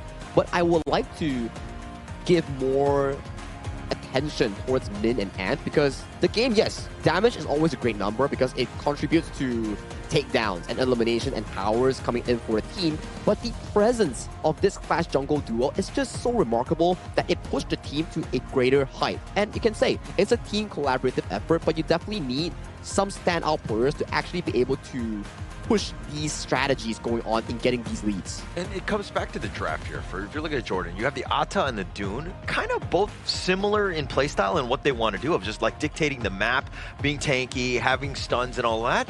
But you really need some sort of damage. You need some way to kind of, again, like it's very tough to deal with a Byron in and of itself, but to have somebody who can burn through those shields, that's probably the best case scenario for you. To be fair, the Hano can stack up the damage, right? Correct. True. But the playstyle of the Hano is that, okay, he played split push most of the time earlier on, but maybe that playstyle also came together with like, okay guys, we know we can't win team fights anymore. So that's why he's like, okay, he's probably the best person to do the split push because he can still fade rewind behind. But that also comes back to the same formula like what you mentioned, right? If he's not with the team, then the damage output will not be enough. Yeah, that perfectly makes sense, right? And if you do split push as a Hano, right, who's realistically going to be clearing waves in the base? Because that's your primarily wave clear away the split push in the opposing side, which caused like the front four that's already losing have like lesser reach and range to realistically clear out the minion waves that's crashing into those high grounds. So how would you do things differently if you're Jordan, understanding what we just saw, and let's go like run it back, right? All of the different heroes are selected again. I mean, and we'll see some of the action that was like Jordan trying to be aggressive, but like how would you have pivoted? Like what would you change as a coach here? I think definitely, right, in these sort of approach in the early game, it's best to just accept the loss because you have to compare the 3v3 early game, like the roam jungle mid from the side of Myanmar provides more crowd control, more damage compared to Jordan's mid, roam, and farm. Because in a sense where you have these sort of heroes, Zhang Fei, yeah, he's pretty reliable, but you don't get the crowd control like a Mo Zi, the third auto attack, the stuns coming in from the early game to realistically combo with your team. So sometimes it's not only about jungle versus jungle, mid versus mid, it's about the trio versus trio. What is your trio strength that allows you to fight early in these examples? I'm not really able to do much. A lot of it was those big alts type of cooldowns, right? And then especially when they're trying to skirmish early, it's not playing to their strengths, right? So as you were rightly pointing out, like the Myanmar squad, all of them very quick. They want to go. Like Byron's cooldowns, his skill cooldowns, so quick, and he's able to just cycle through, and he wants to skirmish. He wants to fight, and you're playing into his strengths. Yeah, don't even keep strengths, right? I was thinking like, or should they play it like, okay, let's all get our level 4s first. Yeah. Like just get our level 4s and then we start to do the jungle invasion. Rather than you're level 1, level 2, and then you start to all in jungle invade. Yeah, it makes a lot of sense. You're playing towards your power spike, which allows your team to realistically play towards those team fights here. And you know who was that standout that we keep mentioning? Min, man. This guy, he was so present from early to mid game. A lot of the plays, a lot of the sustain were all by him. As you can see, is that a 52.5% damage taken? I think that's the highest one that we've had in this tournament. Yeah, very high. I mean, he did his job. That's exactly what you want. The one other stat he probably would have won on is like total travel time, right? Just across the map, because he was constantly just running around. He definitely got his 10,000 steps in, at least in this game alone, and just taking over the gorge because he was all over the place. His impact, whenever he would storm strike, generally that person would just die. Yeah, especially how he supported his team at the very beginning, right? When he saw that, okay, Team Jordan was jungle invading and then they needed extra help. And he showed up at the right timing to get a couple of takedowns from there. I believe it was a double takedown at the very beginning. So the timing of him, when to come in, know who to aim, it's all good. It's all good, and that's the presence coming in from a strong jungle and clash lane pickup coming in for the Myanmar side, because I think Byron and Ukyo, hands down, two of the strongest early game present heroes that you can actually have currently in this Asian Games version with 85 limited heroes, right? So for them, they actually played a really, really good early game coming in from Team Myanmar. Absolutely able to just dominate, right? I think that they're very comfortable with those heroes. Definitely prime positions, even moving forward. But I think that also if you were to ban them moving forward, they got plenty more, right? Oh, yeah. It's more about the execution, the way that they're able to counter it. I mean, yeah, the Byron was great, but if you had any other Clash laner, I think that the impact of the result would have been the same. It's more of a team player, right? It's like communicating what you want to do and then reacting towards it. It's like this. Let's say if I want to invade enemy jungle, right? I can't just go in. I need to tell my team, like, okay, you want to invade enemy jungle. What's the prerequisite towards it? My Clash lane needs to be able to push. My mid lane needs to be able to push. At the very least, two lanes need to be able to push so that they can react the moment if enemy is able to come and defend it. So you can actually take the buff, run away, or take the buff, and then look for a fight. These are prerequisites that we call priority from your laners that can assist you in these moments. Yeah, absolutely makes sense. That's the way you want to do it, right? So you like when you're making movements, again, with purpose, again, ensuring that the requirements are there before you fully launch on that assault, things need to definitely be there. It's like a checklist, if you will, and ensuring that, again, if you want to come out successful, these are the things that you need to do. So I love the way you just kind of structure that for everybody here. Yeah, but speaking about structure, right? So if you look at the earlier draft, right, by Jordan, actually they have a structure. Correct. So the structure is like, okay, let's have 3 frontliners and then we protect the back line and they will come up with the DPS later on. Correct. And the Alta even brought teleport, right? And talking about these sort of things, right? You can be wondering, but hey, where the player stays? Where is this event being held at? It's our official venue partner sponsoring our hotel here, Pataling Jaya Marriott Hotel here. If you're looking for a good stay, if you're looking for a good time, do drop by to this hotel because it has been a fantastic stay thus far. I love the bed actually. It's giving me pretty good sleep every day. If like we've been like going at it for like 4 days in a row now, and like I'm still pretty energetic. Yeah, definitely energetic. And I mean, we have 9 more days, so we better be energetic. And we're definitely getting the right amount of rest here at the Marriott Petaling So again, but going into this one, right? Game number 2, right? You're Jordan's coach. What are you telling the team here? I would say stick to what they believe in, right? Correct. If they believe in like this strat of like, okay, let's play protect the back line. Okay. Let's play like 3 tanks in front. That's fine. Like stick to it. Maybe adjust a little bit. Like okay, in order for you to protect the back line, you yourself need to be tanky enough in some point. So just play a little bit safer at the very beginning. Don't go too over aggressively. Once you're level 4, maybe by the time the first Tyrant, that's where you start to get gathered together and play that strat that they probably had in mind. Yeah, I think it makes full sense. Like where you want to have something to be playing for, like a objective, right? Let's say I'm drafting an early game composition like Myanmar. We go for invades, we go for early game skirmishes here. When you're drafting something like a mid to late game, like a Halo, for example, coming in from Jordan, you kind of want to slow down the game pace and then scale towards those big item spikes and fight around potentially the 4-minute Tyrant, 10-minute Shadow objectives. Those are better ways of structuring your team fights, like what Holler mentioned just now. Definitely makes sense. And I think that going in, it goes back to the draft. If you want to invade, you got to change that. That was not the draft team composition that you're looking for to do what you wanted. Again, if they went early, it would have changed things up. But it looks like now Myanmar, on the blue side, they're going to be picking first here. Do they just go back to the well and pick up the Ukyo? No. Ooh, I like this pick here coming in on the Guan Yu here, because specifically speaking, right, this Guan Yu forbids Jordan from instantly locking down that channel pick that they will be going for in irregular circumstances here. But if you lock in a Guan Yu here, there's a lot of counters on the red side. For example, the Ata and like mid lane crowd control or jungle crowd control that can realistically stop this horse from rampaging across the gorge. Okay, that's a good setup there with the Guan Yu pick. Chano picked up, that's cool. The fact that they banned out the Arlie, right? I was kind of thinking that, okay, if they want to pick the Chano, do they really need to ban out the Arlie? Because we did talk about it being like a Chano being an Arlie counter, but okay, that's fine. But looking at the next pick, it looks like we're going to get the Lapu Lapu. So this will definitely be a strong frontliner. So I can imagine like this, right? So Lapu Lapu is going to set things up, and then you get the Razor Cavalry coming in from the back with the Guan Yu. So they can play like you try to sandwich your opponent, try to group them up together. Yeah, if they are grouped up and no one is checking out the positioning coming in from the side of the Clash Lane Min or the side of Sai H on that Lapu Lapu, this could be really destructive coming in for Jordan's lineup, because so far, the first 3 picks coming in from Jordan, unreliable crowd control that isn't able to stop the charge bar coming in for that Guan Yu here. So this is going to be a rather difficult team fight scenario coming in from Jordan. They need a form of frontline, and frontliners are being burned down extremely quick coming in from Myanmar's ban. And also, I mean, this is Angela. It could be shepherded away. The Razor Cavalry could be a potential push for that. So like a very immobile mid. Obviously, you're looking at burning,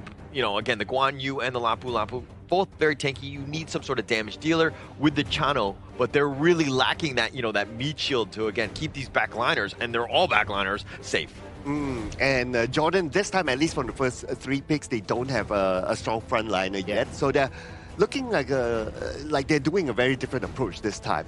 But with the fact that they already have a Chano, and especially, okay, they have an Angela as well, right? So you need a really strong frontliner too. But it looks like they're going to pick up the Musashi. So the Clash lane needs to be somebody who is able to engage and start fights. Well, that's the problem here. Coming in towards the second ban phase, you can see Myanmar already removing a lot of these Clash lane picks. For example, the Bai Chi, the Ata, and for some reason, Jordan still banned away the Byron and also the Dharma, knowing for a fact that Myanmar has already selected the Guan Yu here. So this is a bit, I would say, removing your own hero pool and limiting the Clash lane coming in for side of Mohammed. So I'm a bit worried on what exact hero that they can actually pick. But Myanmar doubling down on the jungle carry here. Min and Ant locking in that Princess Frost and also that Kong Ming here. I think this is one of our first Kong Mings in this tournament. Yeah, we haven't seen Kong Min at all. I mean, it's going to do a lot of burst damage, and if you're looking at a lot of those squishy guys on the backside, you have a lot of good targets. So this is a great pickup. We know that Saipi is going to be having... Oh, sorry, not Saipi. It's going to be a jungle one. It looks like Ant. He's able to play those highly mechanical, skilled heroes, and having this Kong Min, this burst, could do some serious damage. Honestly, I felt that Dharma would have been good for Jordan. But looks like they're going to go for the Liu Bang instead. Okay, so Musashi goes in with the to the depth, and then Liu Bang comes in as well with the Battlefield Command to follow up. Perhaps that's what they're thinking. That's how they're going to engage in fights. It's all or nothing coming in for the side of Jordan, right? A lot of damage. It's like you are utilizing attack as your best defense. So you're going in with all you got, and if it doesn't work out, we try again next time. But for this exact draft here, it's gonna be really difficult for Jordan if they miss out that one engage. They don't really have practical crowd control to actually stop Min on this Guan Yu, and you can't allow Ant to actually snowball in the early game on this Kong Ming. Very money, gold heavy, resource heavy Kong Ming picture on the jungle. So we have to see how Jordan limits this Kong Ming pick coming in from the get-go. Yeah, and I think you rightly pointed out, Sagi, that Ian and Mahmoud, both of these guys in the jungle, who gets the advantage? Because if Ian is able to just snowball, he has so many good targets, right? And Jordan, again, you might just get bursted before you can really even take a team fight. And this is also going to be the tricky part going up against Team Myanmar's draft, right? Is that you always need to keep the Guan Yu in check. You always need to know where is he going to be. Yeah. Is he going to go behind and try to backstab and try to push from the back line? So normally you would assign like, okay, a clash laner versus clash laner, a clash laner that can track the Guan Yu down. And that's where the Dharma is pretty decent in doing that. But the Liu Bang is not really that sort of hero that does that. He's like, okay, I'll stay in my lane. When you need me, you give me a call. Yeah, and sometimes the delivery comes late, right? It's never really on time or your package gets dismantled, right? But I do agree that Min has been largely untested.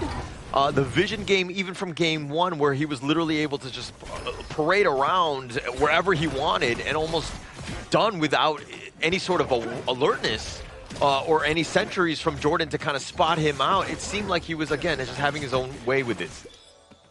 Okay, so if we were to look at team fight winning potential, it does feel like a Team Myanmar, right? But I'm trying to think like, okay, Jordan, what would be their win potential here? I would say that if Mohammad is able to push and only comes to his teammates when needed with the Battlefield Command, then he could be the split push guy that could be really annoying to Team Myanmar. 100%. Lock him down in that clash lane. He's already there. I mean, he's got Battlefield Command, so he can jump into a team fight at a moment's notice. But you do not want to be going in as much as possible because you know Min, his sole job as the Guan Yu is to get into team fights. Use that Razor Cavalry, get that push back so that you can take over the team fight. But at the same way, you know that you want to keep him locked down, you got to constantly push in the top lane as Mohammed. So technically, that means Min will always be like, okay, I want to try to find an opportunity to be with my team. Yeah. That means he will leave his lane. Yeah. And when he leaves his lane, that's where Mohammad can take advantage of it. Yes. So, okay, this is pretty much the chess match where Min, again, as you rightly pointed out, he's looking for those team fights, but he needs to do it smartly. He needs to do it when the 4-minute tyrant is up. Like, basically, you're fighting for an objective, right? And to do that, the timing for him needs to be crystal clear. Mohammad, again, needs to make things uncomfortable. Right now, he's playing a more passive game. But to answer your question, how can Jordan really win this? It's got to be on the backs of Mahmoud. He needs to ensure that he gets that farm because if he jumps on top of any of those backliners, he has to be able to burn them down. Okay, he has to do it quick, right? Yeah, I'm looking at, okay, potentially if he can target on the Xin. Probably Sai first, because Sai is able to come up with those CCs, right? So you don't want to be like engaging and caught in a CC. So that could be his first target when it comes to a potential team fight. Or pick up even. Yeah. Actually, if you're looking at Sai H and Sai P, both of them are going to be doing the same thing. Set everyone else up, right? And then get the stun locks after Min potentially goes in with that Razor Cavalry. You've got the Frigid Prison, you got the cannon, the Raging Sea, sorry. Just like that wombo combo on top. It's going to be the big one, right? The Tyrant's going to be up. And both sides seems to be ready for it. It kind of feels like it could go anyone's game.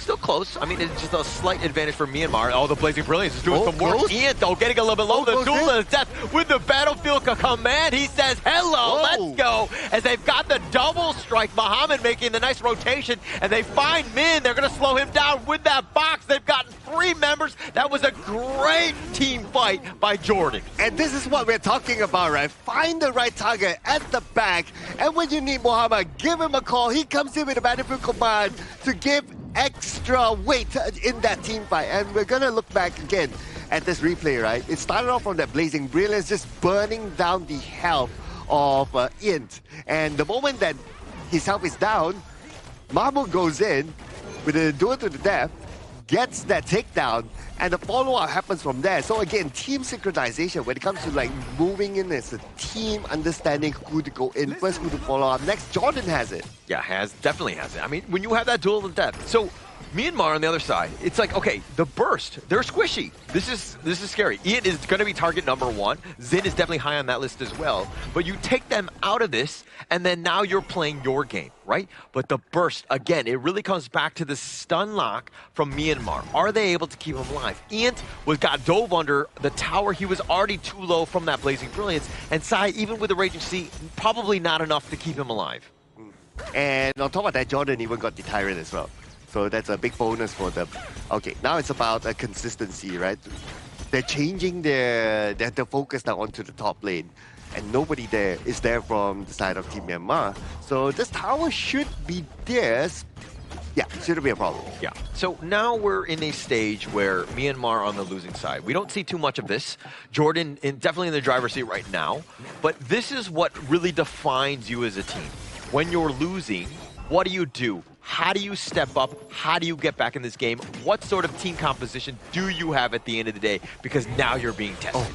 Oh, they find him and Mamu going down, and that's going to be terrible, right? He is the one guy, as well as Ahmed, those 1-2 punch that need to stay alive. Yeah, he's the key there. Like what you mentioned as well, right? They got to keep him not only alive, but they have to keep him nice and farmed up.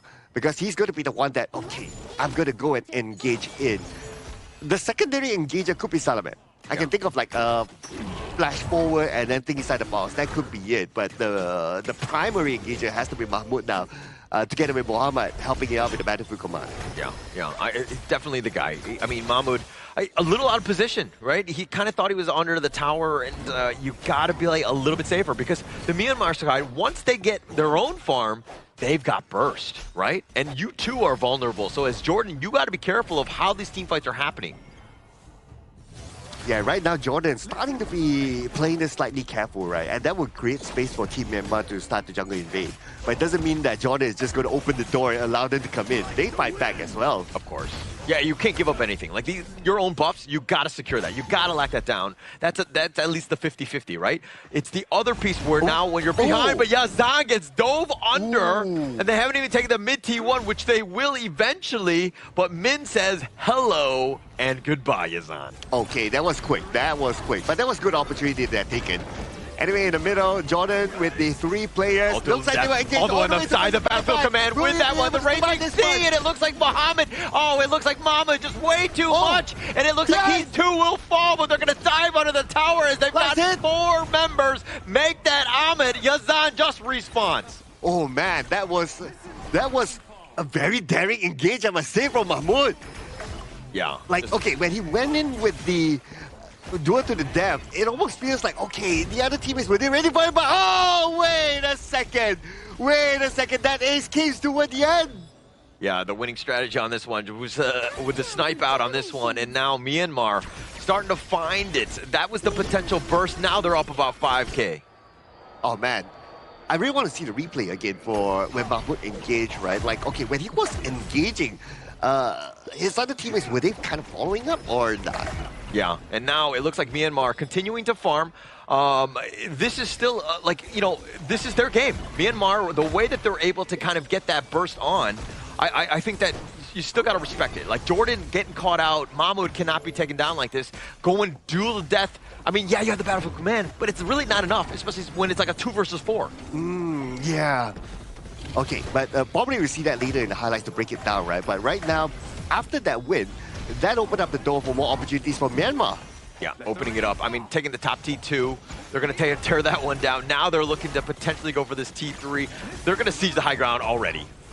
Yep, they're just waiting for the opportunity to get in right now. Okay, now the minions have arrived, but Jordan, they can still clear it with the Blazing Brilliance, so it should still give them another lifeline.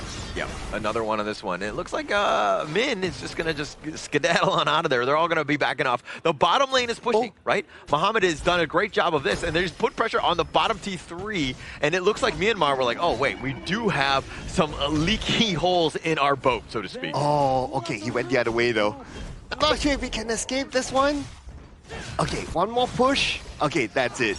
Yeah, but a good attempt though by Mohammed because he knows that whatever it is, he has the battlefield command to come back. But he didn't use it. Okay, interesting there.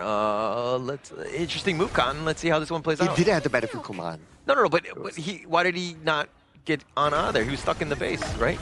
He should have teleported on out. That's how it works, right? Anyways, let's just go on. The Shadow Tyrant is now going to be started by Myanmar. This is looking to go all their way. I mean, you only have 4 members. Mohammed was the guy to help with that support in the shields to keep Mahmoud up. Not going to be possible in this one. And now with Mohammed back up, a battlefield command ready. Oh, now it is. Okay, yeah. So when that happened, unfortunately, he didn't have it. Oh, okay. Yeah, that's why. But he was just pushing the bottom. Like, when did he use it? Okay. Anyways, maybe he canceled it, trying to shield somebody, and then just stuck around and found out, essentially. Yeah, but anyway, right now, Team Myanmar, they're going to take advantage of the situation. They're going to push onto the top. And for Team Jordan, okay, they need Mahmoud here to kind of start the engagement. Yeah, and now, look at this side. Mohammed still continue to split push, and he's going to walk into Min, just walking by, dealing with these minions. Like, you're just watching them. They're, like, incredibly scary. Everybody can jump on top of you and just take you out. And Mohammed is not in the position that, okay, he can come in from behind and do a backstab, that sort of thing. Right now, all he can do is just try to cut the wave and battlefield command back when needed. Yep, and now Ahmed just trying to stay alive. Salamat getting a little bit low. The Raging Sea Admin Committee, the Razor Cavalry on the back. All the heroic charges hurting them in. The double strike thus far, and they will take the triple strike, but Myanmar will take game number 2. Early game was looking a bit hopeful coming in from Jordan, but once the firepower coming in from Ant started to realize the Kongming was just unstoppable with those finishing blows here. And finally, with the nail in the coffin, we do see Min on that Guan Yu with that really good Razor Cavalry coming in to save the day. But Jordan, you gotta give him props. We saw signs of excellence when they used Mahmoud to split push on that Liu Bang to find a bit of success, but unfortunately, when he tried to use the ultimate to run away, it unfortunately got cancelled. Yeah, okay, so that's what it was. But still, I mean, we knew Myanmar were going to be strong, right? The way that the team had been playing, I mean, this one was a little bit tougher for them. I mean, at least there was a little bit of push in that bottom lane. But unfortunately for Jordan, they're going to be down 0-2 in their group. Well, I do like how the Liu Bang play, right? It's like, okay, he knows that what the winning condition is, right? Like, he's capable of doing the split push, and he's able to come back to his team when he needs to with the battlefield command and all that. And he did exactly that. And he did very well, I must say. So that's why there was a lot of pressure at the bottom lane at some point, and he almost got that last tower even. Yeah, I think if he got that last tower and tried to stall the game even further into a Overlord or Tyrant approach or even Tempest Dragon, then maybe the split push approach actually would benefit them in the long run. But this also requires 4 other players coming in from Jordan's team to be able to sustain the strong engage capabilities coming in from the Guan Yu that we mentioned during the drafting phase. Because if we look over to the Jordan's composition, it's all in or nothing. If you don't get the pickoff, if you don't get the perfect team fight, the re-engage comes in from the side of Myanmar. It's really difficult for them to survive a full long-on team fight. Yeah, Myanmar's lineup had better team fight. Right? So Jordan, if anything, the idea was there for the split push, but maybe you avoid them altogether. Not easy to do when you're behind. So you got to find space in maybe the outside lanes. Not if you're pushing bottom, eventually you need to go to top or whatever it is, but you need to find something else because again, you can't really fight into that. Yeah, and the Guan Yu as well. The Guan Yu was difficult to control because they didn't really have anybody to face check the Guan Yu. Like, if the Liu Bang was stuck at his own lane, trying to do his own pushes, so you don't really know where the Guan Yu is. Yeah, because there's no real front line on the front end coming in for the side of Team Jordan to spot out the Guan Yu that we already talked about. And you can see the crowd control coming in from Jordan. It's not really sufficient to stop Min on that horse. Once Min charges to the backline, it's pretty simple to just break through the entire formation that you need on Ahmad to actually play in a proper team fight. Hence, we can see 3, 2, and 5 coming in from Min's Guan Yu and a 109 KDA coming in from the Lapu. The double engage, setting up the firepower of the remaining members of Myanmar. I love it how Ian played that one, because he gave up the first strike, and then he was like, okay, that one's on me. I'm not going to make any mistakes from here on out. He went 6, 1, and 4 basically after that, right? So he like turned it up, understood that, hey, I'm still going to carry my team. I'm just going to shake that one off. Mistakes are mistakes, and I've moved on. And this is why Myanmar are fighting their stride, and they're scary because, again, the way that they're able to be so resilient. Yeah, and I think one other thing is that for Jordan, they don't really have those heroes to open up the map. Okay. If you think about it, right? Like, will be doing his thing, Moza is staying behind with the cannon blast, and then you have all the backline heroes, right? So you don't really have a hero to open up the map, so you don't have much vision of where your opponent could be. Yeah, that's a very good point, Ryan. That's why during the drafting phase, we were really concerned coming in for Jordan's draft. Yes, it's a lot of damage, but when you get caught out, when you get split apart, it starts to be super difficult for Jordan to realize the teamfight value that they actually want to deliver with so many firepowers here. Hence, you always need to remember when you're drafting for a team composition, you need frontline for vision. You need crowd control to stop potential engages or disengage for your team.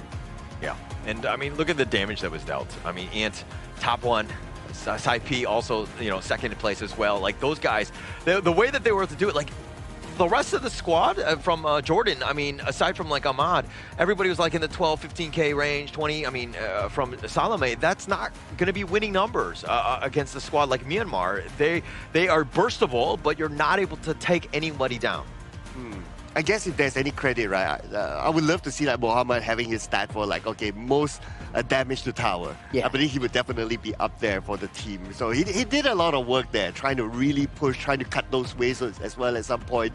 But the team's been pushed back and back and back and back, and at some point it's like it was difficult for him as well. Yeah, super difficult, right? Like, the team fights just didn't go in the way of Jordan. They wanted to go for isolations, they wanted to go for like quick kills, but in the end, it was a rather difficult approach coming in for Team Jordan. As you can see in this goal chart, there were signs of excellence coming in for Jordan in the early game where they found those 3 takedowns in the jungle coming in from Myanmar. But ever since then, Myanmar is like what Holler said. They activated their neurons and then they were like, okay, let's lock in, let's slow down the game pace, and then let's play it towards our own tempo here. Don't allow Jordan to stop our game plan. They kept farming, they allowed Ant to go for those item power spikes, and then when Ant has power spikes, they started to engage. They started the retaliation and forced the goalie into a 7K comfort at only 11 minutes. Yeah, but they definitely got better. I think game 2 versus game 1, Jordan stepping up, finding ways to just get back into this one. There were definitely some decent dual deaths,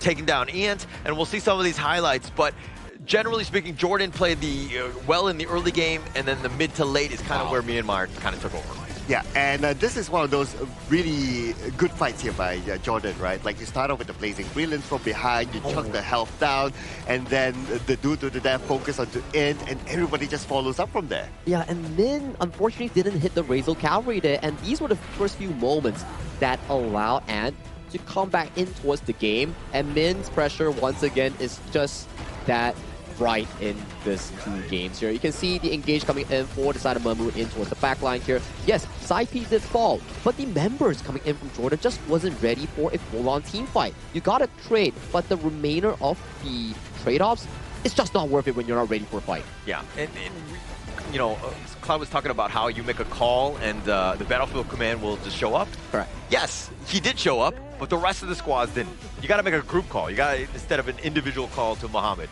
Seems like doesn't have the ultimate here as well, right? I don't see the button being light up. Probably he used it prior to the fight. And when he respawned in this final fight, it's already too late. Min dove the fountain to set up both Yazan and Ahmad towards the face of Myanmar. I gotta say, Min has been phenomenal in the past 2 games, setting up majority of these plays, but then when you set up a play, you need someone to pick up and clean up the mess that you made. It's gonna be Ant. our player here for the MVP of Game 2 with 614 KDA and almost 30% damage dealt on that Kong main.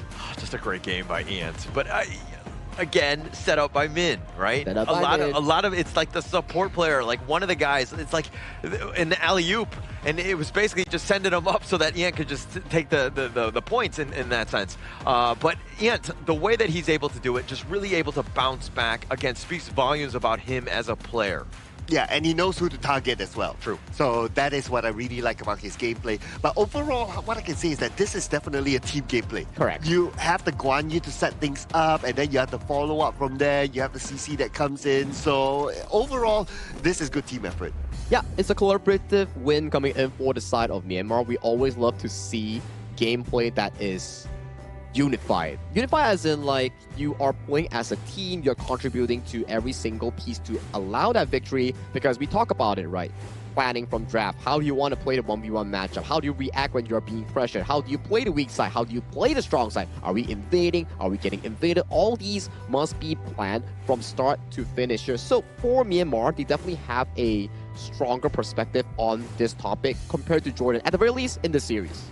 You ask all these questions, and I'm just thinking, like, how do I get eliminations, man? Like, how do I, you know what I mean? Obviously, those are good things, and that's why you're a much better player than I am, because you're asking the right questions, as opposed to myself, where I'm just, like, so tunnel visioned into getting those eliminations.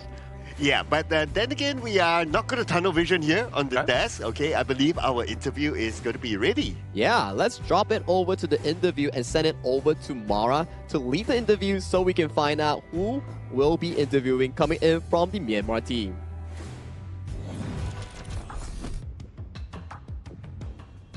That's 2 match wins for Team Myanmar, and congratulations once again, MVP.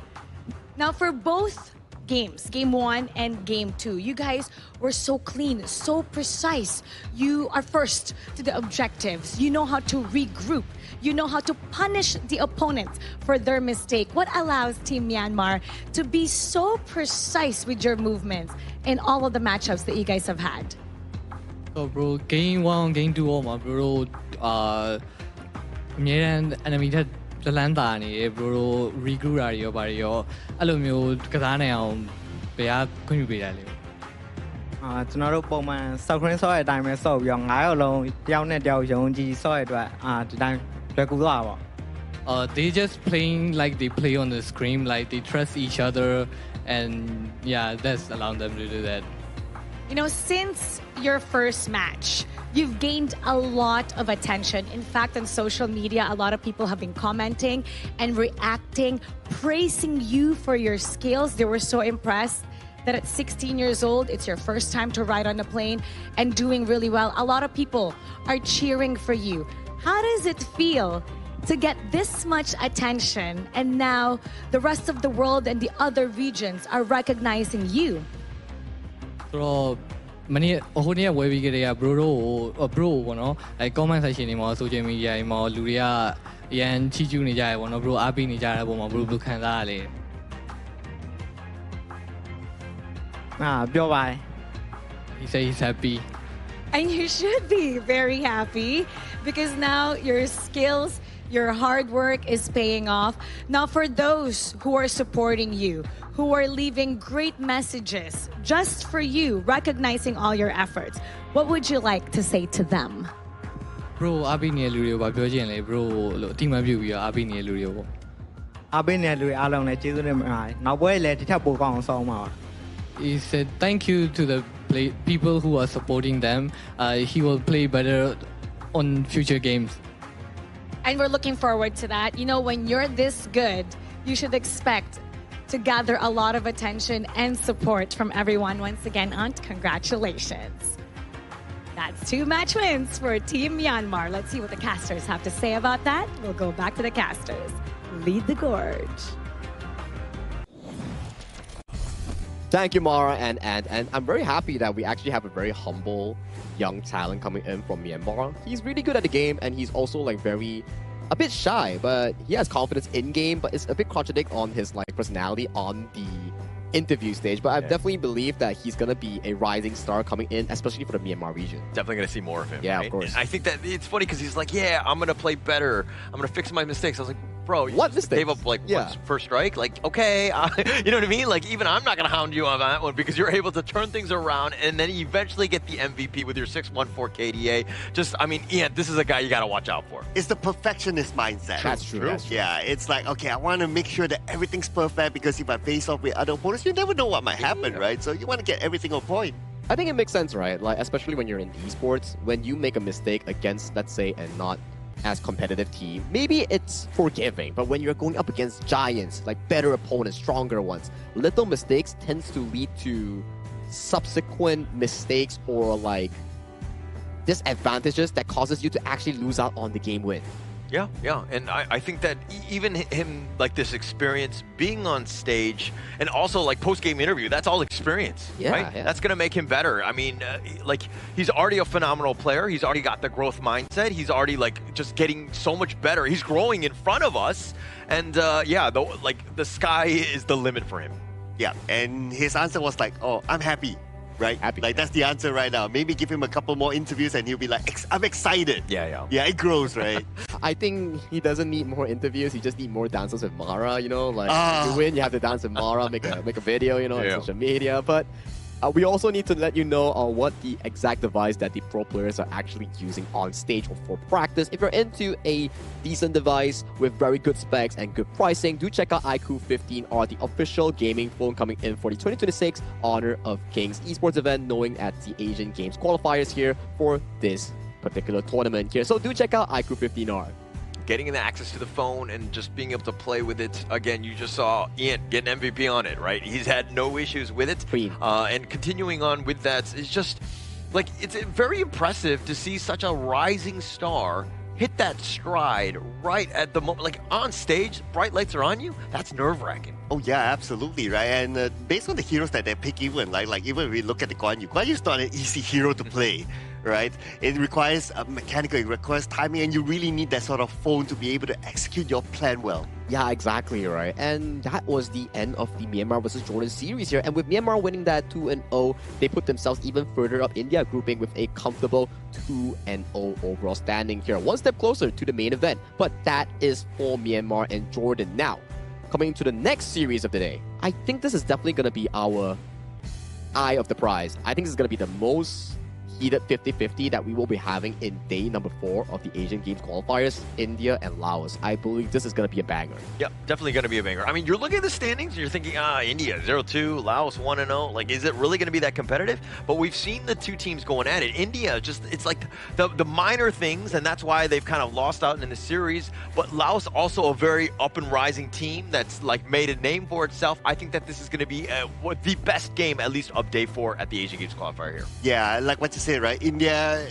came close with a lot of games, really, really close. And now they had to give us one of the most entertaining games so far in this tournament, right? A very close comeback yesterday and so on and so forth. So I really look forward to the next match. When you want a banger game, you can always count on Laos because so far, out of the last 2 games that we watched, it was tempest after tempest and crazy defense going into the late game here. So that's definitely something we need to look forward to coming in for this upcoming series. But you know, every time after the series, we need to go for a short break because we need a break. The players need to get ready, get those iQOO 15Rs ready because after this short break, we'll be coming in for more Honor of Kings action.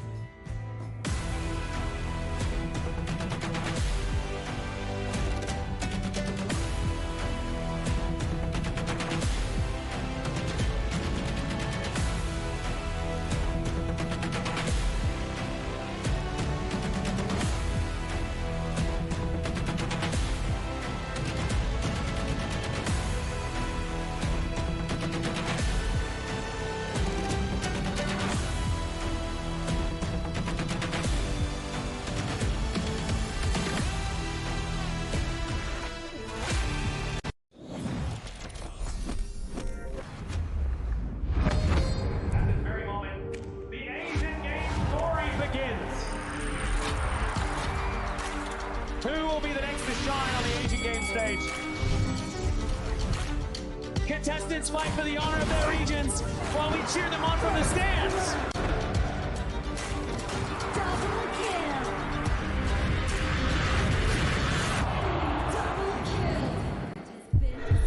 This is a challenge, but it is also an opportunity. The tide has turned.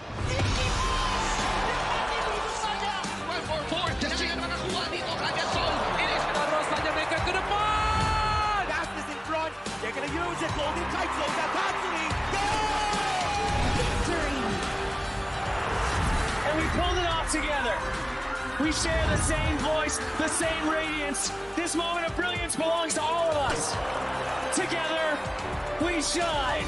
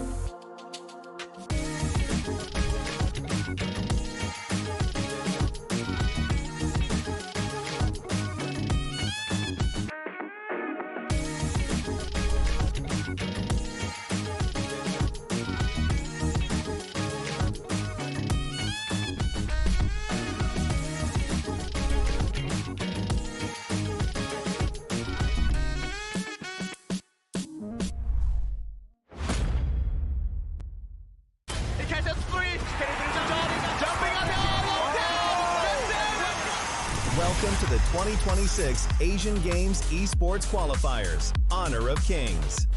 20 regions, one stage, and only the strongest 9 teams will earn the right to shine above the rest.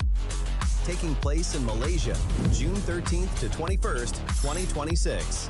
Coming to Malaysia, this is the battleground where teams fight for the right to qualify for the Asian Games. 20 teams enter, but only 9 teams will move on. Apart from the 20 regions, there are 3 regions that have direct qualification. Here is the 2026 Asian Games Esports Qualifiers Honor of Kings format. First, the 20 teams will split into 4 groups of 5. In each group, every team faces every other team once in a single round robin, with every match played in a best-of-3 format. That means every match matters. Every game matters. Every single point matters. The point system is simple. Win the match, earn 1 point. Lose the match, earn none. At the end of the group stage, teams are ranked by the total points they've collected. And from there, the road begins to shine. The top 2 teams from each group qualify directly to the Asian Games main event. That gives us 8 teams advancing straight out of groups. But for those not through yet, the light isn't out. The teams that finish 3rd in each group still have 1 more shot. They move into the last chance stage. There, they battle through one final BO3 single elimination bracket until 2 teams remain. The 2 teams will then face off in a BO3 match to claim the one final qualification slot. So in total, 9 teams will make it through, 8 from the group stage and 1 through the last chance stage. That is the rule. Now it is time to see who can rise through it. From across the world, regions gather here in Malaysia. 20 teams, and only 9 will qualify. The path is set. The stakes are clear. Together, we shine. Stay tuned, and we'll see you at the stage.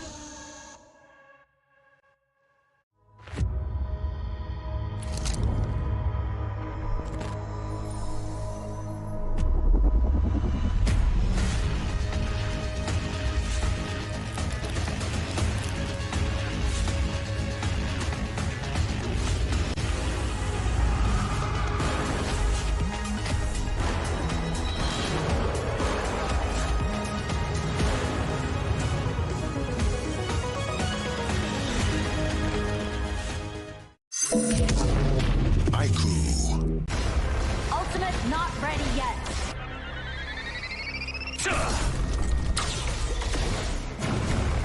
You have slain an enemy. My magic murmurs in ecstasy.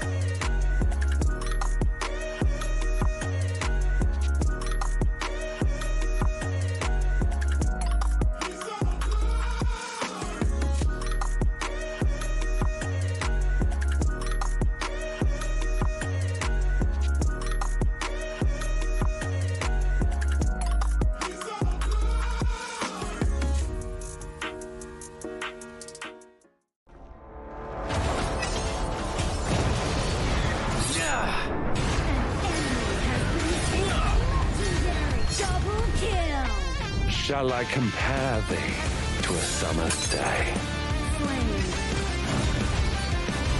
Don't engage.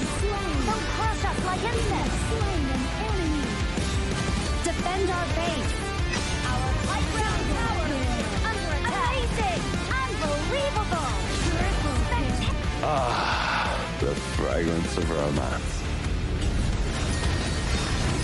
Ally has been slain. Rampage. Double kill. Triple kill. Spectacular. Pentakill. Lady Fortune is on my side.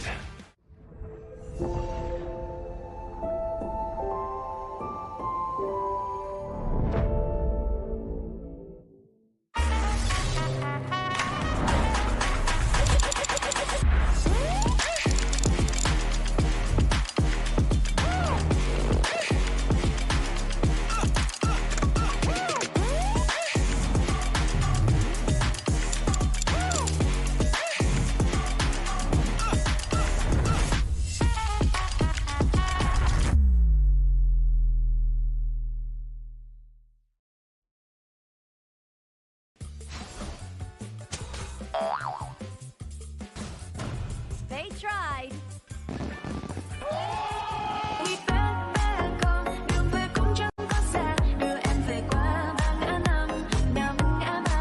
The new Spritling skill, Dig It, is a passive skill, which will automatically trigger at fixed times each match, up to a maximum of 10 times. The skill grants guaranteed standard rewards like gold, XP, shield, health recovery, and more. There's also a small chance to uncover mysterious grand prize effects during the match. Dig It may also produce tradable high-value treasures. Detailed information about acquired treasures will be shown after the match ends. Each treasure has its own rarity and storage size, and obtained treasures will be automatically stored in your warehouse. If you want more high-quality treasures, make good use of the Treasure Fusion feature. You can also copy and share your code so friends can help speed things up. Treasures in your warehouse can be sold for event currency, which can be used to redeem skins, items, and other rewards on the event page.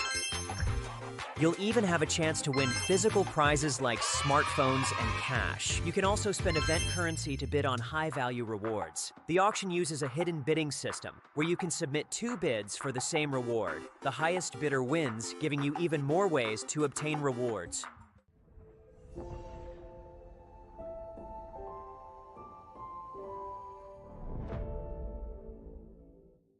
Itu bukan track kita. Relax, bro.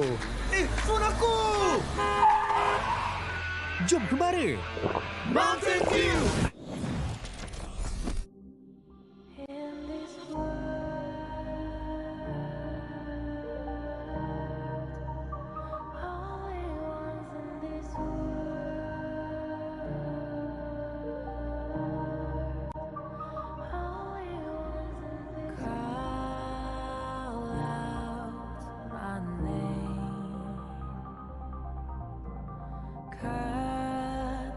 Sound of the rain.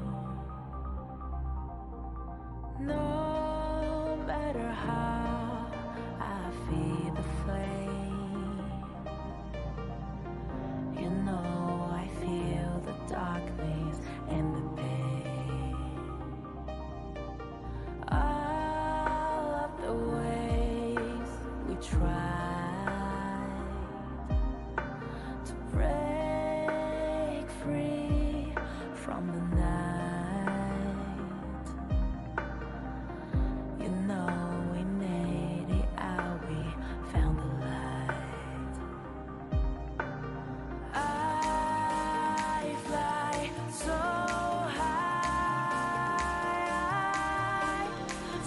high, light up the skyline. Let's do it this time, like it's a whole new vibrant world.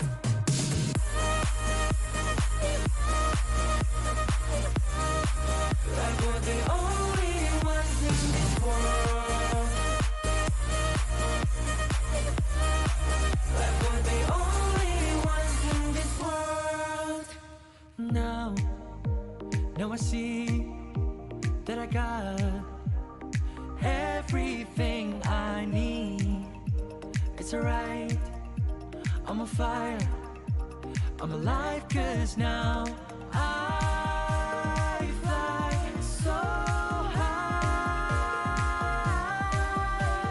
so high, light up the skyline. Let's do it this time, like it's a whole new colorful world.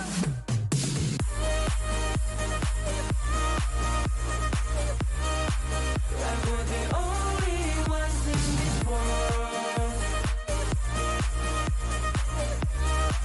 Like we're the only ones in this world. Never thought we'd get this far, burning like the stars.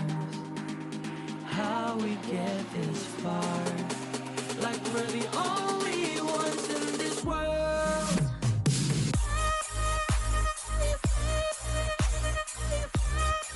Like we're the only ones in this world. Like we're the only ones in this world.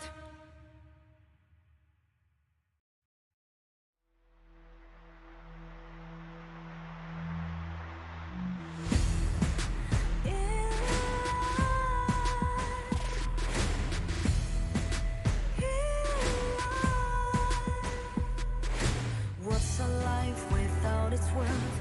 Compromising with what hurts inside, inside. When you let fear decide your fate, you don't choose which path to take in life. In life, I'm finally letting go of everything that still holds me. I'm against all odds, but I won't give up, 'cause it's my time to shine. Standing in the spotlight, can't no one let me down. Destiny is calling high. I'm not afraid to fight for everything I love. Victory is on my side.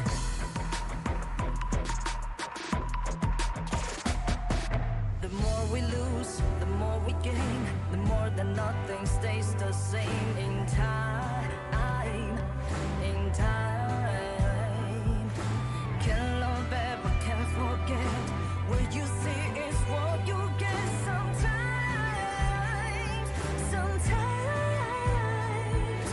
Gonna show the world tonight. The light that shines inside us. We'll get stars, but we won't give up, 'cause it's our time to shine.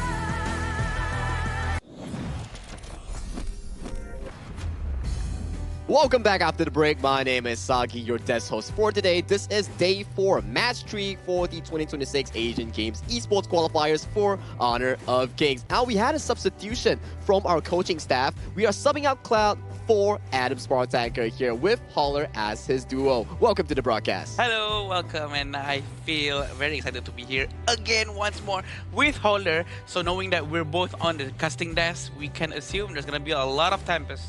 Yeah, I don't have the script. I don't force these things. Yeah. They just happen naturally, right? So I blame more of the teams, and one of those teams happens to be Laos here, who likes to bring the Tempest Dragon almost every... I mean, yes, they've only played one series, but in both of those games, Tempest Dragons galore. Yeah, Tempest Dragon galores, and every single one of them has been absolute bangers. We had the longest game coming in from Laos yesterday, timed at 26 minutes 19 seconds here. You know, these things are definitely worth to watch because double Tempest, back-to-back Tempest games, those are the bangers that you will be on your knees for. And right now, if you're wondering when's the new hero coming to Honor of Kings official server, you need to check out June 17th. 4 new heroes, 3 from AOV, will come over to the side of Honor of Kings with Davara, the new hero, and 3 of the Lorien, Annette, and Florentino will be joining us just 2 more days. So log into your game and make sure you play it out. I'm excited for Florentino, especially. He's a hero that everyone's been waiting for, and it's a very high skill ceiling hero. Everyone knows that we really need to train that hero very, very well. But going into the game today, we're gonna go with India and Laos. It's gonna be very interesting. Probably one of the closest match that we have today, so it's gonna be very interesting. Yeah. So for me, it's kind of like, how does India respond?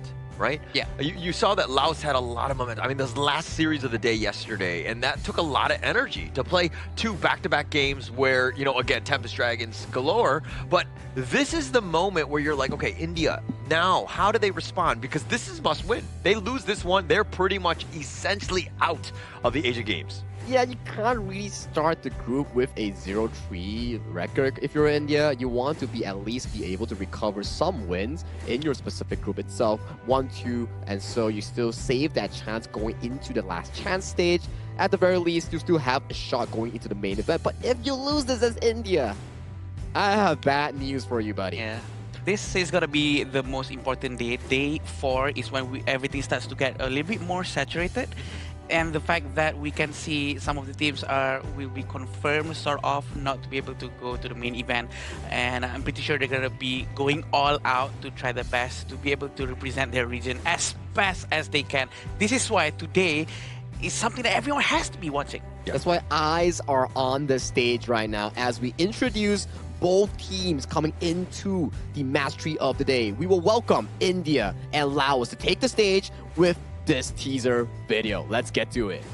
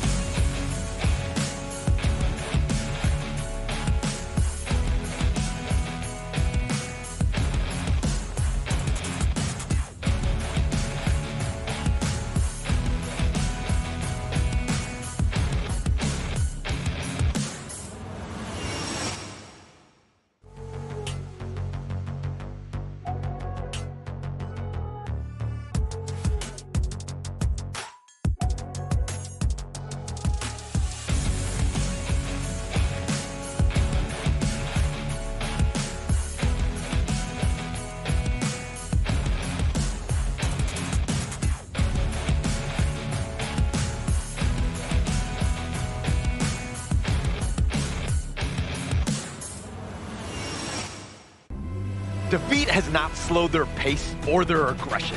They continue to force fights and push every opponent to the limit. Now they return, still hungry for their first win. Make some noise for India!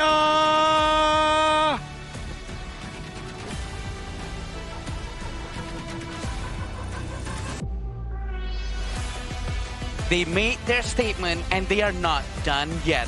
Their composure under pressure has created unforgettable comebacks. Now they return, ready to fight for another victory, entering the arena, Laos!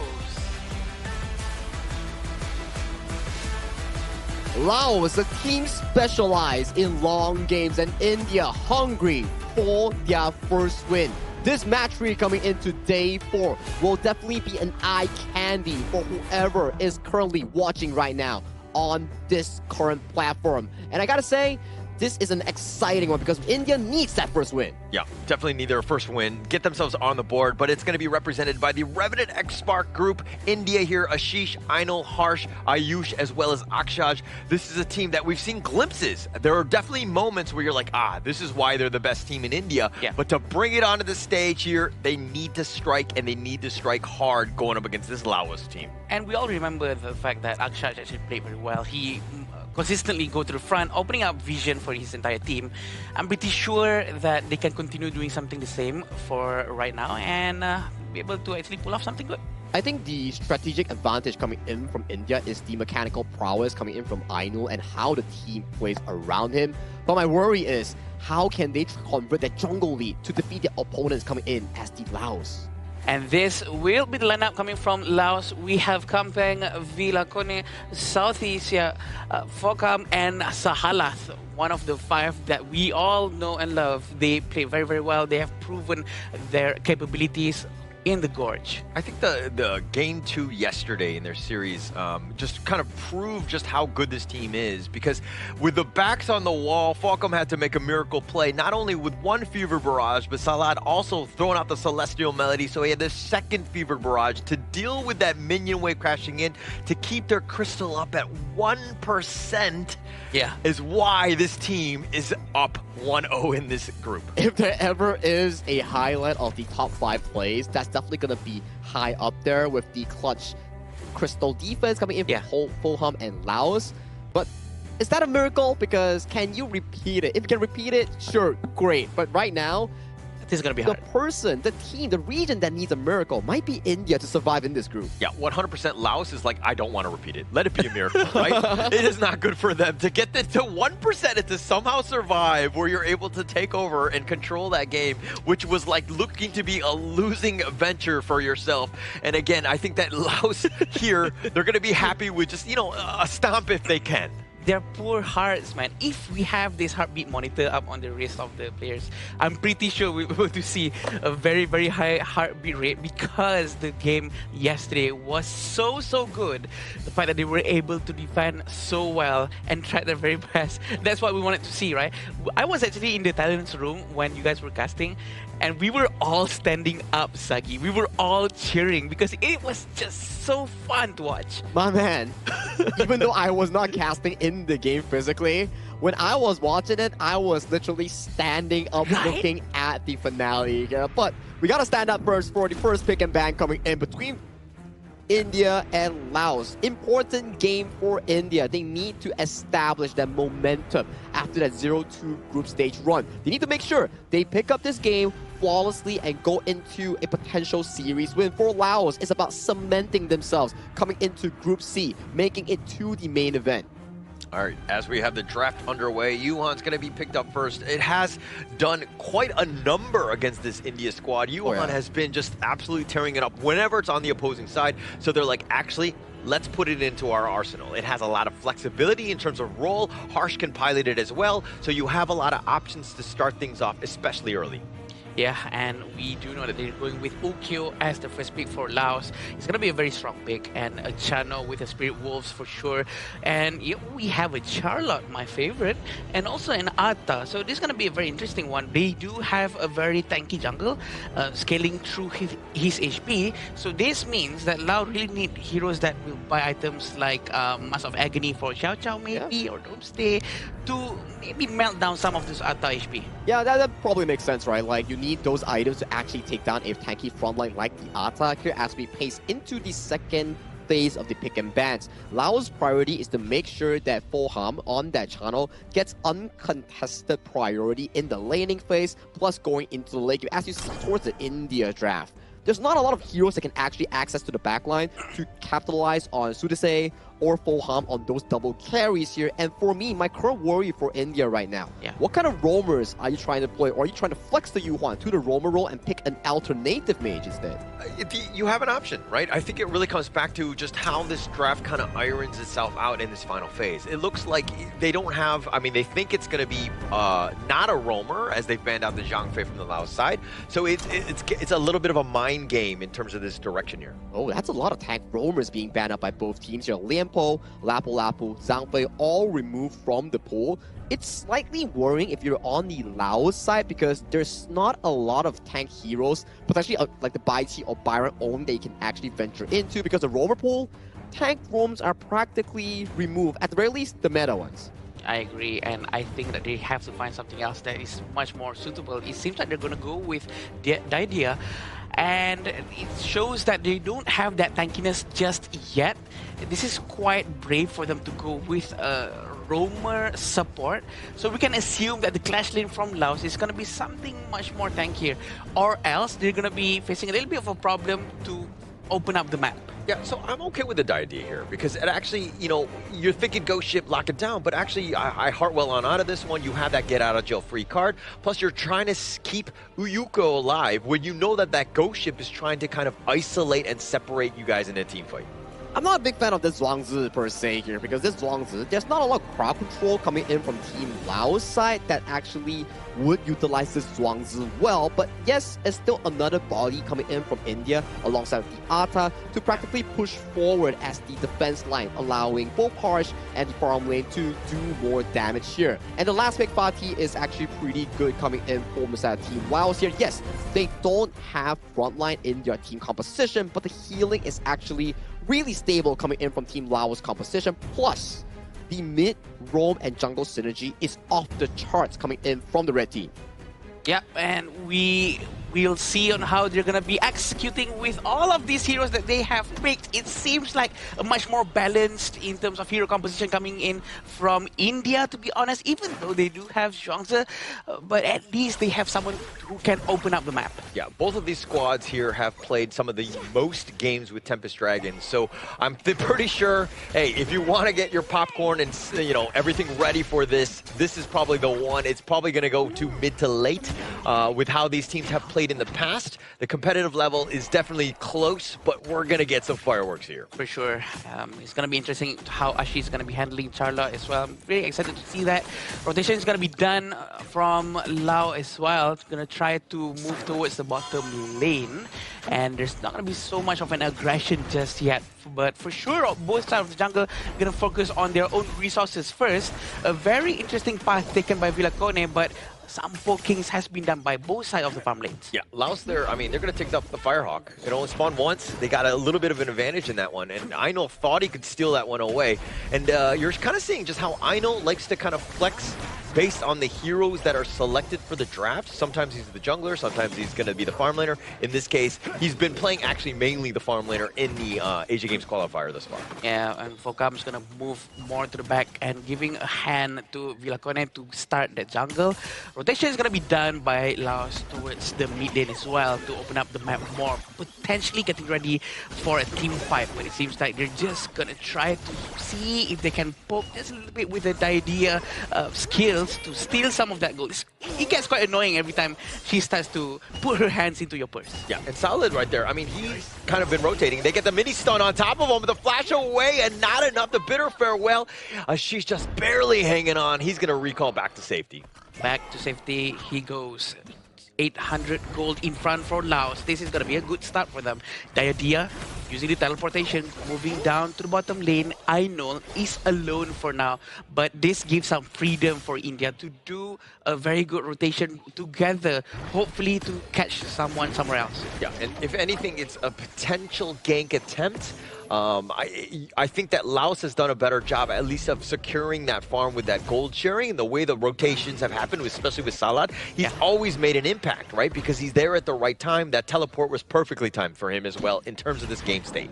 And lo and behold, somehow, suddenly, 1,000 gold in front for Lao. It seems like they're trying to force this one out. Yeah, Sudazai, he's actually stuck on that ghost ship. He's trying to run away, but he's going to give up first strike. Harsh gets that one, and the perfect setup, and India strikes first. Oh, they're going to try to catch one. Ainul will go down immediately. It's very unfortunate for him. Aksha is actually quite far, and they're going to try to slow it down just a little bit because they're losing one after another. But you know what? It's a good start for India as well because they actually managed to get one just now. Yeah, taking that one away. And I think Ainul also, he thought he was a little bit safe, but the control, this is why the Diadea pick, it's that focused control which you need, and it just like locks him down. So Ainul wasn't able to get away, and you know Focam on this is going to just kind of, the Chano, excuse me, is going to just do some damage. Yep, definitely. The damage coming in from Chano is going to be huge as well during the mid-game. Towards the late game, Ashis might be in a little bit of a danger, having Villacone doing a rotation towards the top lane, but they're still okay. It seems like both of them are respecting each other so much that they refuse to do too much of an aggressive play just in case something goes wrong. But the problem is you can't respect them too much because that plays into a passive game. India seems to be doing that.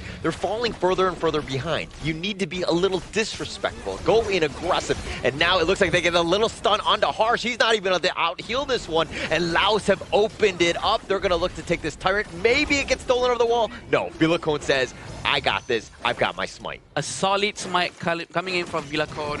There's almost nothing Akshash can do. He can just keep his distance, and he has to be a reactive hero, right? He has to wait for crowd controls coming in from Laos so that the butterfly effect will be much more effective. And they're going to be focusing down on the tower for sure. But look at the idea. Yeah, this is what you want to do. You want to harass him, you push him back, and then now that damage from Ainul's not really able to get onto the minions. And Ainul running for his life. He's going to get jumped on. Somehow gets picked off. Falcom finding him out, but it looks like he's going to trade his life away. Salad will be taken down as well. Ayush is on the run. Soon as running for his life, and he's able to flash, at least for now. He's kind of sticking around, and Harsh is low as well, but he will survive. India coming out advantage, 2-1 for them. Uh-oh, it's going to be big of a problem for them, but look how they're trying to get Ashish, and he managed to run away fairly quickly to safety, and they're going to try to steal this very blue buff as well, and it's no problem whatsoever. 3,000 gold in front for them, and even though they actually lost a couple of heroes, they do manage to capture some objectives, right? The tier 1 towers at the bottom lane, also in the mid lane, has been destroyed immediately, so I think that's a very big victory for them for now, that they can carry over to the next one, because the vision from Team India is gonna be missing. Yeah, and India got those kills, and now it looks like they might get a potential other one. But the way that Laos was able to navigate that, use that space to, again, as you rightly pointed out, the mid T1, then they took the Azure Golem. That is a net worth win. That is going to further exacerbate the issue for India here. Very interesting on how Akshat is right behind them. Looks like they're going to start something. Wait. Yeah, the Unending Sorrow, Harsh on the backside. The Ghost Ship just shutting it down. They're trying to go for Kampang. He's going to dash away, gets on out. India not able to catch anybody. Bottom lane was pushing. Vilacone just is striving with all that space that's given to them. Vilacone, he's very active on the side lane. Very interesting. They're doing a 4-1 formation with Vilacone on the side lane. Even though he's the jungler, it's because he has the most mobility. It all makes sense. If the mournful tempo actually hits towards Vilacone, he might be in a bit of a danger. So he still has to be very careful. It's not the end for India yet, actually, because they actually managed to prove to us that they were able to take down some of the heroes from Laos just now. Well, it's a never say die attitude. You need that, especially when you're down 0-2. But the way that Laos right now has been completely dismantling them, not giving them any towers, taking whatever sort of fight that they want. Yeah, they're tied in terms of kills, but those kills were sacrificed for objectives, and why Laos right now are literally snowballing here. I think India can actually still pull this one off fairly okay, because if they do a proper rotation from mid to top to bottom, I think they can still defend fairly quickly, very okay. 5,000 gold in front from Laos. Pretty sure India is gonna be struggling a little bit with this economical difference, but having Zhuangzi in their hands, they will be able to stop some of the crowd control coming in from Laos. Yeah, that would be best case scenario, but those big team fights have not been happening, right? And the way that Laos are just like poking and prodding it looks like Vilacone, he gets on out. The Ghost Ship was potentially shutting the door for him, but he does get on out. A very quick move coming in from Vilacone. They're going to prepare for the next one. Look how aggressive Vilacone is. He's always trying to seek for chances. Yeah, and actually they're going to find a better target. Ayushi, though, he's going to be taken down, and it looks like on the side, Kampang is doing some slash work with this one. They're going to push, and they get the pick-off that they're looking for, but they have a sight on a bigger target, the mid T2. Still haven't had the chance to see Ashish in action for now, but we still have Kampang at down below, trying to destroy the tier 3 tower, putting pressure up onto India so that his teammates have this space to play around in the mid lane. They're gonna try to keep on pressuring towards India as much as they can just before the next Tyrant comes up. A very patient play by Laos. We've proven time and time again, this is what good teams do. When they know they're in the lead, the minion wave wasn't there, but actually bigger objective on plate. Let's take the Tyrants here, take this one out, and again, push when we have the proper, appropriate resources to us. Ooh, Holler, look how immense amount of damage coming in from Laos. It seems like they're going to force this one out as well. Try to secure the Azure Golem with no problem whatsoever, but it seems like it didn't go towards Vilacone. It actually went to someone else, his teammate. This is a bad spot for India, right? Like all of this stuff, like look at how much time that they're just walking around. They're sticking together, but they're not getting any farm. They're not getting themselves back into this. And the Laos lead is growing even further because again, they're so efficient across the map. Yeah, Pokam definitely has his itemization right now. He has Eternity Blade and also Daybreaker, a very early Daybreaker to make sure Ayush and Akshat gets melted down as soon as they connect with the basic attack coming in from Pokam. So this is a very crucial and important itemization that has been done by Laos players. But down about 7k, the 10-minute mark is around the corner. I mean, India, they're looking for some way to get back into this. Maybe you get some sort of pick-off, but the way that Laos, look at how they've been using this map control. Yeah. They're up in front of the brushes. They know where they have vision. Salat can be aggressive because he knows that he can just jump back onto his teammate. But Vilacone there, again, you just want to constantly poke and prod, push them back. Yeah, I agree. I was actually expecting them to be more careful because they're playing an assassin composition without anyone to tank in front. But it seems like, why not we just send Villacon towards the front and just keep on poking, keep on opening the map and using all of his skill sets to scare away anyone potentially hiding inside any brushes. So I think this all makes sense right now. And let's see how they're going to try to greedily, I might add, to get both of the objectives together at the same time. Yeah, this is definitely greedy, but they're so far up, right? I mean, the Overlord's already taken down. Tyrant is easily going to be taken as well. And India is left wanting, just watching what's happening. And they're taking all of the buffs. The Vanguards are also going to push, but they have no towers. And India, again, no space to their name. We can see, Holler, the confidence in the Laos players is a lot right now. It's at its peak for sure, and they know how to really control the entire map and how committed Sahalat is to consistently stay up front to make sure no one is doing coming out from their base too much to really punish anyone who's trying to sneak out. Yeah, actually, that's the life of a roamer, right? Sometimes it's you can be sacrificed, if you will, but somebody has to be that guy, and definitely he's got the right tools for it as well, especially with his mobility. But again, just up front, providing the heals, taking everything and looting and pillaging the jungle as they're looking to go high ground here. Yeah, and we also know that the Dragons are here. They might start something new. We can see Villacon is very ready. He's going to try to find that stun, but it did not connect. He did not commit to it because it's a bit too dangerous for him to actually do something. Waiting for the huge Vanguard to arrive. Are they going to do something now or not? Seems like no.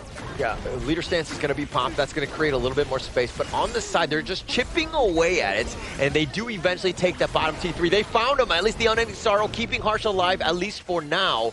But they got what they wanted. Now they're going to turn their attention to the mid lane. Sudden flash coming in from Sahala. They know he doesn't have flash anymore. But they do manage to destroy tier 3 towers. 2 of them. One at the middle, one at the bottom. And most likely, the one at the top as well. Yeah, taking all of the towers at the same time, and now Villacon getting away as well. They get the mini stun on top of, it looks like Ayush on this one, but now, again, they're just going to be backing off. They can regroup, heal up, and look to push again for that final push. Yeah, no problem whatsoever. 44,000 gold. This is actually 12,000 gold in front of India, which is an extremely amount of gold right now. An advantage for them, definitely. Maybe we could say the equivalent of 4 Overlords might. That's how much money they have right now. It's a lot. They're completely dominant in this one. And the way that they're able to... I mean, like, Harsh just walked out. And generally, as the U1, you too want to be the forward scout. But when you're getting chipped away, you don't want to use your Unending Sorrow just to, like, a couple shots from Falcom. But that's what's happening here. Yeah, and Falcom actually has Doomsday right now. He knows the itemization. He knows his stuff. He really needs to melt down Zhongzi and also Atta. So Ayush and Akshas really have to be careful here. Yeah, they find a She's going to be zoned away. And now, can they find any other targets? They're looking, but they're not too far from the crystal. At the same time, India don't want to stray too far from that. They've done a good job of wave clearing. Again, just trying to stay alive as long as possible will definitely help. But now they're looking to go in. Villacon just gets a little bit of a mini stun. The Ghost Ship just locking at least Kampong on the wrong side of this one. He flashes back to safety. He brings his friend Salat. And now again, they're constantly just skirmishing back and forth. Yeah, they're waiting for all the minions to come in. They opened all of their ultimates right now. Is he going to jump in with the flashes? That's what we're going to see. There's no knock-up just yet, but they're all being very careful right now. Yeah, the crystal, again, the wave clear has been kind of real. I mean, they might go in. They just might go for that. But the back door is going to be turned on at the last minute. Laos was thinking about closing the game out, but at the last moment, India were like, oh crap, we need to defend, and they jump on forward. The discipline from Laos. I know that any other teams would have just dived right in, tried to end it as soon as possible. But you know what? No, we're going to try to take our time, make sure that no mistakes is being made. This is how we discipline ourselves. This is how we learn how not to force anything that is unnecessary. They want to make sure that nothing wrong happens here, because India actually proven at the bottom lane, right? They actually managed to strike down a lot of heroes coming from Laos. Yeah, and I mean, they did damage, but unfortunately not able to get any kills. The way that the Laos was able to kind of use that mobility, right? That butterfly effect of just like kind of moving around, ensuring that they dodge most of the punches that were being thrown their way. But now with both the Vanguard, the Overlord, and the Tyrant at the same time, this is looking to be GG, at least for India here. Yeah, for now, because they do have a lot of advantage. On top of that, a 12,000 gold lead and all of the itemization. They are almost completed all of their main core items as well. And we're going to see Southeast High is going to be trying to poke as much as he can. We have Kampung getting ready to give a lot of pressure down below. They're rushing in. Villicone finding it.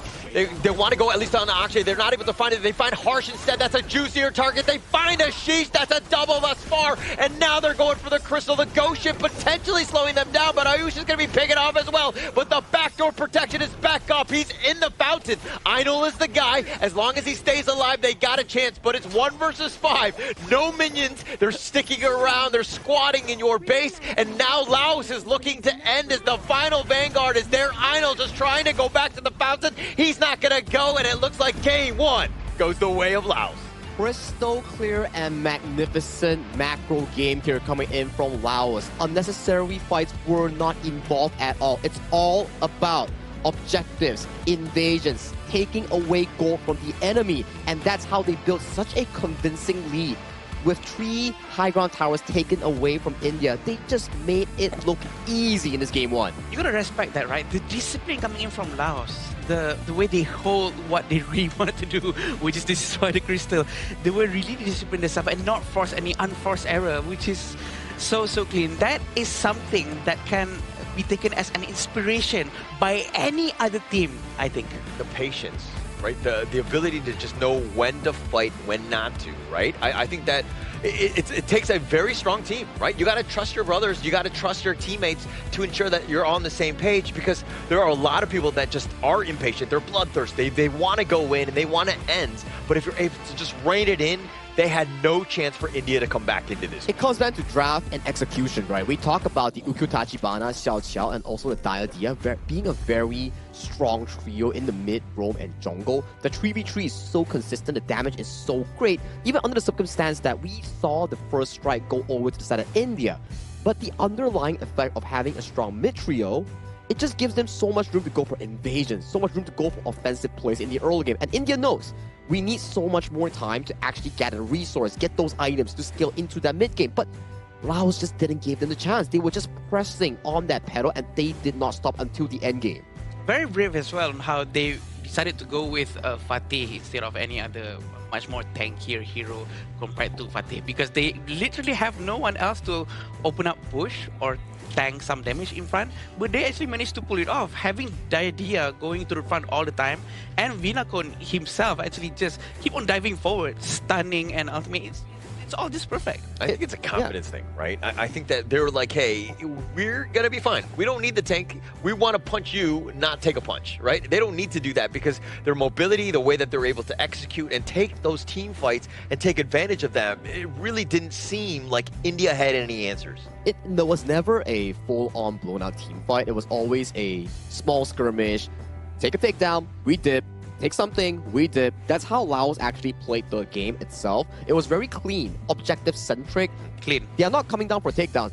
As long as we take something and we get out safely, that's the entire game plan coming in from Laos. Slowing down the farming tempo coming in from India. You can see unnecessary fights were not involved at all in this game, as Laos only suffered 3 casualties in the entire game that went down. Even when they took all 3 towers down, they learned from their lesson yesterday when they almost got outplayed and was made a comeback upon by their opponents here. And coming into today, when they were going onto the high ground, the crystal, when the base is empty, they were very slow. They were like, okay guys, since we can't end here, let's take a retreat, wait for objectives, finish them up, and then we close the game. And looking at the itemization coming in from Pokam, he actually went with Eternity Blade first and then immediately rushing the Daybreaker. This means that he really understood his assignment. He knows he has to try to melt down the Zhuangzi and also the Atta as soon as he can. And he actually moved towards that. Also made possible because of the roamer that he has, Sahalat, who always gives him a lot of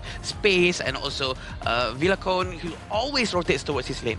I'm kind of looking at this draft though, and I see Akshaj on the Zhuangzi, and for me, I just don't feel like there was enough value. Correct. Right? If you had like a typical champion, and I know that they banned many of those types of heroes out, but I just feel like if he had a little bit more of a team fight centric, big ult, Lapu Lapu style hero, they would have had a little bit more success. As opposed to, again, you're trying to play a reactive passive game, and that's kind of losing when you're looking at the rest of your roster. It goes back to what we discussed just now during the pre-game draft, right? Like Zhuangzi, there's just not a lot of crowd control coming in from Team Laos that you actually need to draft it up. Yeah. And they sort of step on their own feet when they ban away the Lian Po, Lapu Lapu, and then for the count of Team Laos, they also ban away the Zhang Fei. So all three tank roams were simultaneously removed from the pool, leaving one of the best squishy roamers, a utility one, which is the Diadea, handed over to Team Laos here. So for Team India, maybe revisit back into the draft might be a better decision here coming into Game 2. I agree, and also kudos to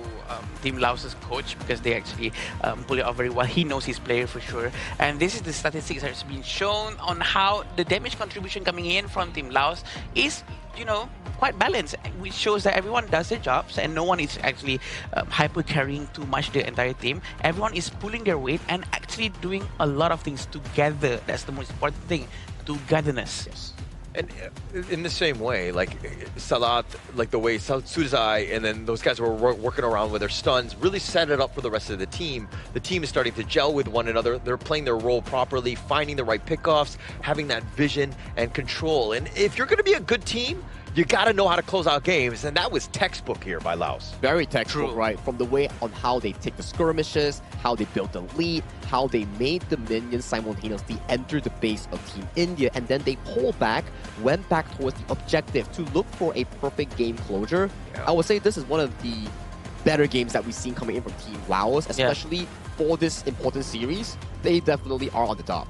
Textbook, I actually like that word, Holler. It makes sense because that's what the word I was looking for. Their gameplay is literally textbook because they have actually a lot of chances to actually end the game earlier, actually force a fight, dive into towers, but they did not do any of those because they did not have to. So that's what textbook is all about. Trying not to do unnecessary mistakes is something that a lot of people out there can really learn and apply to many different things. Yeah, and I mean, these are the highlights here. It kind of started all right for India. They had a decent chance, but then once Aino got like taken out, you're like, oh man, actually that's going to slow them down even further. India really relying on Aino's play to stay alive. Not easy, especially when you have multiple members coming from all angles to try to take you down here. This was one of the plays coming in from the side of both teams. You can see that, yes, it's a pretty even one, but India actually lost so much resource on the map that pulled them even behind in the game, leading to, you see, the takedown scores 3-4 before this fight exactly started. But after that, what exactly went down is that during the downtime of the eliminations happening, it was just Team Laos taking resource, buffs, towers, everything on the map. And on this map itself, there was no single tower surrender coming in from Team Laos against the enemy team. And this is one of the first Diadea MVPs coming in from Sahalaf, the roamer of Team Laos. This is the first time any sort of support, I think. I mean, we need to check. Right. I don't remember, but it's been a while since we've seen a Roam, right, as an MVP. So I guess Roam lives do matter, but apparently it takes 4 days for it to matter to get to this point. But again, all jokes aside, Salat, this is the play, right? He had so much set up, his control, the amount of times that the opponent was stunned. I wish we had that stat as well because he definitely was on point. The bravery, the confidence for him to actually just dive in and try to control anyone in front of him, making sure that no one can move so that his farm can do whatever he needs to do. That's the beauty of playing a very good roam. Maybe something that Cloud can start to learn from. Yeah. Oh, shots fired. Just kidding, Cloud, just kidding. All right, but as we go into this one, I mean, Game 2, if you're India right now, I mean, just trying to bounce back in some fashion, like, they did a good job of not dying as much. Yeah. I think that does speak volumes of their play, because if they were getting blasted out and they were kind of just like, oh, let's just continue to just force fights, they were still playing within the team, right? But I do think that also you need to break that mold in some fashion. Maybe you split push. Maybe you look for some sort of gank attempt, because right now they were just huddling back in their base and being pushed back. They never actually tried to go for some sort of assault. Here's the thing, right? It's quite difficult for us to actually know, is this the right time to go out? Is it safe right now to go out? Because they're blind. There's no vision on the map. They actually did take 1 or 2 spiraling vision, but it did not lasted for too long because it was closed down again. I think all they need to do is actually send someone on the side lane at least to maybe try to keep a pressure there so that they will naturally know, okay, someone will definitely try to defend that side, so we have more breathing space on this side. It's always about the drop as well, right? There's just not another setup coming in for the side of the Team India. You have a Zhuangzi, you have an Ata. Not a lot of proactiveness can be achieved coming in for those heroes. But if you're proactive enough to actually find out which venue we're actually utilizing for this event, do check out Petaling Jaya with the Marriott Hotel. Thank you so much, Marriott Hotel, for hosting and having us for the 2026 Asian Games Esports Qualifiers for Honor of Kings. We bid our thank you, and we are definitely enjoying it here at this hotel. Definitely enjoying it here, but I would enjoy it a little bit more if India could find a way to come back into the series, right? I think that even after that last one, it wasn't the worst thing. I mean, definitely Laos was in control, and the way that they were able to do it speaks volumes more about Laos more than anything else. But India going into this one, again, just a couple of picks. Again, the Zhuangzi, not a huge fan of that one, especially into the Laos lineup there. But they shore those up, they'll have a much better chance here. I think, honestly, if they go back to what we've been seeing in the first 2 days, which is the first few picks are always Liampo or Zhangfei or Liampo. It's always like that. I think that will be a good start. Go back to the drawing board and start back from square one, because that is actually a very solid start. Because if they're going with Zhuangzi is a very reactive hero, a very defensive one. We can say that you can almost not start a team fight with a Zhuangzi. You have to wait for a team fight to happen, then you can be a proper Zhuangzi. I think they have to force something from their own side instead of trying to react to Laos. Yeah, that's why coming in towards this second game, you did see that India going back once again towards the blue side. I think before we go into the second phase of the draft, on the 4th and 5th pick, they might want to select a rather proactive roamer, something like a Mapu, Liampo, Zhang Fei in the first phase before going into the second phase. It might give them more proactive approach than what you're mentioning just now. Yeah, and actually, just right when we were going to the players' camp, we just saw, I didn't catch the player's name, but one of the players from Laos was actually practicing a bit of a TikTok dance, and it seems like every single team that wins in the Asia Games qualifier, they're forced to do a TikTok dance with Mara, so I think that he might be warming up, but are they getting the horse ahead of the cart in this one? I mean, are they already calling GG? What's going on here? They're feeling confident for sure. They were happy with their performance, and you know what? Rightfully they should be, because their gameplay is clean. They know what they're doing is right, and the textbook gameplay that they were showing is something to be proud of. So you know, he can practice some of the dances. Maybe he want to dance after this if they actually manage to secure this game, Sagi. Well, the first thing they have to secure is a different lineup coming in for Team India. It's gonna be the Dolia being locked in here, coming in from the side of the Indian roamer. And Team Laos, back to basics here. If it's not broken, why fix it? Once again, Channel and also Ukutachibana will be their priority on the red side. And it also sets things up for the future, right? You're also not only are trying to win this game in this series, but at the same time, you don't want to show too much, right? The other teams are watching. They know that Laos is 1-0, and if they're like, hey, we keep going back to the Chano and the Yukio, those bans are probably going to be there, and Laos then will have another trump card. They'll have other alternatives to kind of show, but they don't need to show their hand now. But I'm liking what Team India is proposing in this upcoming draft here. This Dolia Dune combination gives you sufficient early game power to actually counteract against the jungle pick that has been locked in by the side of Wilakon's Ukutachibana. And with the addition of the Xiao Xiao, that's a very comfortable third 3 picks I'm seeing coming in from Team India that can actually sustain them from the early to mid game. You know what? I like it a lot because they have Dolia that can reset Dune. Dune is already a very tanky hero, so they have all 3. They have burst, tankiness, and they have a support to always heal them and also reset any important skills that they want.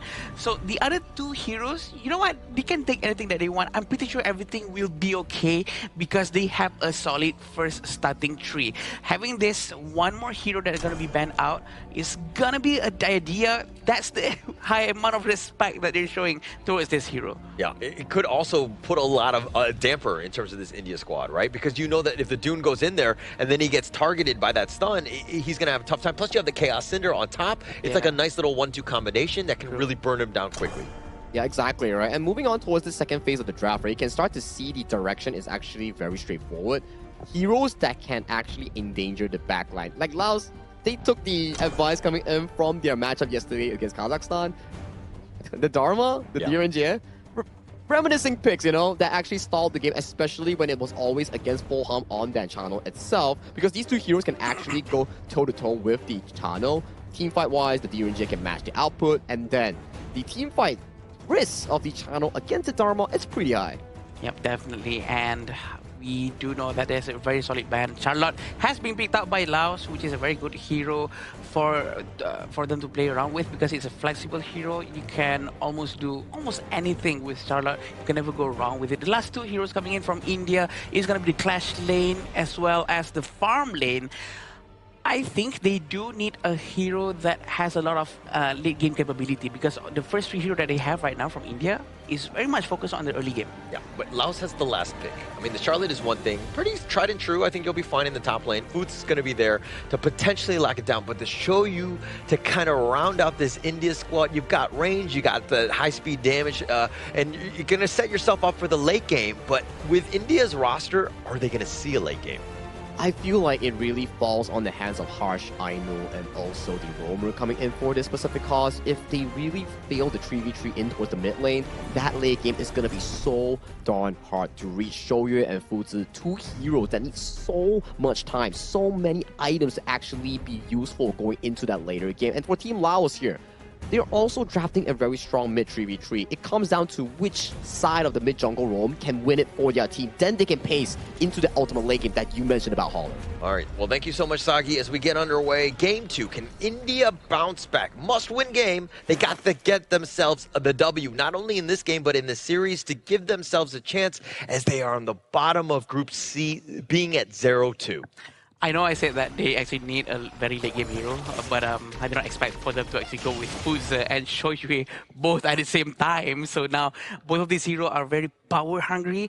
They really need a lot of time to scale up. So it all depends on how the Roamer and the jungle from India are going to try to really get Polkam. He's very low. Is he going to be safe? He is. Yeah. He's okay. He's going to be fine. He's going to be fine. You were making me more nervous than Polkam. I was nervous. Yeah. I was nervous. But just being able to stay alive. I mean, if he gave up first strike, that would have been a bit of a disaster here. But I mean, going to the India lineup, whenever you're down, I always feel like teams will pivot more towards an early game lineup, and it seems like they've gone the other way. The flash away by Kampang, he will be fine, as opposed to like a late game, because you have an early game, it gives you a head start, and you start winning earlier, and you're able to potentially close games out. Yeah. But what are your thoughts on that?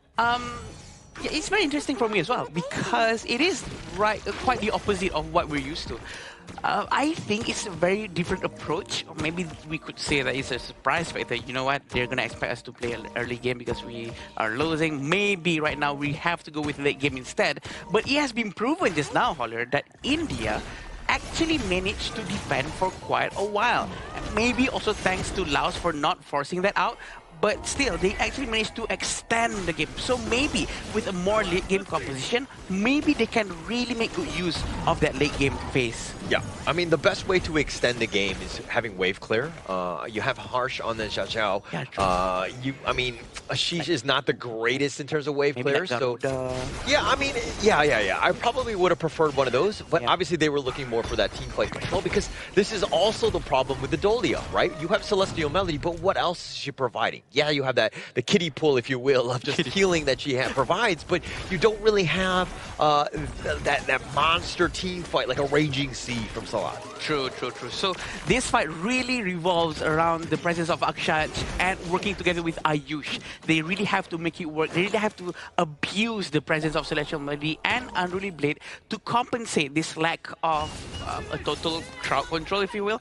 And I think that's a good thing. So it all depends on the execution at this point, because the heroes has already been picked. They really have to make do with what they have. Yeah. And this is also why the Duke Dolia combination is just so strong, right? Having that Wind Slash plus the Unruly Blade to get on out, assuming that you weren't already aggressive with it. Yeah. Having that secondary one is actually a huge factor for this one. But this, again, like just gotta hold the fort. You can't just get pushed down. Like Laos last time, they were able to control the map. If India, if that happens to them, this lineup just crumbles. But they actually find Akshaj. All he was trying to do was walk down the river, and he gets smashed. He wants to go to his own territory. It's water. It's Mongolia. But yeah, he didn't realize there were 3 people there. He was trying to give some vision to his teammate, which is very nice. But again, he was actually quite far away from Ayush. I think he really need to rotate more with Ayush, be much more closer to him, and clear the jungle with him. There's nothing wrong with that. And look at how Laos gets the pick off. Akshaj is down, right? And yes, he's going to be joined because the respawn timers are so quick. Yeah. But Laos gets something out of it. They stole the pheasant, and now they got a little bit of action. It looks like Salat is on the run. He's going to be targeted, and he too will get destroyed. Akshaj coming back from the grave, gets the revenge tour. Great move coming in from India. They really do know how to punish if Laos is actually overextending. But look how brave Pokam is. But Pokam's gonna go back, and it seems like Ayush managed to get retired with no problem whatsoever. Now, the problem with Dun usually is that he has not enough mobility. Once he goes in, everyone will run away. True. So his basic attack is short. He's a melee hero, right? So that's why he needs more Unruly Blade, but he can only use it twice. So let's see what's gonna happen here. Oh, Harsh actually has to flash away. He stays alive. That was very close. The Blazing Brilliance. This is also something they need to respect. Sudazai's damage, if he gets on top of you and you're, again, like Ayush, when you're going in that one-way ticket with that Unruly Blade on the Dune, you can potentially get burned up by Sudazai. Oh, I agree. So Sudazai is going to be able to really, really melt down anything in front of her. Him, sorry. He was a hero. He's a but the shield on Anzila, though, is very good because it has crowd control immunity essence to it. But it seems like they're going to try to steal the Azure Golem here, but they're going to pull back. Yeah, Laos being aggressive. Raging Sea, that's going to be smashed on top of it, but they're not going to be able to follow up because she's a little too tanky at this point. Plus, he's under the tower. A little bit too much risk for Laos to take now. I feel that maybe India is sort of on the right track, except that they really need to focus more on their economical situation, because in terms of gold, they are 1,500 gold behind Laos. They need to probably do a lot more gold sharing technique, or maybe just rotate together and try to pick off any heroes from Laos. It's the little steals that are happening, right? And I mean, even if you sub you up, like if he's pushed you back so that you're not able to take the lane, and that's where Laos has been able to get the edge. And now the dance on 4, the power gradation is going to be used onto 2, and they find Harsh. They instantly delete him, and they find Akshaj as well. Laos doing everything right with an amazing gank. Amazing start over there for sure. Kampung actually managed to start with the power gradation, very effective. They're going to start to destroy. Because of that team fight, they can get this objective. This is what Laos has been doing. Win one small team fight, they will always start to focus on, okay, where do we go now? Okay, mid tower, now, go now. So I think that's the best thing that any other team can also try to learn from them. It's very textbook. It's the right thing to do, the best one. 100%, 100%. Like getting kills, turning it into some sort of objective. That's the edge. And now they're up about, what, 2.4K at this point? This is a squad that's actually finding the minor things. It's like walking down the street, picking up, you know, coins that just happen to be dropped out, but you're gaining in the end. Sorry, that's a terrible analogy. No, it means I get it. We all have that one people in our group of friends, right? Oh, look at this. I'm going to pick this guy. Oh, really? But they're going to be grouping up top. It seems like they're going to try to surprise anyone who might have gonna be making a little bit of mistake here, but it's okay for now. India is also trying to be very careful, but look at Ashish. Yeah, he just knew. Like, it just was a little too obvious, and now come the reinforcements. Everybody from both ends looking to just kind of skirmish, at least in this top side. But Laos, again, there are only so many brushes you can be in, right? True. So they're gonna check out almost every single one. True, a very safe move, definitely, but it seems like Blazing Brilliance is going to be used. Ayush, you're going to go down. The very right move coming in from Lao. Blazing Brilliance, the right timing. That's what you were talking about. You said about Unruly Blade going in, and then he's going to get melted, and that's exactly what happened. Yeah, he wasn't able to get on. I mean, the Chaos Cinder, and then you have just enough stuns with that Blazing Brilliance to just burn him down. He hasn't had his moment because of the fact that the Laos just penalizing it. Now the flash away, Harsh. Oh, he's just trying to run for the hills. He's not able to do so. Vilacone taking him down. Vilacone is super confident with Ukyo once more. We know how well he plays this hero.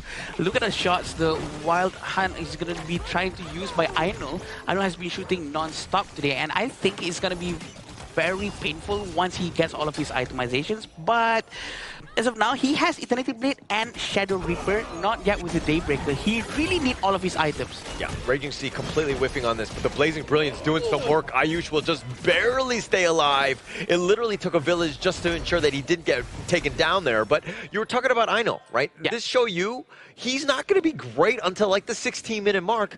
The way the game is going, I don't know if we're going to see a 16-minute mark. I agree. It all depends on how they're going to be defending long enough to give it the right amount of time for Ashish and Ainul to get all of their itemizations. We do know that the Futsa is going to be a lot more effective if he gets all of his Glacial Buckler, his Sparkforge Dagger, his Doomsday, but right now it seems like Ashish is actually going with Breathing Charge first. Gonna be a lot more crowd control before he gets his damage in. Okay, interesting. If anything, Ashish, I feel like he needs to be split pushing more. Like if he dies, right? But at least you're creating a little bit of space. Somebody has to react to that movement. Yes. You need to slow this game down. Right now, you're getting pushed. The Raging Sea finding the right little target, and it looks like they're gonna do a little bit of burst, but they're not enough to take him down. And now they're on the defensive side, and now Kapeng just barely getting out of this one. I agree with you. Actually, this is what they're doing a little bit wrong from Ashish. I think he's playing in the rhythm of Laos. They need to force a different rhythm so that Laos has to react to it, so that they have a lot more breathing space at the back. But again, all the resources coming in from India's side has been taken away from Laos, and that's going to be affecting India for a very long time. They have to do something now, or else it will be the same as the game before. Look at how they're just waiting in the back. They're fighting for farm right now. This is not a great situation. This is a losing situation. Like, again, this is why the split push. I know it's risky. I know somebody's going to die. You're thinking, oh, I've just died so many times, but there's no chance. And now the Raging Sea locking it down. The Blazing Brilliance almost finding Akshaj, but he gets over the wall. Flashes were committed, though. And now India will survive, but at what cost? Yeah, at what cost exactly? I think they really have to do something. They have to go out. They have to send Ashish to do something, or else they're forced to play around the tempo and the rhythm of Laos. It's 8,000 gold in front from Laos. For Laos, it's going to be a lot of problems for India very soon. And we haven't seen a lot of combo coming in from Ayush and Akshad. Actually, they were trying, but every time they do it, exactly like you said, the Blazing Brilliance punish him non-stop. Yeah, non-stop. And that's why Sudasai is just the way that he's been able to just be on top of you. He's always been in those team fights. When Laos is looking to take something, he's generally there as Johnny on the spot. But if you're looking, again, if Ashish isn't going to do it, Ayush needs to be doing it. Somebody needs to be split pushing. Somebody needs to be creating a little bit of space. Because look, all 5 members, they're sticking together. They're singing, you know, they've got a campfire out. They're singing Kumbaya, but they're not getting any farm. But actually, it's not wrong to do this if they have heroes like Zhang Fei. They have Amber the Outburst to actually turn the game around with one skill, or Dharma maybe. But right now they're going with Dolia and Dun, so maybe sticking 5 might not be the best. It all depends on their composition too, right? But look at how Ashish comes back to the mid lane. He's going to try to lock him in. Yeah, he's trying to go in. It looks like it's a little too far. Compact under the tower, but that's a little bit of space created, and you're kind of thinking, was that the right play? Well, they still got the bottom T3 in the end. I agree. You can see on how the Dragon is still there, but he's way up front. He's trying to tank the damage for everyone, but where is his teammate? Yeah, nowhere. I mean, they're going to hide under this tower, but the top T3, they've got the Vanguards, right? So they're able to easily take this one down, and now somehow they need to hold here the last T3 mid. A chip in a chair. How does India come back here? Okay, so I think right now at least Ashish has already proven something that he can actually tank a lot of damage from the side of Laos. So he can actually go to the front. Now it all goes down to whether or not India can actually follow up with any move that Ashish is going to be doing afterwards. We've seen him using Sage Might towards Charlotte perfectly on time inside the tower, really punishing Charlotte down. And Ainu already has Sun Chaser. I think that's quite early, but maybe for safety reasons as well. Yeah, and it looks like, I think for India, you're looking at how to win this game, right? You got to lock down Bokam. Bokam has been so good. His mobility, the way that he's always on the back, it's so difficult to find him. If he's able to lock him down and the rest of India are there to burst him, you're going to have a good time, because that should change generally the dynamic of the team fight, and Laos is going to be a little bit more hesitant to go in. but Pocum's positioning is so good. Having Sahala protecting him as well, we do know that the Raging Sea is something that everyone wants to avoid. But again, India is not trying to take too much of a risk as well.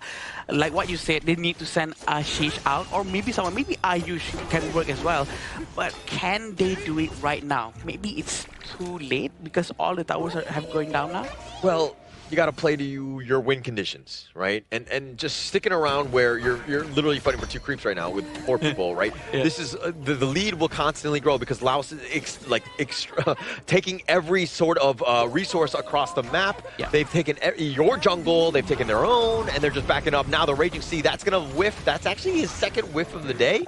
So if I'm gonna say, give this team an A+, I can't because he's missed, 2 of them, so probably like an A- for Salah. Yeah, he's best. India knows the distance that they have to keep. They also tried to steal this. They went all in. Yeah, they went all in, but Ayush is going to go all out as he gets taken down. Villicone making him pay. He decides to go, hey, you want to try to go for this tire? Not going to happen. Sages might locking down at least Kampang. He's going to be locked in, slowing the attempt to approach, but they get the Raging Sea, and Ainul is down for the count. They're looking to clean up as Villicone out heals. It gets harsh on this one, and now Laos, all they need are the minions. Ashish into this mid lane. He's trying to at least deal with the minions, but he's going to have to dodge some of these members here as he does go for the minions. This is the play, but it looks like Falcom just want to end this game. The soaring signal on, they've got the crystal, and it looks like Laos are going to take this game and the series. It felt like a repeat of what we saw in game number 1, where everything just slowly slid out of the control coming in from Team India. They wanted to play towards the team composition strength,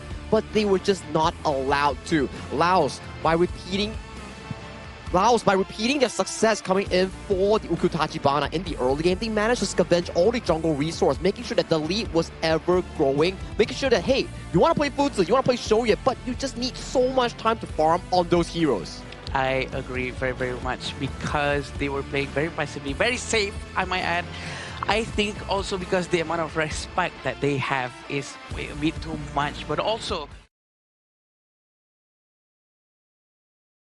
really he's taunting this a little bit over there, but all the heroes are really power hungry, really needs all the golds first before they can actually do something. Let's Salat is ready to go. Mara, get in there, right? The tic-tac dance is underway. We're gonna see that one, and every single win usually ends up with a tic-tac dance, and it looks like the Lao squad are actually looking forward to it. I mean, who doesn't want to make a TikTok video with Mara, right? I mean, all the players so far that won the series, they've been eyeing for that chance, And so far, I think Laos has had a pretty good improvement thus far from their previous game yesterday, where they were a bit rushing to end the game, and coming in towards today, the games were very much cleaner compared to yesterday. Textbook. Exactly what Holly said. Because they don't want to force anything unnecessary, and I think that makes so much sense. That's what we've been seeing in the region that we're much more familiar with, right? Try not to force something out and really just try to see if this is the right thing to do. If it's not, just pull back together. The unity, the one-minded move that they were showing is just so clean. Yeah, patience. That's like the biggest thing, right? Nobody was looking to kind of force things out. We know when we're up, we're like, okay, what is the right moment? They had that bucket list that Sagi and, of all the questions that they need to answer, right? And once they do, then they were looking to go. But in this case, they knew that, hey, now is not the time. Let's just wait for our moment to fully end this one. It's difficult, right? When you look over to the side of India's draft itself, you have a Dolia and also a Dun. You want to be looking for an aggressive early game invade, but it relies so much on 3v3 compatibility. But on your side lane, you have a forever farming Futsu and Shoyu that doesn't really amp up that 3v3 that you're looking for. So it makes it the jungle invasion, the jungle 5v5s, much more difficult coming in from Team India's side. If they fail the early game, it's just a forever scaling slope waiting for the two side lanes to come out on top. But it just wasn't there. Like Shoyu in the late game, he had all the items in the world, but he got caught by the Raging Sea. Yeah, there's no one protecting him as well, because we all know that Ayush is busy trying to find the backline. That's his job, right, as Dun. If Dun is busy trying to protect his own backline, that's not Dun being Dun. Yeah. But I think if Futsu was actually swapped with a Atta, maybe it could be a lot better, because Atta is a hero that doesn't really require an item to work, such as Futsu. So I do think that maybe if they fix the draft a little bit more, they would be able to do better. Although this means that they won't be able to go to the main event anymore? I think so too. Judging from the score right now, India sits in their Group C with a 0-3 overall score. So they have lost their chance to make it to the main event nor the last chance stage by being third place here. So valiant effort so far. They still have one series coming up for Team India. So they can definitely show their growth later on if they can actually find that momentum here, because I feel that series itself coming in against Team Laos, they weren't losing based on mechanical skills. They were losing as unity, as the macro value here, how to match up against 5v5s, how to match up in the jungle territory. They were just not up there yet. Yeah, they're going to learn a lot of lessons. I think that India, the biggest piece is that they had a lot of late game monsters, but they were like, okay, are we going to see the late game? And you need to draft around that. The other heroes need to be a little bit earlier so that you do get that spike, you get that space, because Einol is your man. He's the guy. He got like almost 12k farm, which is quite formidable considering the position that we're at. But you look at the other side, I mean, Villicone, Kampang, Falcom, all of these guys got like 10k and up. Like, it's very difficult to fight when you're the only guy in the relative ballpark of these people, but they've got 3 members. Yep, so what happened previously is that they already lost towards Vietnam and Kazakhstan and also Laos. So this shows that they will have no more chance after this. But the fact that the progress, the growth from the first game that India showed for the first day, and right now the itemization coming in from India, right, from Ainul himself, he actually had all the items that he needs. That's what Shoyu has to have. And probably Hollard, I think, and Sagi, they actually funnel every goal towards Shoyu. So with that in mind, maybe Fuzi was supposed to be sent out and do something else instead of trying to help him farm at the bases now. I think it makes sense, right? You want the Fuzi to be like the secondary carry in the late game, making sure that he was this unstoppable tank with the spell to intuition to get that damage reduction.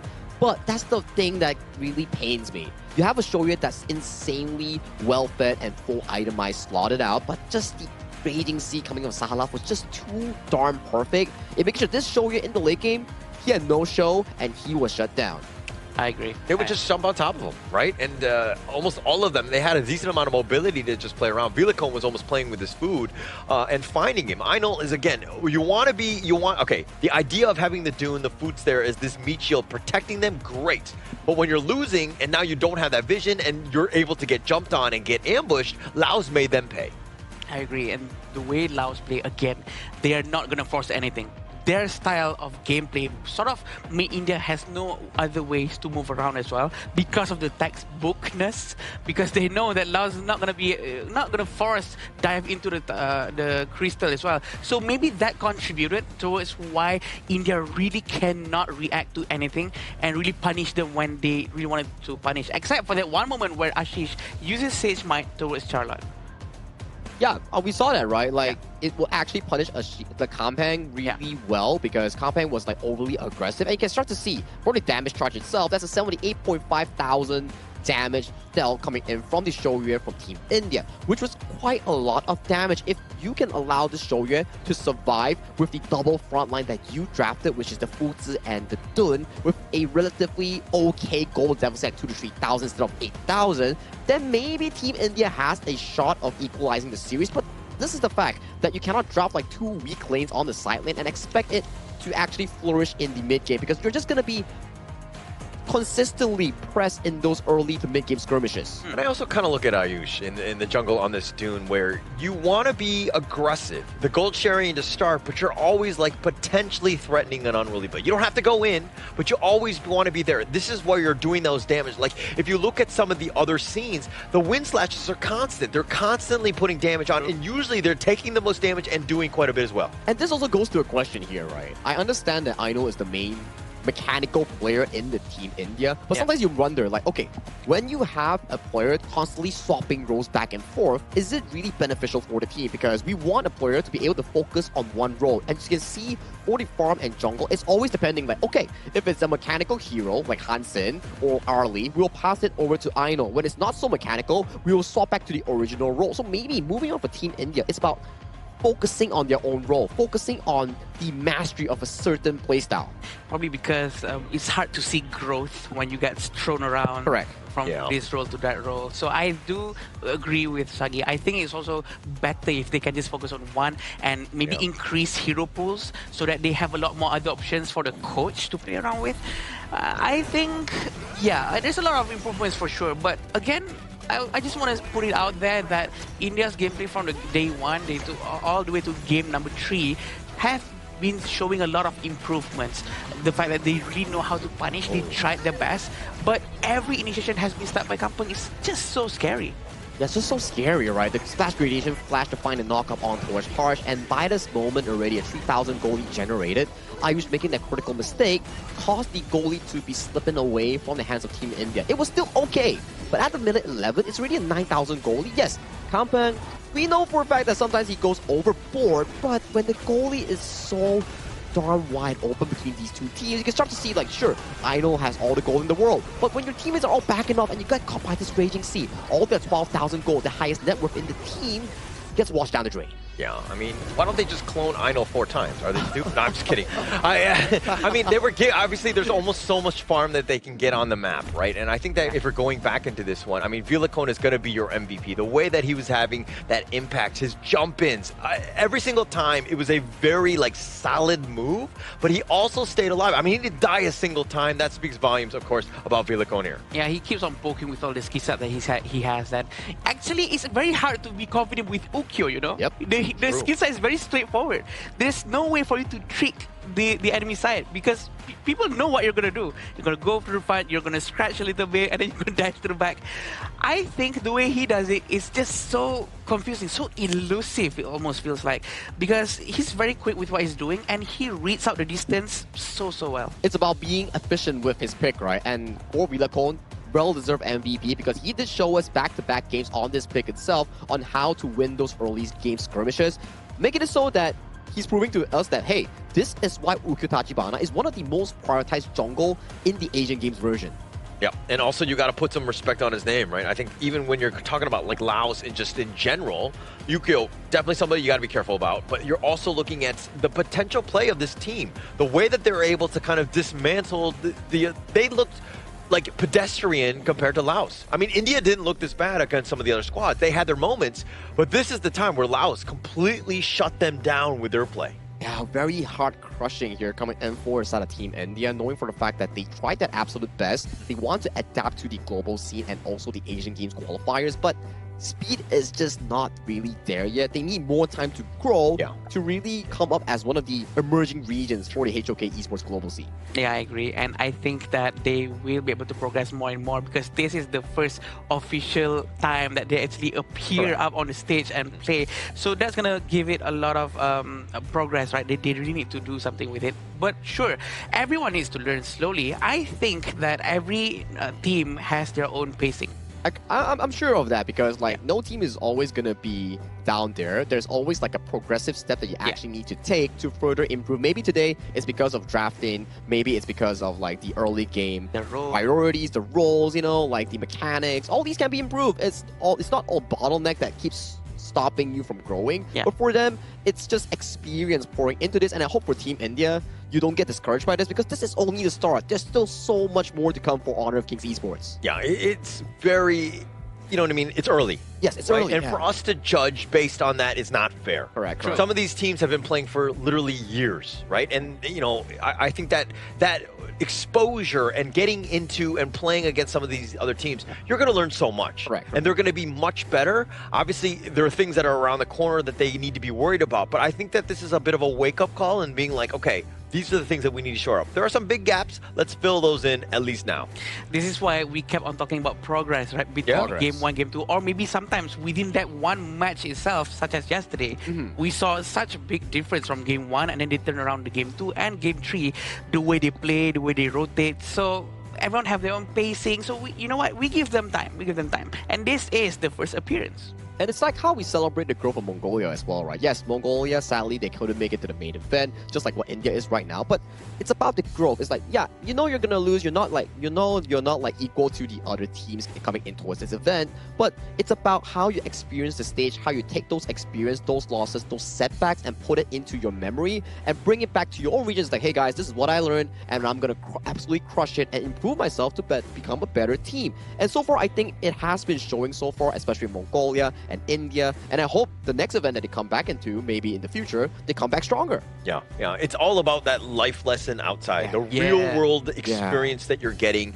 I mean, sometimes it's a little bit of other cinemas and other types of movies. I don't know what you're talking about. But as we go in, I mean, I think that it's going to really help them because you're going to get exposed to some of the, again, just better teams and those skills and strategies. Wait. I'm hearing from Mara right now. She says the tuk-tuk dance is ready with the representative coming in from the side of Team Laos here. So if you do, Mara, we are pretty excited for your interview coming in with the Team Laos representative. So Mara, if you may.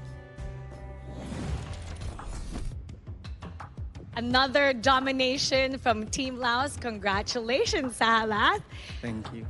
Earlier, you mentioned that you were really happy with your game number 1. And if you take a look at your composition, you had a lot of damage threats across the board. And that allowed your team to go on early and often. And so how well was the composition, in your opinion, from the expectation versus the results?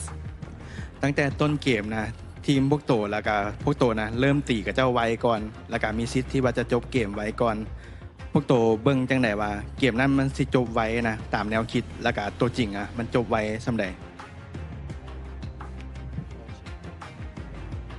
ตอนแรกนั้นพวกเขาก็วางแผนตั้งแต่ต้นเกมแล้วว่าสามารถจบไว้แล้วเพราะฮีโร่เฮาเล่นต้นเกมค่อนข้างที่จะแบบมี impact สูงและตอนแรกนะว่าสิจบ10นาทีแต่ว่าเขาเจ้าแบบบ่สู้เลยแบบอยู่แต่ในป้อมแล้วบ่สู้เลยก็เลยแบบว่าจบซะเบิ่งคือจบซะ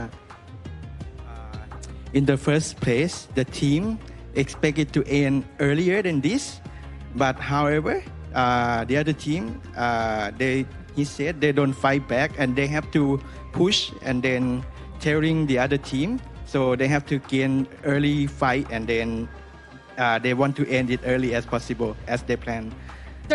Your plan was to end it as early as possible. Now, we noticed game number 2 during the draft. It seemed like you were so comfortable. In fact, in front of the camera, you were doing a little bit of a dance.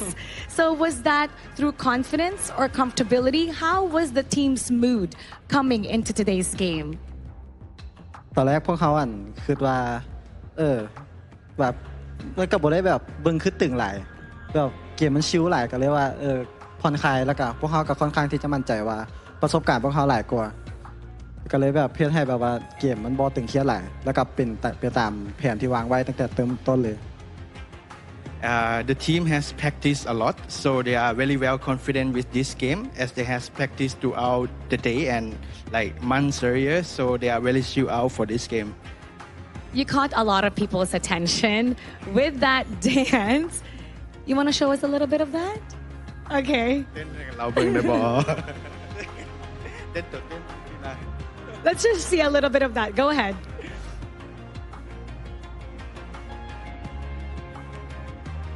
Very nicely done. And you can see that you're enjoying it. How about send a message to Laos and to everybody watching? ขอบใจทุกคนที่ว่าเชียร์พวกเขาเด้อแต่แล้วก็พวกเขาสามารถเฮ็ดได้แล้วสามารถชนะอินเดีย 2-0 แล้วก็คาซัคสถาน 2-0 สามารถเก็บ2แต้มได้แล้วก็ฝากเชียร์พวกเขาแมตช์ที่เหลือนำขอบใจ Thank you. For the Lao people watching, now the team is leading 2 win and then no loss at the moment and then focus on us. We will win and no loss. Congratulations. And with that 2-0, no loss yet, it shows how comfortable they are to the point that he's dancing here on stage. Congratulations. And we're going to break it down with our casters. Lead the gorge.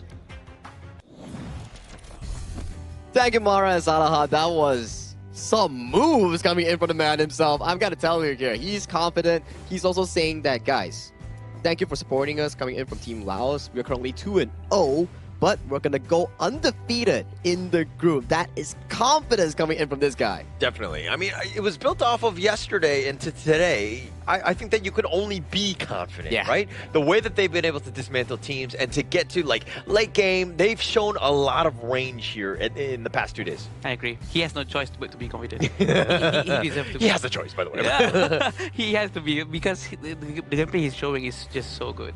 And that the confidence outshines inside the game as well. And it's translated very well into their mindset and the way they pull back to not do any mistakes. That's the amount of confidence and discipline that I wish to have. Yeah, you know, like the first match that they had, right, yesterday, it was against Kazakhstan, and it was like so back and forth, you know, like... Oh, yeah. And then you just have to imagine, like, okay, what exactly happened that went down for them to remind themselves, like, okay, that game, let's forget about it, let's learn from it, and then bring that discipline, that attitude coming into today's game and close it up cleanly against Team India. Yeah, and actually going up against any of the squads, it's not like they're, you know, going down or anything. Like when they're tested, it's like, okay, how do we increase? How do we overcome? How do we get into those spots? And it looks like they're ready to go. It doesn't matter who they're playing up against. They're going to make things very competitive or close things out like they did as cleanly as they did in this one. Yeah, super well done coming in from Team Laos. Congratulations on bagging back-to-back wins. But before we go into the break, we need to check out the interview coming in with Team India's representative with Mara. So Mara, please take it away.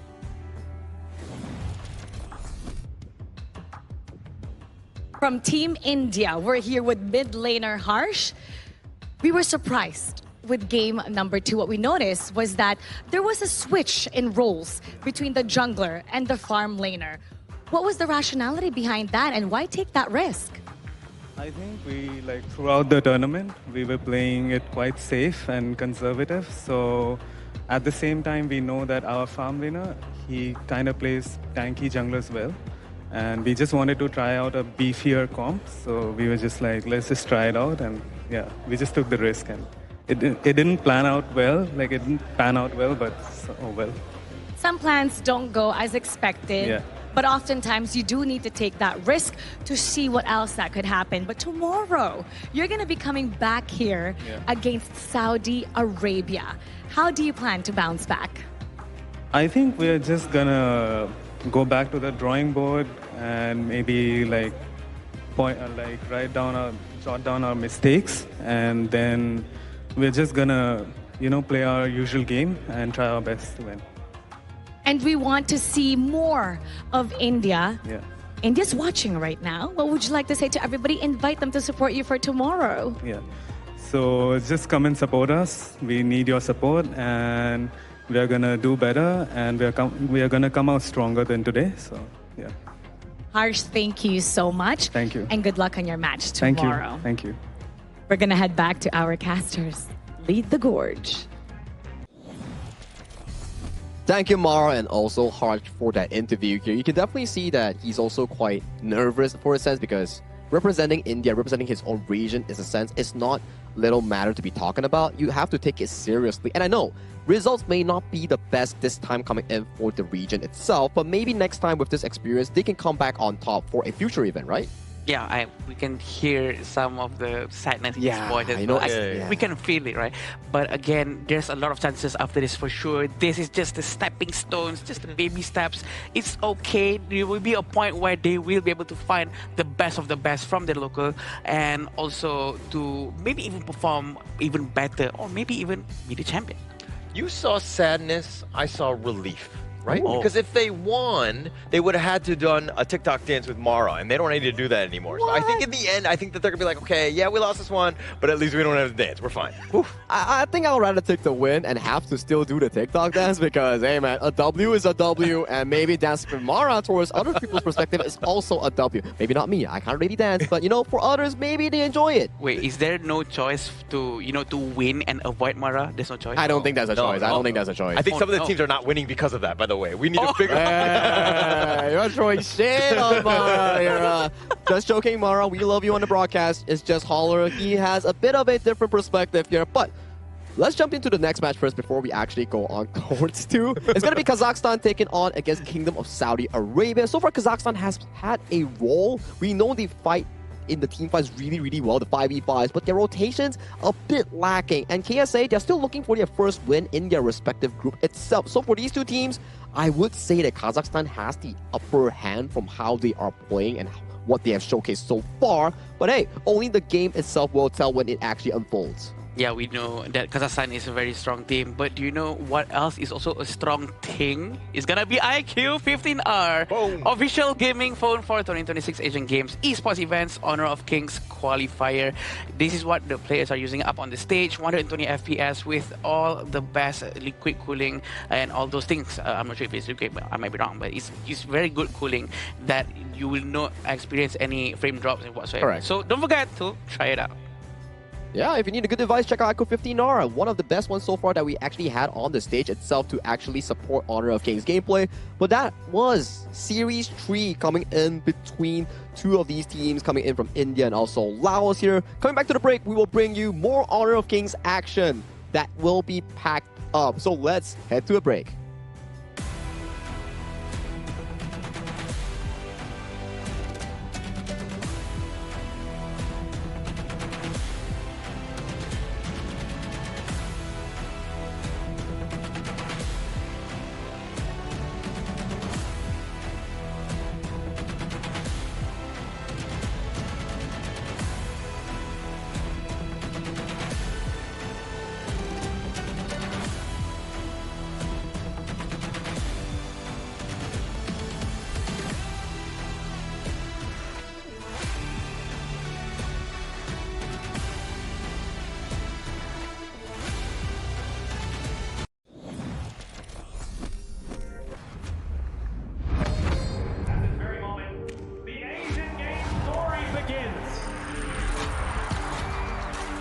Who will be the next to shine on the Asian Games stage? Contestants fight for the honor of their regions while we cheer them on from the stands.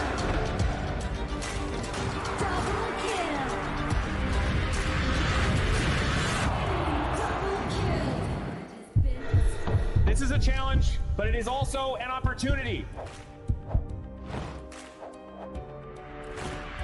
The tide is turned.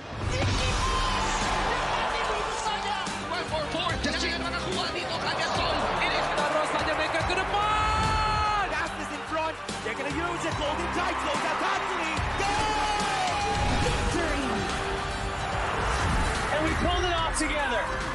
We share the same voice, the same radiance. This moment of brilliance belongs to all of us. Together, we shine.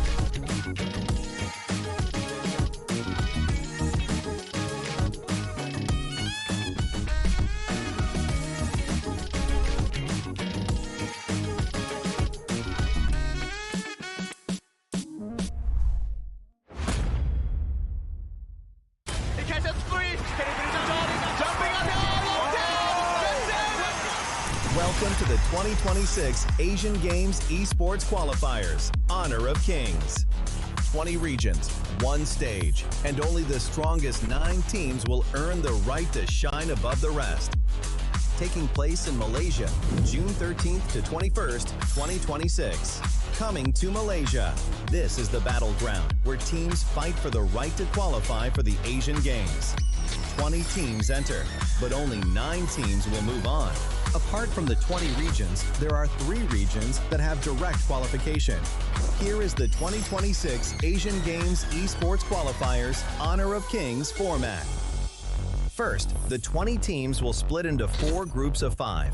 In each group, every team faces every other team once in a single round robin, with every match played in a best-of-3 format.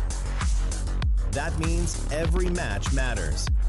Every game matters. Every single point matters. The point system is simple. Win the match, earn 1 point. Lose the match, earn none. At the end of the group stage, teams are ranked by the total points they've collected. And from there, the road begins to shine. The top 2 teams from each group qualify directly to the Asian Games main event. That gives us 8 teams advancing straight out of groups. But for those not through yet, the light isn't out. The teams that finish 3rd in each group still have 1 more shot. They move into the last chance stage. There, they battle through one final BO3 single elimination bracket until 2 teams remain. The 2 teams will then face off in a BO3 match to claim the one final qualification slot. So in total, 9 teams will make it through, 8 from the group stage and 1 through the last chance stage. That is the rule. Now it is time to see who can rise through it. From across the world, regions gather here in Malaysia. 20 teams, and only 9 will qualify. The path is set. The stakes are clear. Together, we shine. Stay tuned, and we'll see you at the stage.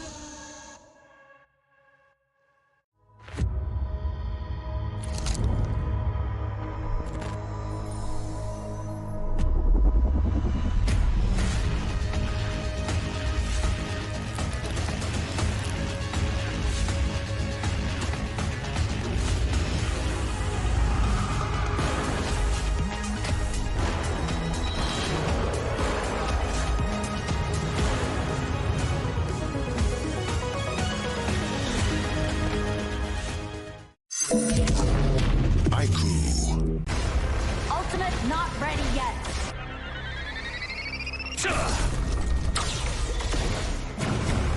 You have slain an enemy.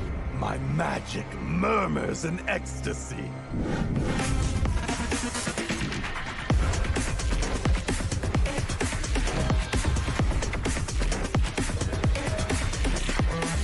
Amazing! There is no escape for you.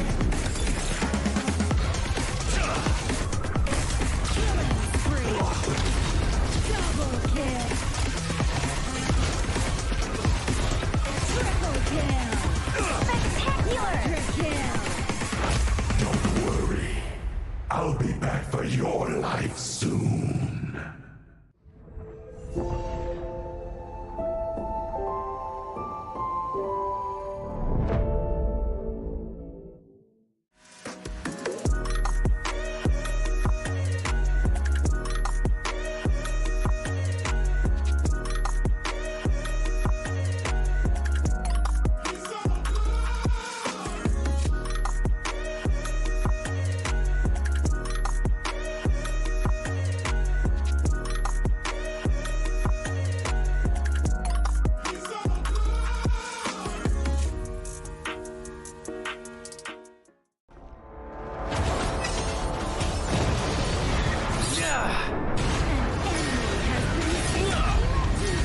Double kill.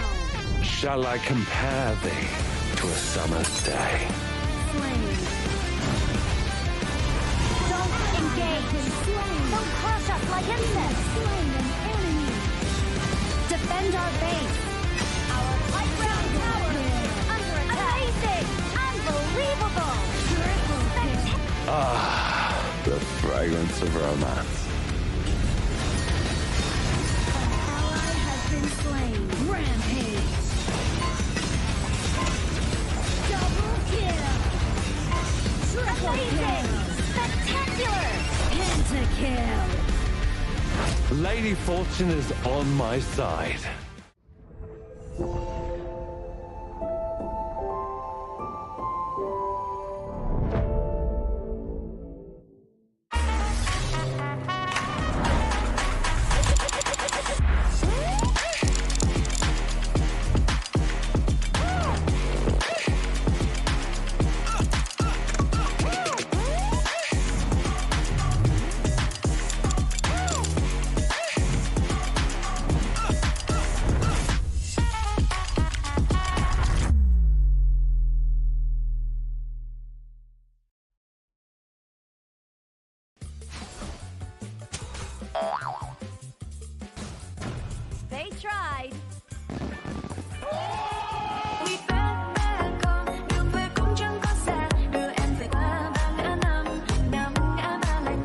Spriteling skill, Dig It, is a passive skill, which will automatically trigger at fixed times each match, up to a maximum of 10 times. The skill grants guaranteed standard rewards like gold, XP, shield, health recovery, and more. There's also a small chance to uncover mysterious grand prize effects during the match. Dig It may also produce tradable high-value treasures. Detailed information about acquired treasures will be shown after the match ends. Each treasure has its own rarity and storage size, and obtained treasures will be automatically stored in your warehouse. If you want more high-quality treasures, make good use of the treasure fusion feature. You can also copy and share your code so friends can help speed things up. Treasures in your warehouse can be sold for event currency, which can be used to redeem skins, items, and other rewards on the event page. You'll even have a chance to win physical prizes like smartphones and cash. You can also spend event currency to bid on high-value rewards. The auction uses a hidden bidding system, where you can submit 2 bids for the same reward. The highest bidder wins, giving you even more ways to obtain rewards.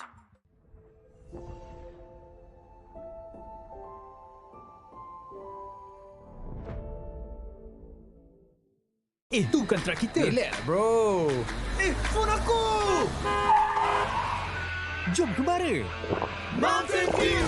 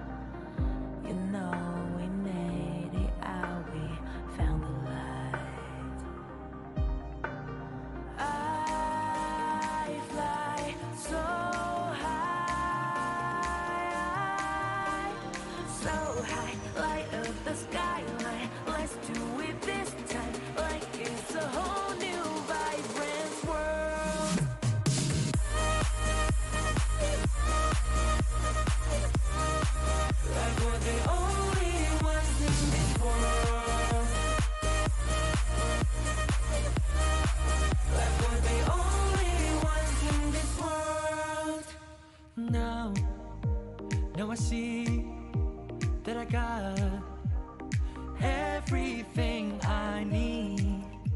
It's alright, I'm on fire, I'm alive, 'cause now I fly so high,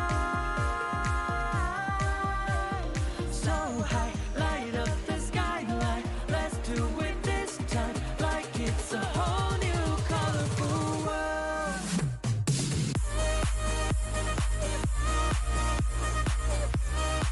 Like we're the only ones in this world. Like we're the only ones in this world. Never thought we'd get this far, burning like the stars. How we get this far, like we're the only ones in this world.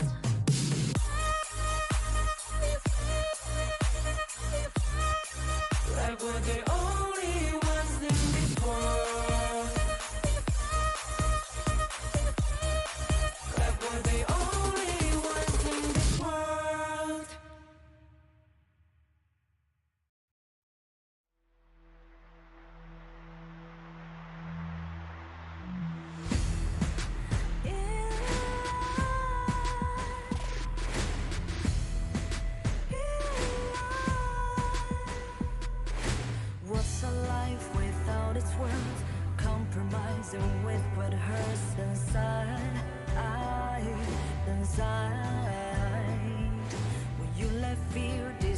your fate. You don't choose which path to take alive. In life, I'm finally letting go of everything that still holds me. I'm against all odds, but I won't give up 'cause it's my time to shine. Standing in the spotlight, can no one let me down. Destiny is calling high. I'm not afraid to fight for everything I love. Victory's on my side.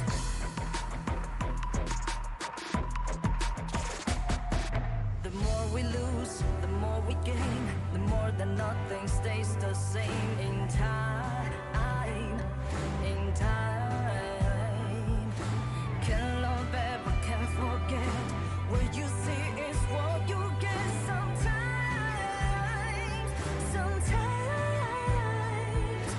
gonna show the world tonight.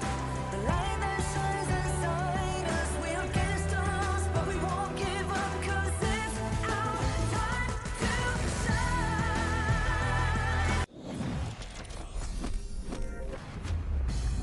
The name is Sagi, and welcome back to the Honor of Kings Asia Games Qualifier 2026. And right now, we are up to the match number 4. Match number 4 will be featuring Kazakhstan going up against Kingdom of Saudi Arabia. And joining me on the broadcast today will be Sir Cloud, welcoming him back to the English broadcast, and his partner, Adam Spartanker.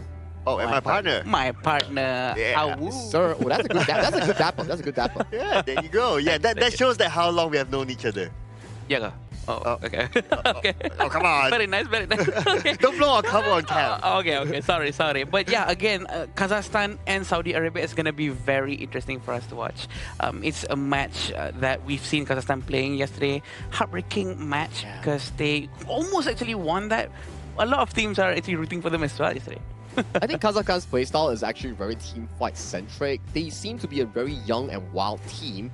Something that is different from Laos, where they're more controlled and they know how to pace themselves and bring out the best element in their team composition, like we saw just now, back-to-back Ukyutachibana games coming in for Vidacon, and he was just able to push those leads so consistent with his help with his teammates, and making sure that it was an easy win coming in from the side of Laos against the side of Team India. And talking about Team India, it's a bit sad hard to say that they have no longer any chance to make it towards the main event, but it's the experience that matters. Yeah, I believe so. Whoever who is here will gain that level of experience, right? And hopefully we'll get to see them again in the future, and potentially maybe represent the country again, or maybe their clubs in the future too. Yeah, I agree. And this is definitely a match for us to watch, but also not to forget what's going to be happening on the 17th of June is the new season. The Grand Venture begins on 17th of June. Explore the gorge and discover hidden treasures, because there's going to be a lot of things over there and a lot of new updates with all the new heroes coming in, especially Florentino. I have my eyes on him. Oh yeah, Florentino is definitely going to be a very good pickup here for Clash or Jungle players, and the kind of revamped the sprite link system is no longer a spell in-game, but it's going to be a hidden partner feature that helps you dig up treasure, so you can actually put it up the consignment market to earn in-game currency. So that's for the upcoming update. But for this upcoming matchup here, although we won't be going into much of elimination, but every win matters because it solidifies yourself in the group itself. And Kazakhstan currently they're 1-1. For Kingdom of Saudi Arabia, they're still looking for their first win. Whoever gets this upcoming win puts themselves closer to the main event or further away from the main event. Yeah, both of them still have a chance, right? Both of them still have a chance to either be in the top 2 or at least be in the LCQ, number 3, right? So they have a lot is at stake here, basically, for this game. Yeah, last chance qualifiers is definitely something that every team's actually trying to avoid, because they have to play a lot more games and a lot more days being here. But also, if it's the only choice that they have to go through it and make sure that they are ready to go up against every other group at the standing number 3. Yeah, standing number 3 will invite you towards the last chance stage, but this epic matchup coming in for both of these teams will be unfolded with the start of the teaser video introducing both team lineups to the stage.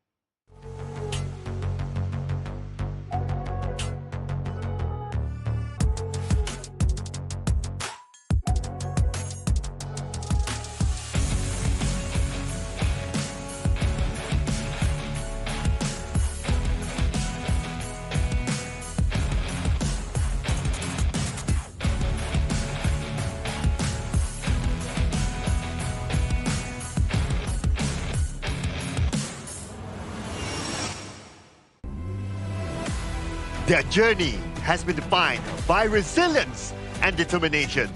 Even in defeat, they made their opponents fight for every inch. Now, they step back into the arena with more confidence than ever. Here they come, Kazakhstan! Fast-paced and always willing to take the fight, their aggression has kept every match competitive, but the breakthrough is still needed. Now they return with everything to play for. Please welcome Saudi Arabia!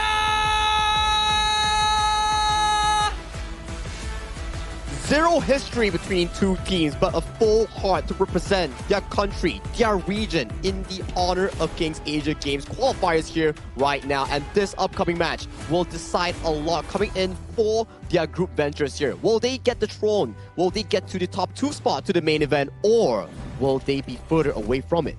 Well, Kazakhstan represented by Ali Khan, Marapat, Arshin, Bakzol, and Sunkar. So this lineup, I mean, from the start of this tournament, we've seen them performing really, really well. So I would say that they are one of the top favorites here to be in this one. Yeah, I think as we analyze both games and we have more data coming in for the later days of the 2026 Asian Games Esports qualifiers, it's starts to see that some of these teams, they've been growing and pacing rapidly, except for Kazakhstan, especially them. They have been so darn good in team fights. Every time that you see their back against the wall, they will find a miracle team fight to put themselves back onto the map. Yeah, trying to find that mindset to, you know what, okay, we have to pull back, we have to get ready for the next one, but we can still do it even though we're behind in 3,000 goals and whatsoever. It's just something to really learn from. But this is the lineup from Saudi Arabia. We have Faris, Anas, Yusuf, Ahmed, and Mohammed. Definitely a lineup to look out for because they really know how to do their thing. I think they're still finding their groove, right? After they lost the first series coming in for their respective group, the groove is the momentum, is what they're truly looking for. If they can find the proper step coming into their current zone and they can get more confidence, more gameplay in, maybe they can actually break through that top 3 spot. Yeah, and sometimes it's about getting the feel of the tournament, right? Getting the feel of the setting, being in this offline and feeling what's the kind of like a meta of the tournament as well, and learning from their experience from their previous round. I'm sure they will carry forward to this round and do even better. Yeah, definitely. And this is the players that are going to be against each other. They are already up on the stage. The coach has their headsets on. They really want to prepare for what's coming next. The first 2 heroes that's going to be banned is the most important one, knowing what Kazakhstan is very good at. Kazakhstan is going to be going with blue side, and Saudi Arabia is going to be going with red. And so far, the blue side has introduced a lot of these aggressive jungle picks, like the Ata and also the very popular Ukyo Tachibana that sets up a good pacing coming in for the team itself. And then we also can reference back to Uzbekistan's game where they lost first game and came back both games, where they like to play things like the Dolia Kaiser, Dolia Futsu that has a lot of surprise element here. So coming in for this specific game between Kazakhstan and KSA, I do imagine the first 3 picks to be more revolving around engaged heroes like the Lian Po, Zhangfeng, Lapu Lapu, and more aggressive mages like the Xiao Qiao or the Garuda. Let's not forget about the Chano pick as well. Has been really, really popular. Chano, Arlie, Direnje. For farm laners, these 3 heroes have been very, very popular. So I would expect to see them somewhere in there, whether it's being picked up or being banned. Yeah, Chano is such a good hero that they're going with, and they actually managed to play it off very well. And the itemization coming in from Team Laos, especially just now, they really know how to maximize the usage of Chano. So I do think that it's one of the best heroes to be picked. But what else can you do aside by Chano? What are they going with? Are they going to go with Marco Polo? Are they going to go with maybe something much more aggressive? But I'm not surprised if Ukyo gets banned here. Or the Dharma, right? Because we do see that the fact that Alihan is actually a very cool Dharma player, and that's the Ukyo that you pointed out here, spot on, removed from the pool. So first pick here, there is the channel that you guys were mentioning just now that could be a potential first pick. And later on, you can see more on towards the roamer side on the Lapu Lapu. That's the Maestro Nuinger. So Kazakhstan wanting a more aggressive approach. They want to be fighting. They want control in that early skirmish. Yeah, this means that they can play this very, very fast. After the first wave in the middle, the Mai is able to rotate either to the clash lane side or the farm lane side. So for Saudi Arabia, they have to be aware of that situation. And Kazakhstan, we've seen their gameplay before. Their gameplay is really, really fast, and they know the timing of their rotation. Definitely, and we do know that Kazakhstan are very aggressive in terms of their gameplay, so the coach are most likely going to be drafting heroes that are aggressive, that's suitable for their own gameplay. Charo and Didia has been picked out as well, and Lapu Lapu and Dharma is a very strong pick. Kazakhstan is really favoring with all of these crowd controls. A very Kazakhstan playstyle, I would say. If you were to refer back to their game Kazakhstan yesterday, playstyle, wow, yes, like it. it's really team fight centric. Yes, they might not be the best team in terms of map movement or macro. When it comes down to important team fights, late game moments, that's where Alihan and also the side of their team start to find those big moments with those big truth mantras coming in from this Clash Lane player. So you have this amount of engagers, right? Like you have the Dharma, you have the Lapu Lapu, you have the Mai that can engage as well, right? Perhaps at the top of your mind, if you are Saudi Arabia, is that, okay, you want to find a hero that can go to the back line directly. You don't want to play with the strategy of front to back because of these walls that are in front of you. You want to try to find a way around it instead. Yeah, trying to find a way around really depends on the hero composition, the heroes given by the coach. It's very important for them to have someone who can actually try to flank all the way to the back safely and preferably to not be struck down in the process. So we want to see that being made by Saudi Arabia as well. And they're taking out Arlie and Direnji. What do you think, Sagi? Smart approach, right? We did see back-to-back Direnji games coming in from Bakzol yesterday night. And he had a fantastic performances. A lot of damage, like 300,000 damage coming in out of his Direnji pick. Wow. And you can start to see the Kazakhstan answer towards the Clash Lane will be Byron and also Ata. Potentially KSA might have to consider the Bai Chi going into the Clash Lane because tanks are pretty limited in this pool. I would have considered to ban out the Marco Polo instead because the Spirit Wolves can be easily cleared by the Marco Polo. But instead they're going to go for the Erin. Okay, Erin is starting to get popularity. I noticed that being picked up today a couple of times. Yeah, Erin is actually a very good hero as well. It has our Laura Bloom is a very strong thing because it converts physical stats into magical damage output, which is something that not many other heroes actually have. So which makes it quite confusing for the Saudi Arabian players, right? They wouldn't know what defense items they're going to be picking after this. Yeah, that's true, right? And with the item build coming in from Bakzol's Erin, it's normally the Sparksword Doomsday into the Void Staff, which gives her a lot of flexibility in that damage output. You have physical, you have magic, you have everything in a specialized kit. The only downside about Erin, the mobility is not as consistent compared to other heroes, so the positioning coming from Bakzol will be really important. And the final pick coming in from Marappa in the jungle will be that Hansin. Hansin is a very agile hero, but really requires mechanical demands coming in from the user itself. Yeah, but if Hansin is able to pull it off really well, they have like at least 4 heroes that could engage. Yeah, 4 heroes that could engage, and then Erin is just like, okay, try to give out damage for free. Yeah, I agree. So I do think that having these all tanky heroes in front of them, they're going to try to make good use of the Erin as much as they can. And Hanshin is a very interesting pick. He's going to be playing as aggressive as possible, hopefully to be able to successfully get someone out of the team fight. Yeah, anyway, we're going to go on to the first game here of this matchup.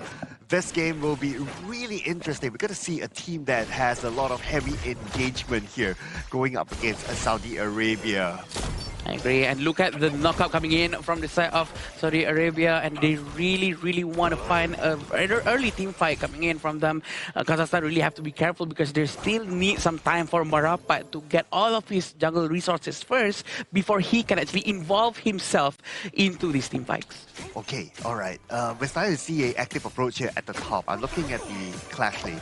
Also, same goes for Saudi Arabia on the farm lane area as well. Both sides, they have the same idea of like, okay, after the first wave in the middle, let's rotate to either side to try to give a bit of pressure towards the opposing side. And I would say that this is all about timing, and it's good that these two teams are very active in that.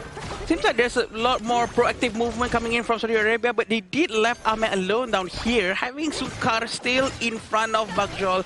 I do feel that he's gonna struggle a little bit more because Sunkar is mighty aggressive. We've seen their gameplays yesterday. We know what they can do, and we know Sunkar is not gonna go down before Bakjol does anything. He's gonna give a lot of space for his farm lane to output some damage. Oh, Ashin? Oh, first strike? Oh, at the top? Top lane. Oh, it was a 2v1? Oh no. Oh, he lost. Okay. It's a very interesting move coming in from him. He's very aggressive at 1 minute 30 seconds mark. That is when assassin junglers usually done with their resources and they will go to the side lanes and try to get one strike. All right, again, it just shows that the theory of like, okay, after the first wave, after the second wave, whichever opportunity that you have, you go and support the side lanes. And looks like Kazakhstan, they got the first strike because of that. Yeah. And that will give them a slight advantage. In fact, advantage is quite significant if you ask me. Less than 3 minutes, they're already ahead by almost 2k gold. Yeah, 1.2 is a huge amount of number, to be honest. And the early rotation coming in from the Saudi Arabian team, they're really going to try to fight Marapat. Marapat manages to run away, but they are going to pull back as well. They don't want to stay for too long, but they're going to come in and help. Sunkar is here. From the back, and there you go, Bakso will get Joseph. But they're trading back with each other. In fact, for Saudi Arabia, they're losing 2 players right now. Faris will be the next one to fall. Double strike given to Bakso. 3 people went down. This is the fight that Kazakhstan has been looking for. They were expecting Saudi Arabia to come into the jungle, and this is how they punish them. Look at how Sunkar is so ready. Everyone goes in at the exact same timing. The communication, the chemistry is on point. Yeah, and I would say Adi Khan as well, right? He came at the right time. But anyway, it's not done yet though. Now the blue buff is in trouble, but Arshin managed to get away to safety for now. They try to go for it, and he's safe. Whew, that was a close one. A very quick disengage coming in from Kazakhstan. 2,000 gold in front is a huge amount of number. Ali Khan has also involved himself in the previous team fight. He was so ready with that flash. They're going to try to do the same thing again. They're going to try to go to the Azure Golem. They are not done yet. They're not giving up, even though it went horribly wrong just now. Oh, they're still pushing it at the top, right? But look at this. At the top, speaking about that, Bakso will get another strike and make it a double strike. In fact, Bakso, how many strikes does he have at this moment? He already got like 4. 4 out of all 6 strikes. That is a huge amount of number. He's going to be really funneling all that gold towards him. But look at this. He's not giving up. He's going to go in. Both of them use their ultimates. They dive into the tower. Kazakhstan. They try to get Anas, but Anas with the unyielding mind. Unyielding mind grabs him. Saves him from certain. Oh, finally they took down Anas, and that came from Marapat. But the fight's over yet in the middle. Now, Kazakhstan, they need to disengage, but no, they say Alika shows up from the side with the mantra, and they will get a hot streak. A very hot streak indeed. A very good try coming in from Kazakhstan. They managed to pull it off very, very well. But Saudi Arabia actually managed to get one as well. So this is going to be a very good fight between the two of them. But we still want to see this aggression coming in from Saudi Arabia, right? Because they keep on being aggressive early on. And we don't want them to be demoralized, even though they did it twice. That's what we saw just now. And Saudi Arabia keep on doing the same thing. Let's try to steal this buff now. Let's try to steal that now. Maybe something might stick. But looks like they're going to stick to the bottom where Ahmad is at, and Ahmad take it out just like that. I mean, when you have like 3 or 4 from Kazakhstan heading towards the bottom and you're a channel, you can hardly escape. Yusuf just came by. She's going to try to get from Marapat. Marapat's going to dive in for sure. Rampage has been given to Marapat. All right. Oh, that's a lot of strikes here. Less than 6 minutes, you already have 11 strikes for Kazakhstan. That is a lot. A lot, definitely. They're going to try to focus down on the tier 1 tower in the top lane with 4,000 gold difference. Almost 5,000 right now. Kazakhstan is definitely feeling a lot more comfortable with Bashol having 5,000 gold difference in front. That's going to be very helpful for the entire team because Bashol has been using Eren very well. Oh, by the side, looks like Anas is trying to tank this one out. Can he actually survive this one? Looks like he will, together with the help of his teammates. And because of that, Kazakhstan will disengage up from the side. Ali Khan shows up. He should be able to finish this one. And he will get another strike for himself. His teammates will follow up. Sunka gets Mohammad. And now time for Kazakhstan to disengage. Look at how quick Arshin actually managed to dive in to give a supporting help towards Ali Khan. That is what teamwork is about. And Kazakhstan is on a roll. They know what they're doing. They are aware that, okay, guys, Ali Khan is hiding in the brush behind them. Let's give him a bit of time. Maybe he's going to catch someone. And he was trying to take Anas down. But again, because he's a bit tanky, it's going to take a bit of a time. Also, buying them time to force him to stay there until Arshin comes and arrives with that help. Yeah, I love the communications, right? Like they trust each other. Like that was pitch perfect there. And now Ali Khan is just going to open up the clash lane side while his other teammates are pushing the farm lane side of things. And the opposing side are still on the top. So the bottom lane is pretty much free for Kazakhstan. Yeah, they can actually try to focus down on the bottom lane for sure. Marapa is fighting, but he really want to go in. He's so brave, knowing that Winslash is right in front of his face, but he's still there. He knows that he can go in and go out quickly. But this is going to be Charlotte's demise for sure. He's got to go down immediately. Yeah, the moment Buxo shows up, you know that he has enough damage to take down the Charlotte. And he will take down the top tower as well. And now they have access to the final tower at the top. They're going to try to focus down on the tower for sure, but it seems like Marapa is still way down there. He's using them as a distraction and managed to get Ahmed. Wow, going all the way to the backline, and they will get another strike down, looking for a second one. And Kazakhstan will have it. In fact, they're not done yet. They're going to try to find a third. Or they're going to end the game. Right now, it is the moment for Kazakhstan to gain their victory. In a bare 8-minute game, Kazakhstan showed their dominance in a very aggressive combat style, bringing the teamfight straight to Kingdom of Saudi Arabia space, and they take them down in a quick fashion. But Sagi, Saudi Arabia actually went all into the jungle like twice or 3 times, trying to steal the red buff, the blue buff, Ojogolem, Chrysogolem non-stop, even though they keep on dying after trying it. That just shows that they are not giving up. They're trying something new. That is so refreshing from Saudi Arabia. I think it's a good approach, right? Where you want to be able to contest for jungle control, but when you keep doing it and it keeps setting you behind, that's just slightly not so healthy. You need to be able to identify like, okay guys, it's not working out. Let's bring it back and tone it down a little bit so we can actually farm for the further game state, right? But for them, it's a bit difficult if you keep on repeating the same thing and expecting a different result. Yeah, I agree. I think they might need to switch something out, but definitely we still have to adore that the fact that they're still trying the same thing over and over again. Maybe one of them might stick on the wall, you know what I mean? Yeah, but you know, it's a common advice, right? When people tell you that, okay, what you got to do better in the next round, it's like, okay, play more aggressive, don't give up, be confident. And they're showing confidence, so got to give the credit for that. Yeah, credit is due where it is due. And right now, when we go back to the side of Kazakhstan, I would say that their improvement is really shiny. Like, I would say that the way that they play the team fights, the way they bait the enemy KSA coming in towards them, the way they re-engage, the way they disengage, everything was done really well. And from the snowball from the get-go, you can see the idea coming from Team Kazakhstan. They want to fight. And that's their playstyle. It's very brawlish and skirmish, and that's where they get their lead. If you fall into their own tempo, that's where you can actually be wondering like, oh, that's a lot of tempo lost over to Kazakhstan, and they keep ramping up from those team fights. I think what happened is now what made Kazakhstan play so well is because of their communications. The communications coming in from Kazakhstan has caused them to be able to really try to punish any movement that has been trying to be done by the Saudi Arabian. They tried their very best to protect Marapa, and they did. Marapa also was able to kite for so long, Sagi, until to the point where they managed to really punish all of them together with the presence of Ali Khan walking from all the way to the, from the top lane all the way to the bottom jungle. I realized something. Did Saudi Arabia switch roles? Yeah. The Faris and Mohammed will often switch roles in between them. Like sometimes you'll see a Guan Yu on the hands of Mohammed, sometimes you'll see Faris on the Tolia. This happened yesterday too. I see.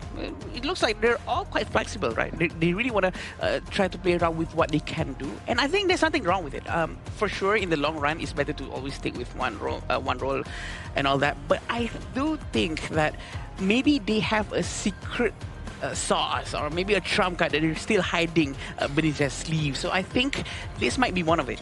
I think you better bring it out now, the secret sauce of trump card that you mentioned about, because the further you go down in your respective group, the harder it is to actually make it to the grand stage of the main event or the last chance stage. So whatever they're hiding, they need to bring it out now. But in terms of this specific game coming in for the side of Kazakhstan, it's in their own tempo. You can see Boxall having a field day with 68,000 damage dealt already in a short span of 8 minutes. You know he's feeling it. You know he's actually doing whatever best he can to probably get that upcoming MVP. Yeah. We all know that the amount of damage coming out from Majol is so much. It's probably going to be 40% range as well.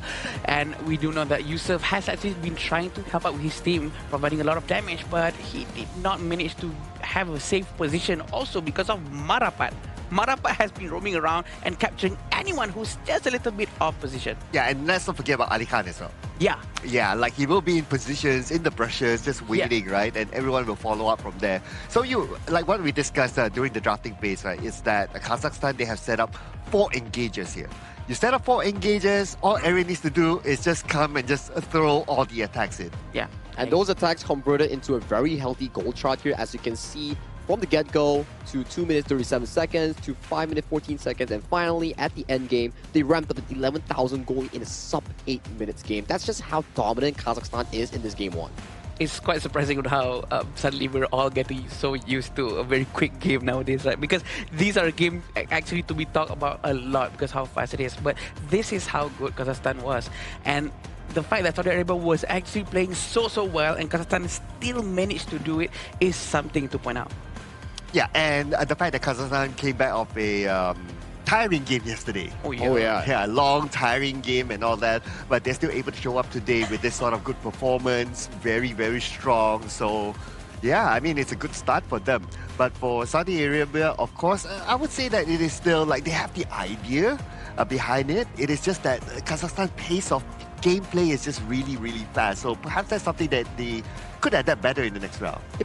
Potentially, when you visit back the draft, maybe banning out the Maestro Nui or the likes of the Dharma coming in from the Kazakhstan hero pool might be something helpful that they can venture into, because so far those heroes has been the bread and butter coming in from Kazakhstan, right? You want to force a teamfight early game with the Maestro Nui setups. You want to be able to rely on Ali Khan to find those engages on those troops.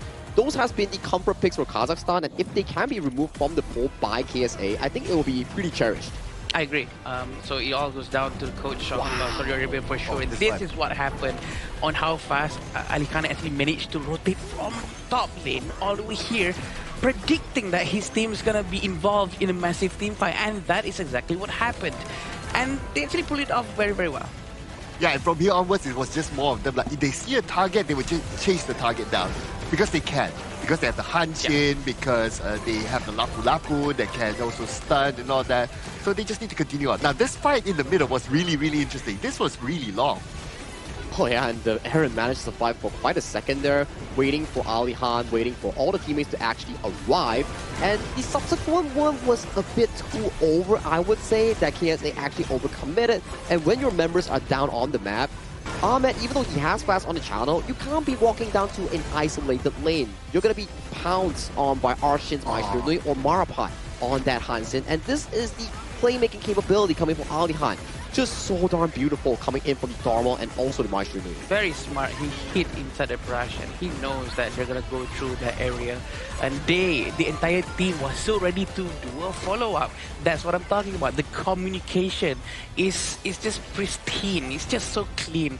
And here we're going to be seeing who's going to take the MVP. Yeah, the MVP coming in for this game will be Benzol, as we mentioned just now. Although he has the only takedown, the only suffered spot coming in from his team. He managed to come out on top with an 8-1 and 6 KDA with almost 40% damage dealt. He was on a roll yesterday as well on the Direnjie. Although they lost the games, but he was the stable point coming in from Kazakhstan's farming role. Yeah, you said that he dealt 300,000 damage. 300,000. Oh yeah, that one. But you can only do something like that with Direnji or heroes that uses Doomsday, right? Because the amount of damage is so much. So much. It was so much coming in from the Kazakhstan's farm lane here. Very good performance and a well-deserved MVP. But it's back to the drawing board for Kingdom of Saudi Arabia to find that potential comeback in the second game of the series. Yeah, so I guess it's all about pacing, right, if we were to look at this. Because when we saw the draft from Kazakhstan, we kind of knew that, okay, their philosophy of gameplay is that after they pick the Mai, especially it's like, it's going to be like after first wave, it's going to go to the side lane, and then they're going to come back to the middle, clear again, and then go to another side of the lane, because Mai is that mobile sort of hero. So the moment you see that Mai, you already have to anticipate like, okay, we have to find a way to try to slow down or block those sort of rotations. I think I agree with what Sagi said prior to the first game. This is the Kazakhstan's play style, which is the crowd control galore, because the amount of crowd control coming in is a lot. And the fact that they do know how to maximize that capability is what makes them very good with this kind of heroes. I think the only hero that could counter against them is Zhuangzi.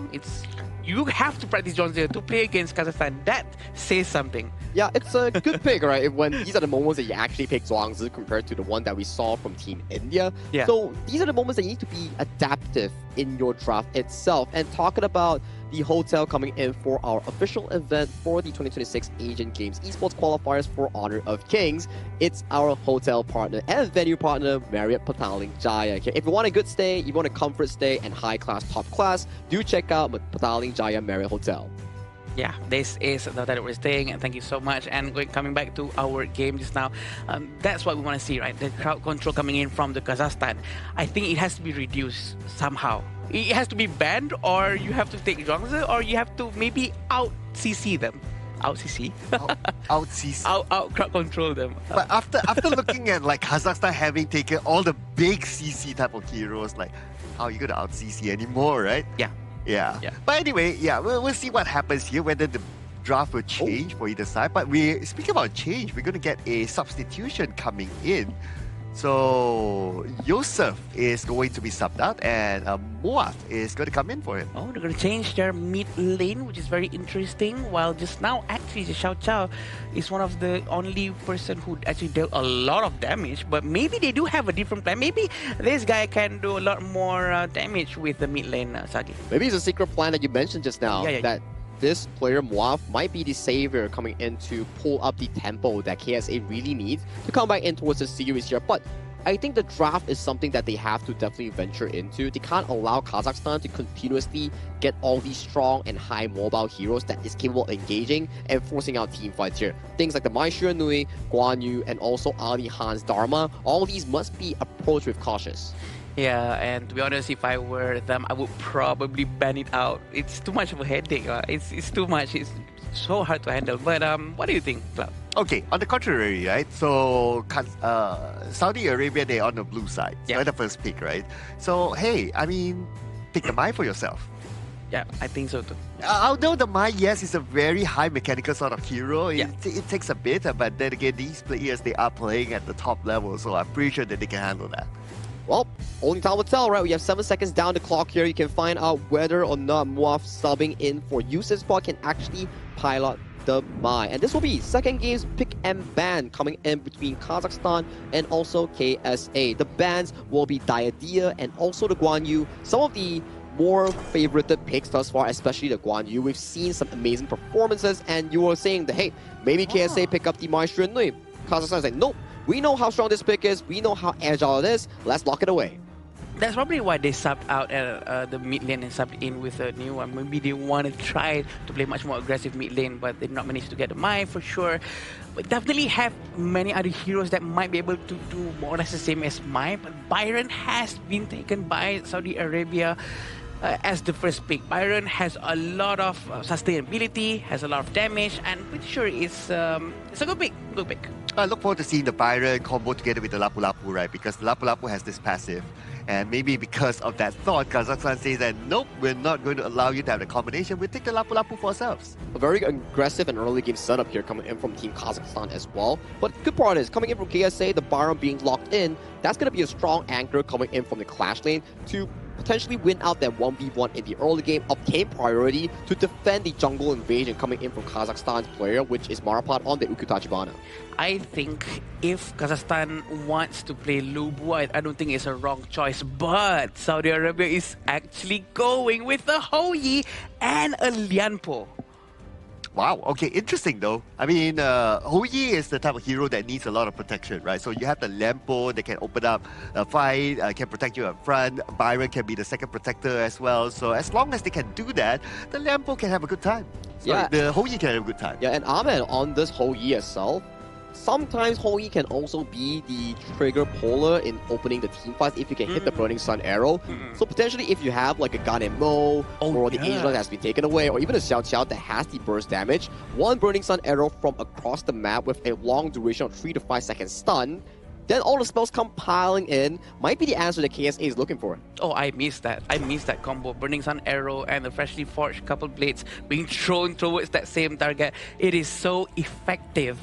If it hits, that's the thing. So I think it might work if they really carefully pull this off. And Hoi is not going to be able to really join the team fight so much early on, but at least he can give this potential long-range stun, if you will.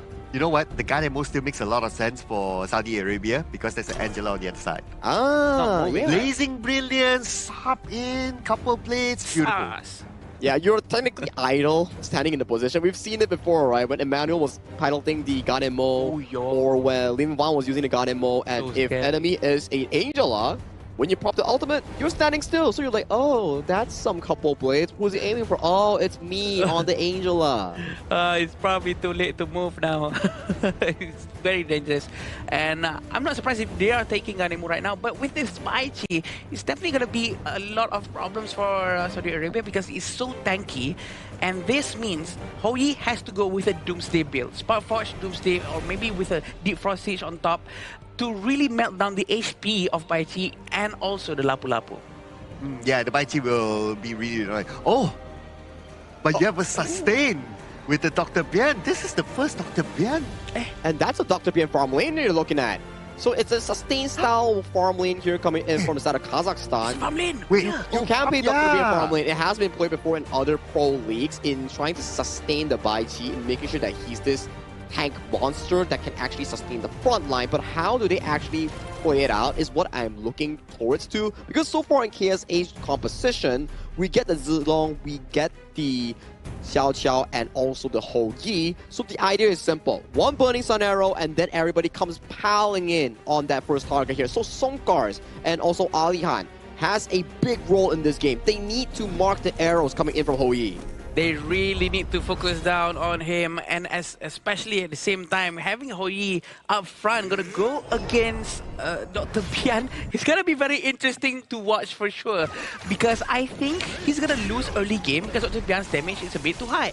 Yep, no doubt on that, and Dr. Bian has his own sustain as well because he can heal. So it'll be really annoying against the Ho Yi, so that's one thing. And plus, looking at the current rotation, he will be together with Sungkar as well. So Sungkar can still tank a little bit on the front. But first strike? Wait, what? Oh, that fast? Yep, it is that fast. Ali Khan actually dived into the tower, and all he has to do is just wait for his passive to react with that 20% chance of spinning the first skill. And he actually managed to happen. That is exactly what he did, and it worked out. That is quite scary. Oh, yeah. With the fact that Bai Chi can somewhat tank the tower. Yeah. Like early on, right? You can take a couple of hits and you'll still be okay. But what surprised me was up against a Byron, and the Byron is a little kind of tanky. I agree. And we can see on how Marapat is trying to get the jungle as soon as they can. It all depends on how Muhammad is going to be playing Zilong as well. I think Zilong is a very good pick too because he's trying to match the energy of Ukyo that's being used by Marapat. Maybe Zilong would be able to do more or less the same thing as what he was doing just now. But he misses his ult. He did not manage to get a proper knockup. There's not going to be a follow-up to that attack. Okay, I'm just looking at the 1v1 matchup on the farm lane, right? So it's quite clear that the Hou Yi's not having a good time. Dr. Best be pushing him back, but now the Blazing Brilliance comes in, and they should be able to get the second takedown, and it will be locked in by Marapat. A very good positioning coming in from Arshin. He was expecting someone, at least something, to actually come by and walk in front of him. So there you go. He literally used all of his skill sets towards the roam, and they managed to get that one strike. All right, now Dr. Bian is starting to move away. Bakso, I wonder what he will be planning to. Probably he's going to try to help his teammate Marapat just to farm a little bit faster, while his other teammate Sungkar is opening up the map, and it shouldn't be a problem. They have information now that at least 4 players from KSA is at the bottom. Yeah, we have to remember Dr. Bian's skill set is actually quite painful. Even his passive from his basic attack will apply poison to them. So this is very important for anyone who wants to fight against him. You have to reduce his basic attack speed as well. But the damage coming in from the Angela is so painful. Blazing Brilliance, but counter with Dragon Smash. Raging Sea has been used, but they managed to stop the fight without too much casualty. Oh man, it was engaged earlier on by KSA, but the counter came in by Kazakhstan. Beautifully executed. It's again Team Comms that did really, really well for them. So close. Yeah, Alikan almost got it, right? Yeah, Alikan almost got it. If he let go of his scythe just now, he would have got it easily. But yeah, very quick reaction coming in from the Arabian team. Now they're going to be focusing down on to the mid lane. Maybe they're going to try to prepare for the Tyrant. Tyrant's coming up in 30 seconds. But it seems like they're going to be trying to find Byron. Oh, but then again at the top, Muaz, he ain't having a good time. He's being harassed by two players from the opposing side. Wait, Muaz subbed in as the mid lane, but now he's playing Byron in the clash, which is very interesting, which means they are really trying to move around the roles of everyone. Yeah, like Muhammad, he's playing the jungle here, right? Yeah. Yeah, so yeah, they are having a major swap into the roles. Yeah. Even the sub in just now. But yeah, we have the Lapu-Lapu right in front. Sunkar is very brave. He's going to use the Regine C to make sure that Muhammad cannot use the smite. Marapat managed to get a Tyrant. Oh, nice thought there to Anas. Now Anas down to the last few hits, and Ali Khan should be able to get the takedown, and that will be locked in. On the other side, Muhammad went down as well. Okay, so that's two from Saudi Arabia, but they're looking for another one. Faris is kind of low on health, but he is safe underneath his tower. Ugh, the poison coming in from Dr. Bian, from Bajol is just so annoying, but it works. Look at how Ali Khan is trying to find him. Blazing Brilliant right in front of his face. There's nothing Muad can do. And now we're putting attention onto the bottom lane. Ahmed, he's not able to farm at all. I mean, it's very, very difficult if you're going up against the Dr. Bian on the farm lane, right? So you have to find alternatives to farm. Yeah, they're going to try to focus down on the mid lane for sure. The tier 1 tower has been destroyed, so this means that the Saudi Arabian team doesn't have vision in the mid lane. This is going to be a bit of a problem because we do know that Marapat will use the Okio to really utilize the jungle vision from the Saudi Arabia side to make sure that they will be able to catch anyone from the back. Okay, with the fact that now Sunkar is opening up the back line, right? So that means that this bottom tower is super exposed and it's going to be taken just like that by Kazakhstan. Not able to be challenged by Saudi Arabia at all. They have to let that one go. Right now, what I'm observing is that Ahmed, he has been pushed back, that's one. Secondly, he does not have any other space to farm. So as a Ho Yi, if you're not able to farm, then... You're not Ho Yi-ing. Ho Yi? Oh, but Anas actually went down. Arshin with the blazing brilliance out of nowhere. Right now, it seems like Faris cannot come out from there. He is stuck and he has to go down. Yeah, the Burning Sun arrow did not connect as well. But to be fair, even if it connects, nobody's there to follow up too. So that was the best that he could do at that moment. Yeah. Anyway, Kazakhstan now cleared up the bottom. As I was saying, Ho Yi cannot Ho Yi-ing because he cannot farm. Okay. It's a joke. You're supposed to laugh, but it's fine. I'll cue you next time. I'll cue you with a tickle. very legitimate laugh right there. Oh, look at this move, Cloud. Okay, here goes underneath the tower. It's not going to be a problem for Ali Khan. And now, three from Saudi Arabia strike down by Kazakhstan. With those strikes, they will also strike down the tower at the same time. They managed to get a high ground tower. They're going to try to pull back just a little bit, but it seems like they're not done. They really want to get the heroes as much as they can. A good stun coming in. Is he going to use the Blazing Brilliance? For sure! Faris is feeling so confident. Okay, they're going to switch their focus onto the mid lane now. Sending Ali Khan there, while three of them buying a little bit more time. But here comes the rest of Saudi Arabia. They're looking at Ali Khan. But look at how tanky Ali Khan is. Ali Khan, here's the tag. Here's the beast. Here's the monster. He's the one in front, allowing his teammates to get the free hits. We have to be ready. Arshin has a new Blazing Brilliance. We all know he's going to be using very, very soon for the minion to go in. He is ready. And look at this. Blazing Brilliance has been used, and Muaz has to go down first. Oh, they still went in for it, but then again, the counter came in. Suka gets the strike down, and this is definitely going to be Kazakhstan's game. They just need the minutes to move forward, and Kazakhstan will get a 2-0 win. Very convincing performance coming in from Kazakhstan. Learning from yesterday's mistakes and applying to today's success. They take the series against Kingdom of Saudi Arabia 2-0 in a clean and dominant fashion. A very clean game from them. They do know what they have to do, and they're very consistent too. And what do I mean by that? Because the timing of their victory is more or less the same as the previous game. It's within the 7-minute mark, and this is very, very quick, and they do know that they are very confident with it. They rotate very quickly. They play very cleanly. They're just flawless. And I like their versatility as well, right? Like they brought in the Dr. Bian. Oh yeah, that was going up against the Ho Yi. I think that was really, really good. We can see that Ho Yi, he can't even cross his halfway mark to farm at all. So he didn't have a good time against Dr. Bian. And Dr. Bian had a really good laning phase, especially when you are putting Dr. Bian against a farm lane that needs so much items. The mage Dr. Bian actually can just out-heal the damage and also apply the poison stacks against the opponent Ho Yi. So it puts Kazakhstan like, okay, we win the lane coming in for the side of the Bakzo's Dr. Bian, and then we convert that healing after the Holy Grail has been completed into consistent healing. So like usually it's like, okay, we win this fight, let's back off, right? Let's rejuvenate, let's recover, and then we play another fight. But no, with Dr. Bian, once Holy Grail is completed and you're ahead, heal, go, continue. We're not backing off. That's why the game ended at 7 minutes plus. Yeah, and not only heal, he's also damaging anyone in front of him who gets hit by the poison on the floor, by the one that he's pushing out from his in front of him directly, and the damage is a lot. And oftentimes people actually underestimate the amount of damage coming in from Dr. Bian, so you really have to be careful, especially on top of that, he can actually just use his basic attack to apply another stack on top of them to make sure that the poison damage stacks up and the damage is so much. That's what makes Dr. Bian so dangerous. Yeah, he becomes the offensive guy. At the same time, he's like a moving fountain altogether, right? And that's why we can see them. They don't really need to go back.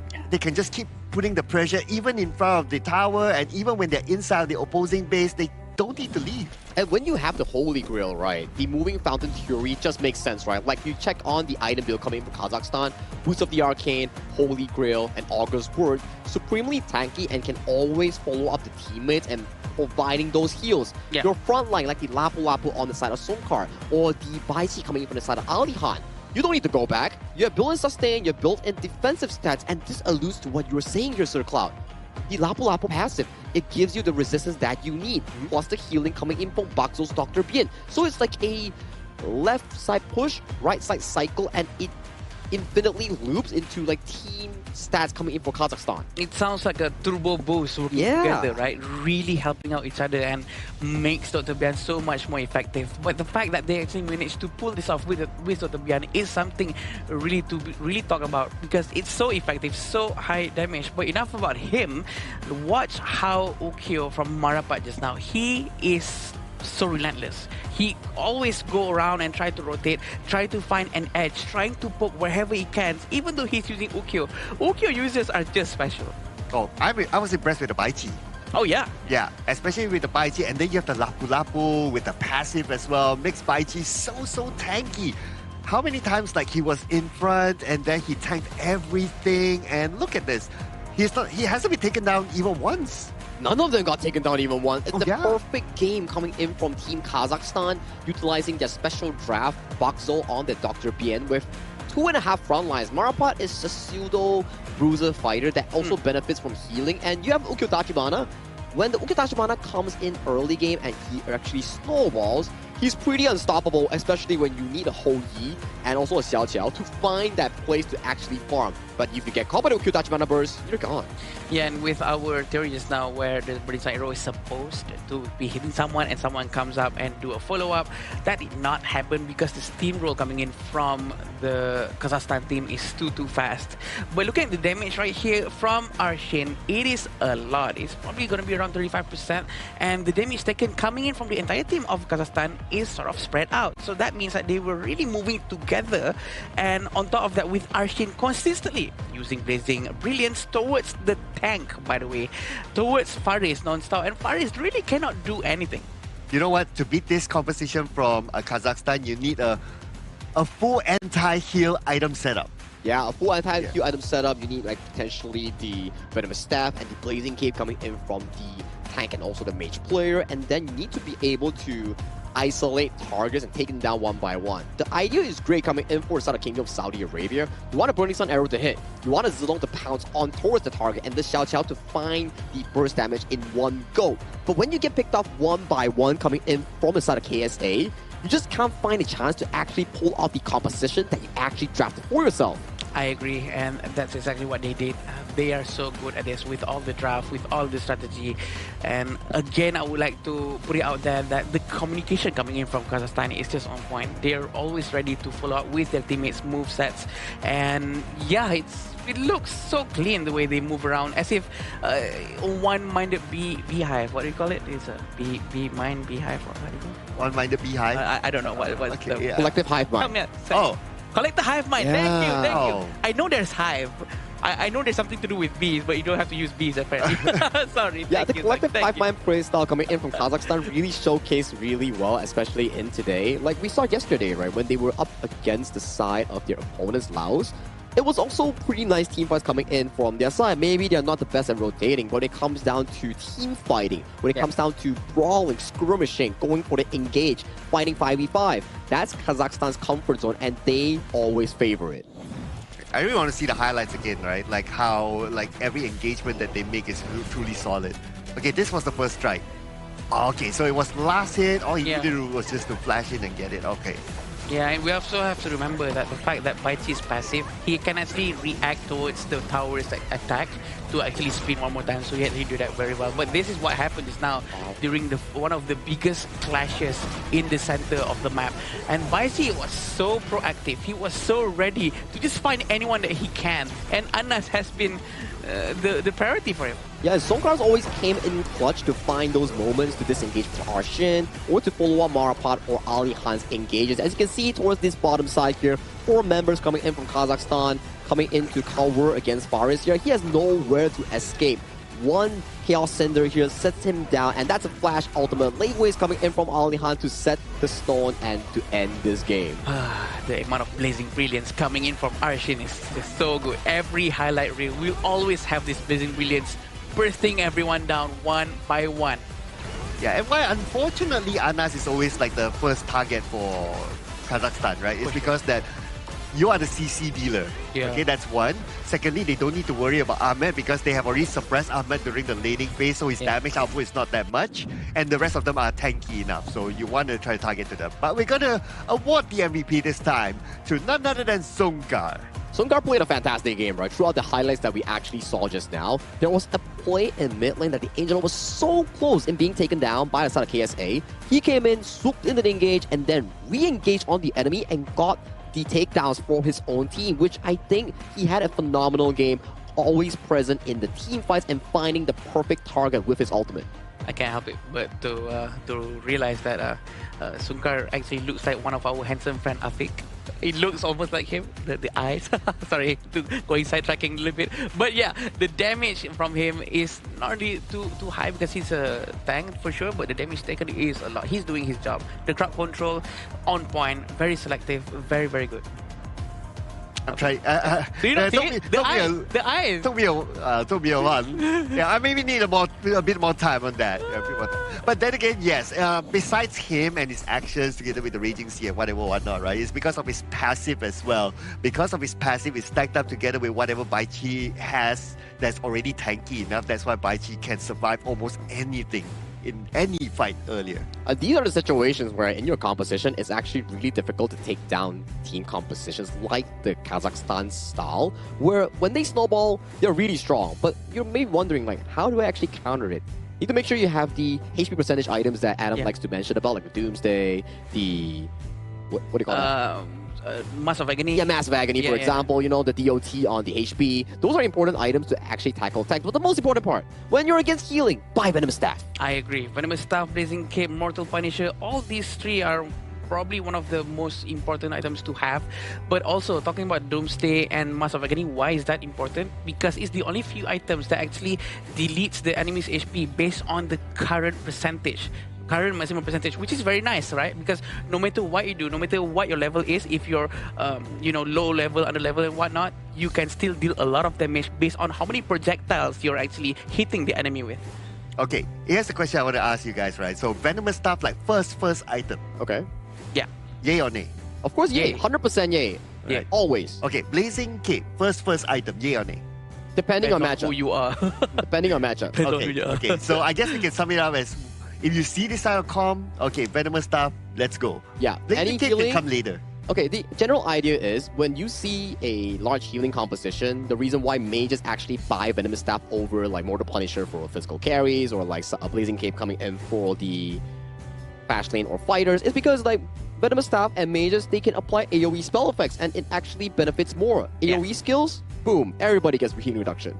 Yeah, that's what we really want to learn about. But for sure, we are going to be watching the interview between Mara and the players. Mara, are you ready? She seems very much ready. So please, Mara, it's now your turn to lead the Gorge.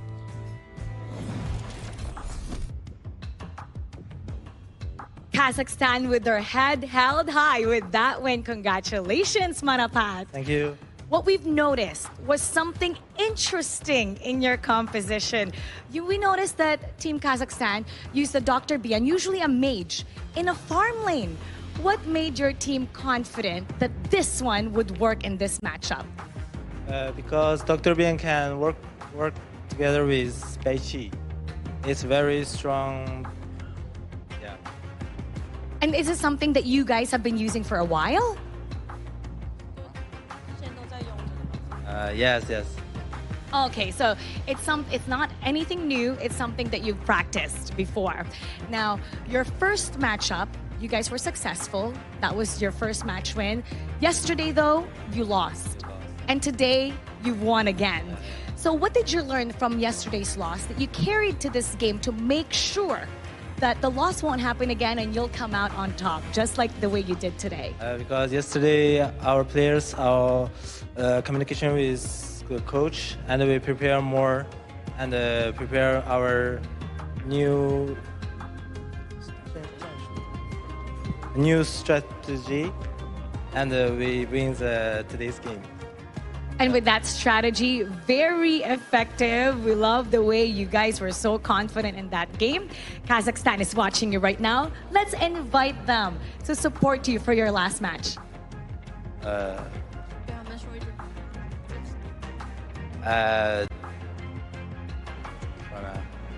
Alga Kazakhstan. And what is your message to everybody watching?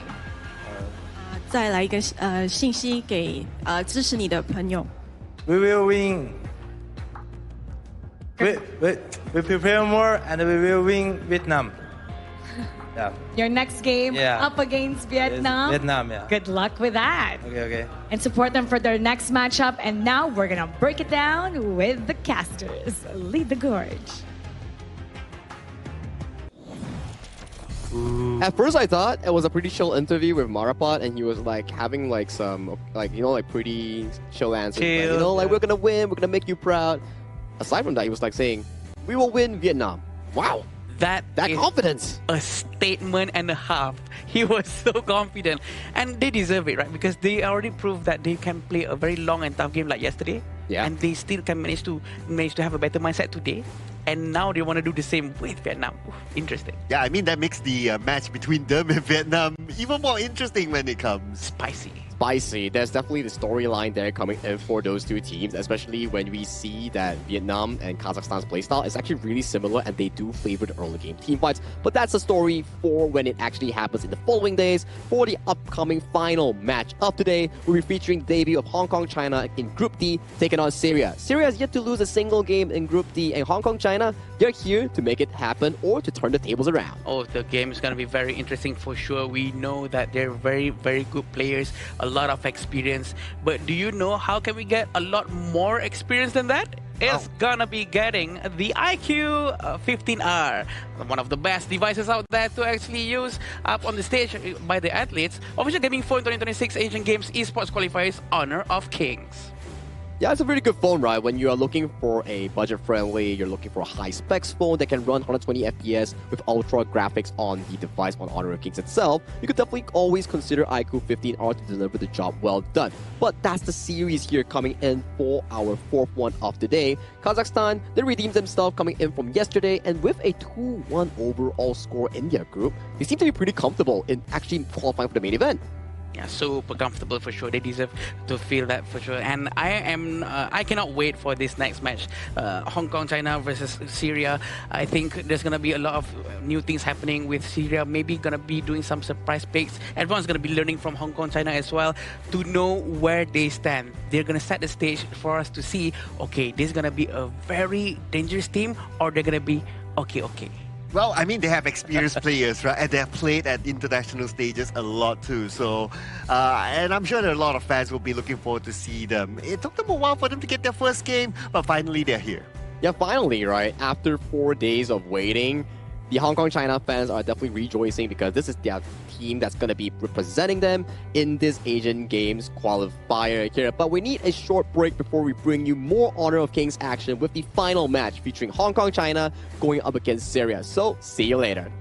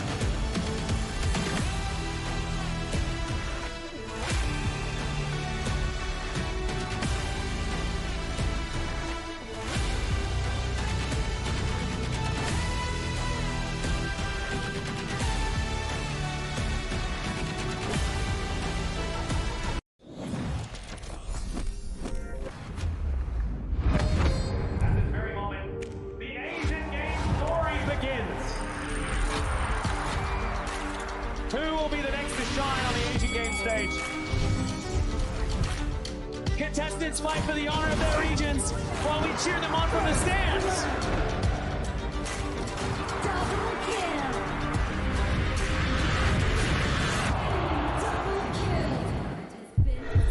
This is a challenge, but it is also an opportunity. The tide has turned.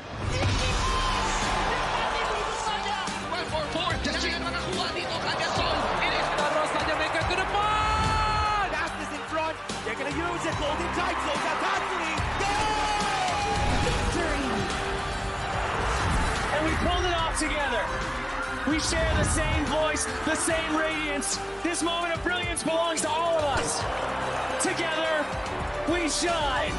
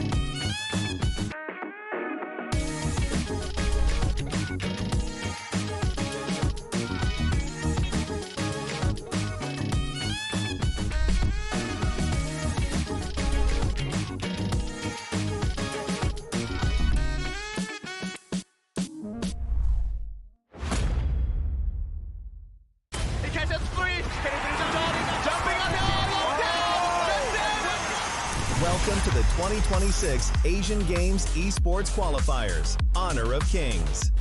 20 regions, 1 stage, and only the strongest 9 teams will earn the right to shine above the rest. Taking place in Malaysia, June 13th to 21st, 2026. coming to Malaysia. This is the battleground where teams fight for the right to qualify for the Asian Games. 20 teams enter, but only 9 teams will move on. Apart from the 20 regions, there are 3 regions that have direct qualification. Here is the 2026 Asian Games Esports Qualifiers Honor of Kings format. First, the 20 teams will split into 4 groups of 5. In each group, every team faces every other team once in a single round robin, with every match played in a best-of-3 format. That means every match matters. Every game matters. Every single point matters. The point system is simple. Win the match, earn 1 point. Lose the match, earn none. At the end of the group stage, teams are ranked by the total points they've collected. And from there, the road begins to shine. The top 2 teams from each group qualify directly to the Asian Games main event. That gives us 8 teams advancing straight out of groups. But for those not through yet, the light isn't out. The teams that finish 3rd in each group still have 1 more shot. They move into the last chance stage. There, they battle through one final BO3 single elimination bracket until 2 teams remain. The 2 teams will then face off in a BO3 match to claim the one final qualification slot. So in total, 9 teams will make it through, 8 from the group stage and 1 through the last chance stage. That is the rule. Now it is time to see who can rise through it. From across the world, regions gather here in Malaysia. 20 teams, and only 9 will qualify. The path is set. The stakes are clear. Together, we shine. Stay tuned, and we'll see you at the stage.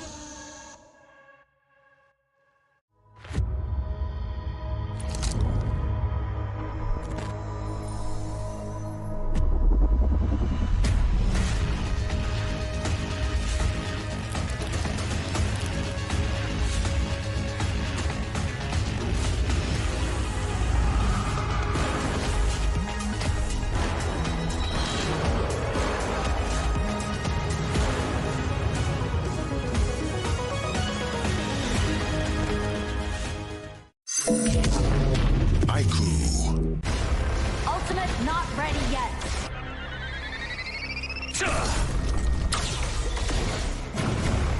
You have slain an enemy. My magic murmurs in ecstasy.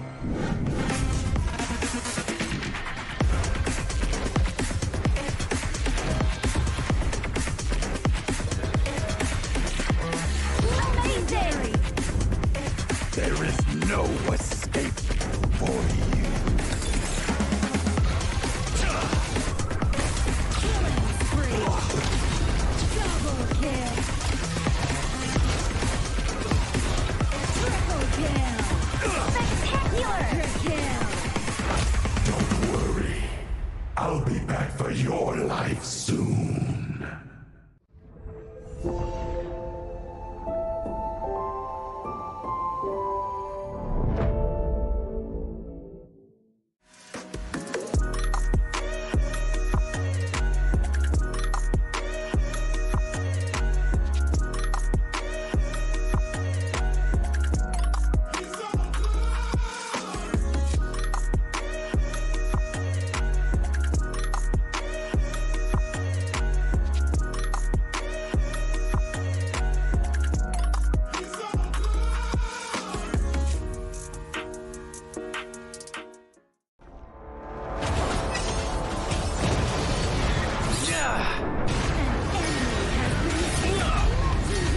Double kill. Shall I compare thee to a summer's day? Slain. Don't engage. Slain. Don't crush us like insects. Slain an enemy. Defend our base. Our light round tower is under attack. Amazing. Unbelievable. Triple kill. Ah, the fragrance of romance. Ally has been slain. Rampage. Double kill. Triple kill. Spectacular. Pentakill. Lady Fortune is on my side.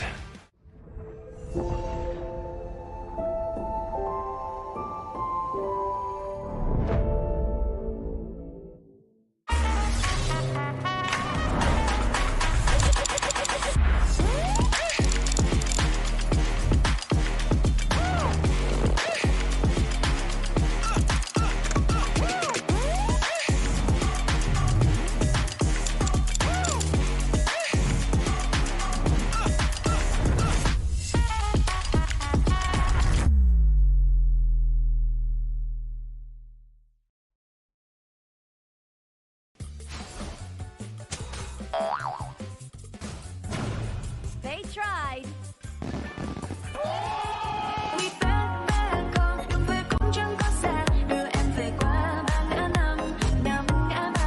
The new Spritling skill, Dig It, is a passive skill, which will automatically trigger at fixed times each match, up to a maximum of 10 times. The skill grants guaranteed standard rewards like gold, XP, shield, health recovery, and more. There's also a small chance to uncover mysterious grand prize effects during the match. Dig It may also produce tradable high-value treasures. Detailed information about acquired treasures will be shown after the match ends. Each treasure has its own rarity and storage size, and obtained treasures will be automatically stored in your warehouse. If you want more high-quality treasures, make good use of the Treasure Fusion feature. You can also copy and share your code so friends can help speed things up.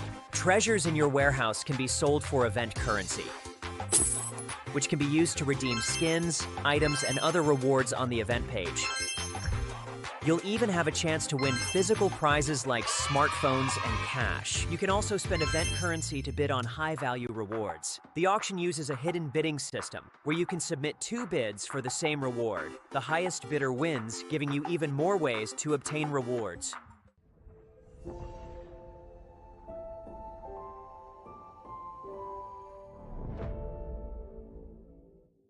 Itu kan track kita. Relax, bro. Phone aku! Jom kembali. Mountain View!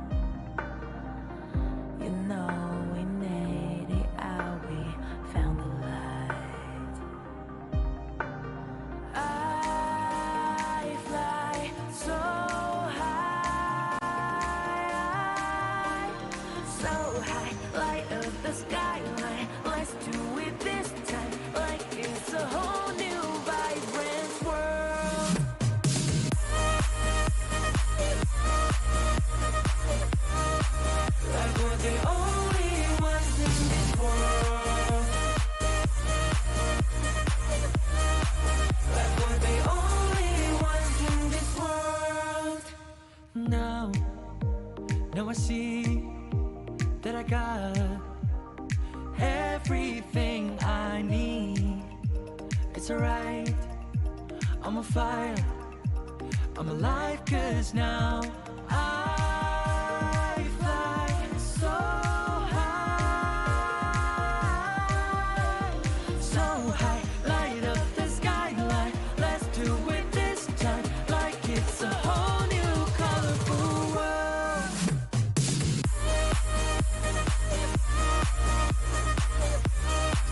Like we're the only ones in this world. Like we're the only ones in this world. Never thought we'd get this far, burning like the stars. How we get this far, like we're the only ones in this world.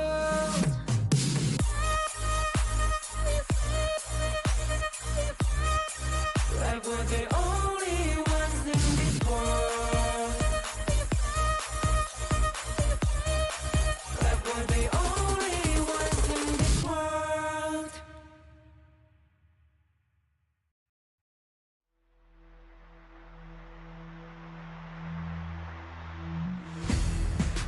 In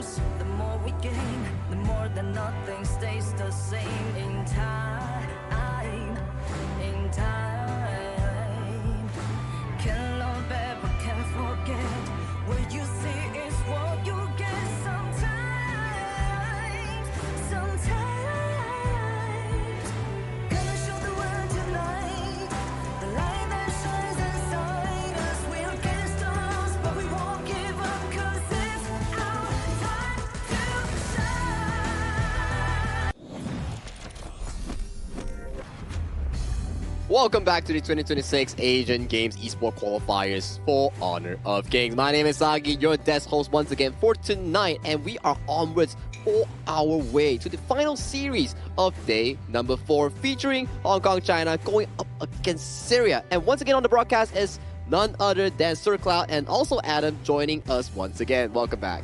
Us once again. Yay! Okay, we're gonna be seeing a very interesting match after this. Hong Kong, China versus Syria.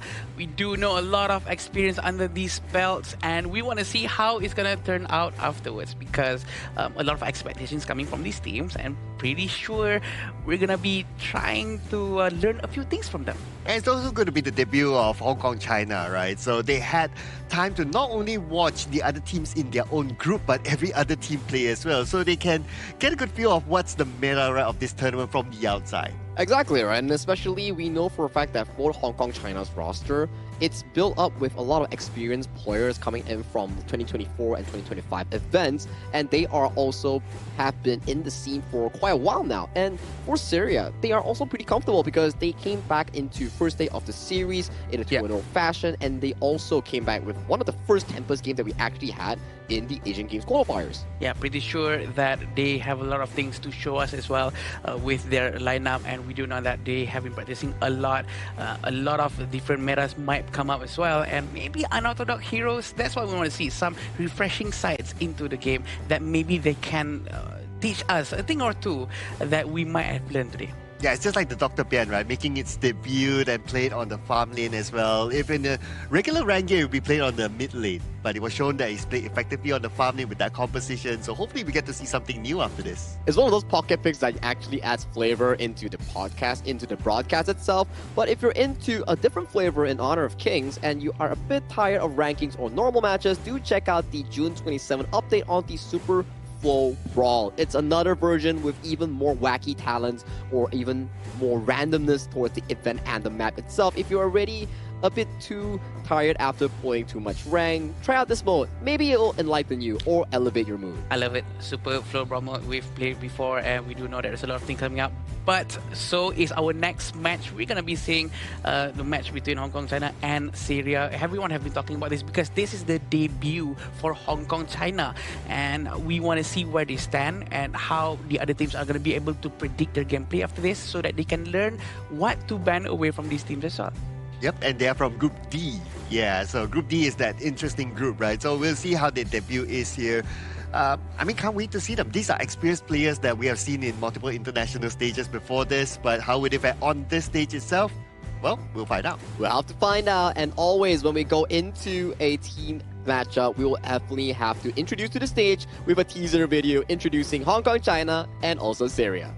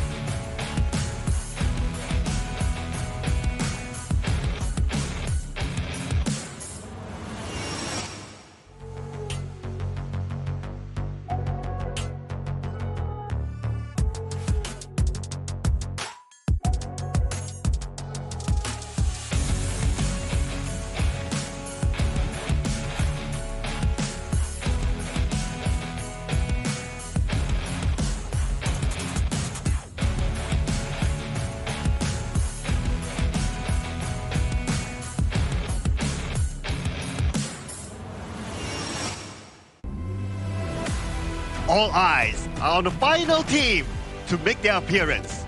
With no matches played, every move they make remains a mystery. Now, the time has come to reveal what they have prepared. Representing their region, Hong Kong, China!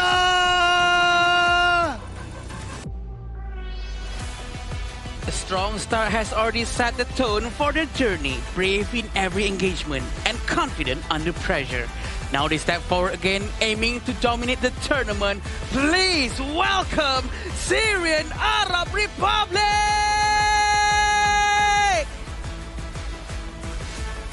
A battle between seasoned veterans against silent challengers here. This is Hong Kong, China's first debut in the Asian Games qualifiers this year. And Syria, they've been having a fantastic run thus far. 1-0 in the standings of Group D. But this upcoming matchup might shake things up for this group. Yeah, we're very excited about this. Right? We really want to know what's going to happen. And this is the lineup for Hong Kong, China. Yes, represented by Sikin, Kahin, Hoa, Sumke, and Kaheng. And this is a lineup that a lot of people have been very curious about. Like, we know their reputation at the international stage, right? We know what they are able to bring to the table, bring to the game itself. But for here, how is it going to be?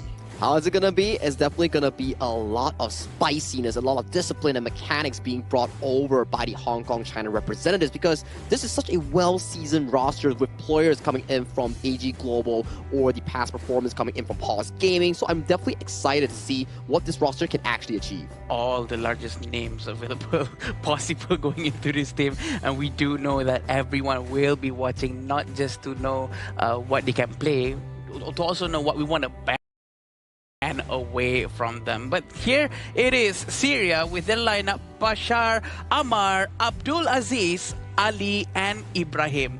Abdul Aziz, very well known with his temper still, using Angela, which is very, very rare to happen from any other teams. Yeah, I remember that one. That was with the Blazing Brilliance, right? And I believe that was like in the first or second day, first day, right? Yeah. Yeah, and that like kind of set the tone towards like, oh, okay, we're capable of going that far, that long with such games. Yeah, we do have a lot of things that we saw that day when Abdulaziz was actually trying to get the tempers. He stole the tempers because Ammar actually used his unruly blade behind the tempers instead of towards the tempers. My heart jumped, Sagi. I was shocked. It was a very unexpected move coming in from Ammar. Maybe that was the, I would say, the mental play coming in from the side of Ammar, and then he actually removed the limiter in the enemy's jungle smite brain. It's like, oh, he did that, so this should be free. But then Abdulaziz comes in, Blazing Brilliance gets an easy steal onto the Tempest. And why is scary? Because they only have one smite compared to the other team. They had two smite, right? So I was expecting him to always prioritize the objective when the HP was like 5% left. But there's a lot of things to talk about. Also, Hong Kong China is actually chose blue side. They're going to go with blue side, so that means Syria is going to be on the red side. Yeah, so by picking the blue side, obviously you will have the first pick later on. Expect some of the hot picks to come in, right? Maybe like the Chano, maybe like the Ali, maybe like the Ukyo Tachibana, or maybe because this is the debut game for Hong Kong China, right? They might pick a first pick that is unexpected. I actually want to ask you, Saki, if you have to choose between blue and red, you have the power to choose. Okay. Which one would you want to go and why? I think in the standard ban pick composition, right? I think noticing the fact that you have limited bans and you have strong picks like the Chano, Guan Yu, or even the likes of the Dolia and also Uktajibana, I think blue side actually has a lot of value in this patch itself. So if it's for me, I think blue side is really comfortable. That makes sense. This is probably why they're going with that too. And we do know that the blue side has a lot of advantage because they get the first pick. But also, as Sagi has always said before this as well, being on the red side means you can counter pick from what the blue side does. So that job really lands to the coach, right? The coach really have to be extremely aware of what's good and what's not to go up against the first few heroes that's going to be picked from the Hong Kong China side. Yeah, that's a double edge, right? But let's see how will they take advantage of getting the first pick. So we're going to start off with a couple of familiar bands here. The Mai, the Dolia is out, the Ukyo Tachibana is out together with Guan Yu. So we still have the Chano that is quite a hot pick as well. Or maybe the Atta. Team seems to like to pick the Atta as the first pick. But if I were to pick between the Atta and the Chano, I'll probably go for a Chano first. Yeah, pretty safe pick, right? If you're on towards the Chano here, spot on here coming in from Circle, one of the tournament favorited picks thus far. Because one of this pick exactly, strong laning phase, good mid to late game, and it brings you super duper far with its carry potential. Here now, Hong Kong China, they have the advantage of picking either the Zhangfei Lapu Lapu plus a jungle pick that could benefit them from the get-go. I love the hero that has come out from Syria because they actually went with Atta because they already saw Chano, right? So Chano is not really a hero very well known with a Doomsday. Doomsday comes very, very late as the 5th or the 6th item. But they went with Atta and the Renji because the Renji can really melt down any tanks in front of him with the combo of Spark Forge Dagger, Doomsday, and Deep Frost Siege. but the response coming from Hong Kong, China is just special. Very aggressive, very high damage, and very a lot of specific crowd controls that's going to be done. And now adding on the Lapu Lapu towards Syria, right? So this strategy is straightforward, right? We've seen this time and time again. Protect your farm laner. And that's what they're going to do. Go ship to split out, and we also have the passive from the Lapu Lapu to give more durability to maybe the Atta or maybe whoever else that they're going to pick later on, with the mindset of like, we must keep the Direnji alive. Yeah, keeping the Direnji alive is going to be an important task coming in for the side of Syria here. Judging from the fact that the mid lane pool is starting to get slightly limited, and Hong Kong, China might be considering of banning away the Gun Mo. They have an Angela, and the Gun Mo can also reach on towards the backline for the channel per se.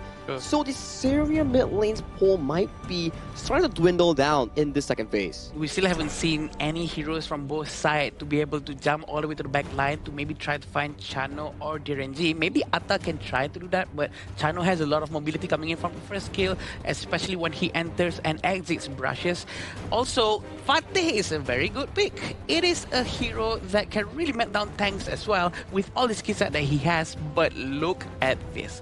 The choices coming in from Hong Kong, China. They really want to play with some tanky heroes and also a very global skill based. Yeah, and they're saying that, hey, you have Fateh, you think you can go to the back line? Sure. I have one as well. I have the Nurza that can go to your backline too. So let's see who can engage first, who can reach the backline first, and that will be probably a game of pace between the two. And to add on towards that, right, you have the Nurza that is really comfortable in going up against the Atta, who enjoys healing, right? Because Atta likes healing from the Grey Health, and then Nurza has a built-in heal reduction effect on his passive here, so it's a slight counter. But I'm loving the counter pick here coming in from Syria. Notice the fact that, hey, you have a lot of front lines. That's the Byron, that's the Nurza. Let's lock in the ladies, and that's really good into these front lines. And help me out here, Sagi. The passive from Ninja actually stacks with Imperil, right? Imperil from Blazing Cape or Mortal Punisher or Venom stuff actually stacks hand in hand with that. That makes it even smaller amount of recovery. I think it actually does, but it doesn't add on like just plus. It's like a multiply effect. Oh, I get it. So it's maybe like a 40 to 50% beneficial effect, which actually impacts really well, especially when you have the Atta in this direct jungle matchup. But this is game one of Hong Kong, China's debut, going up against Syria, the undefeated in their own group. All right, the debut game for Hong Kong, China. The game that everyone's been looking forward to. And they're going to start off with grouping up together in the middle. So this is going to be a standard sort of starting where you send the roamer into the middle, helping the mid laner to clear the lanes as quickly as possible before they rotate towards the side. Yeah, Sakin is going to be playing at the Clash for sure. He's going to be up top and down below here. We do have a little bit of raid happening from them. And Syria really have to try to protect the Azure Golem as best as they can.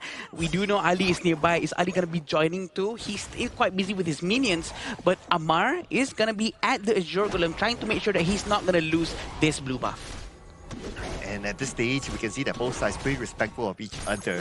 Now, for Ibrahim, he has made the rotation towards the bottom, whereas for Kaheng, he's still pretty much in the middle. I guess they want to try to truly win that mid lane really, really cleanly before they can rotate away, which is absolutely fine as well, because before this, it was kind of still 50-50.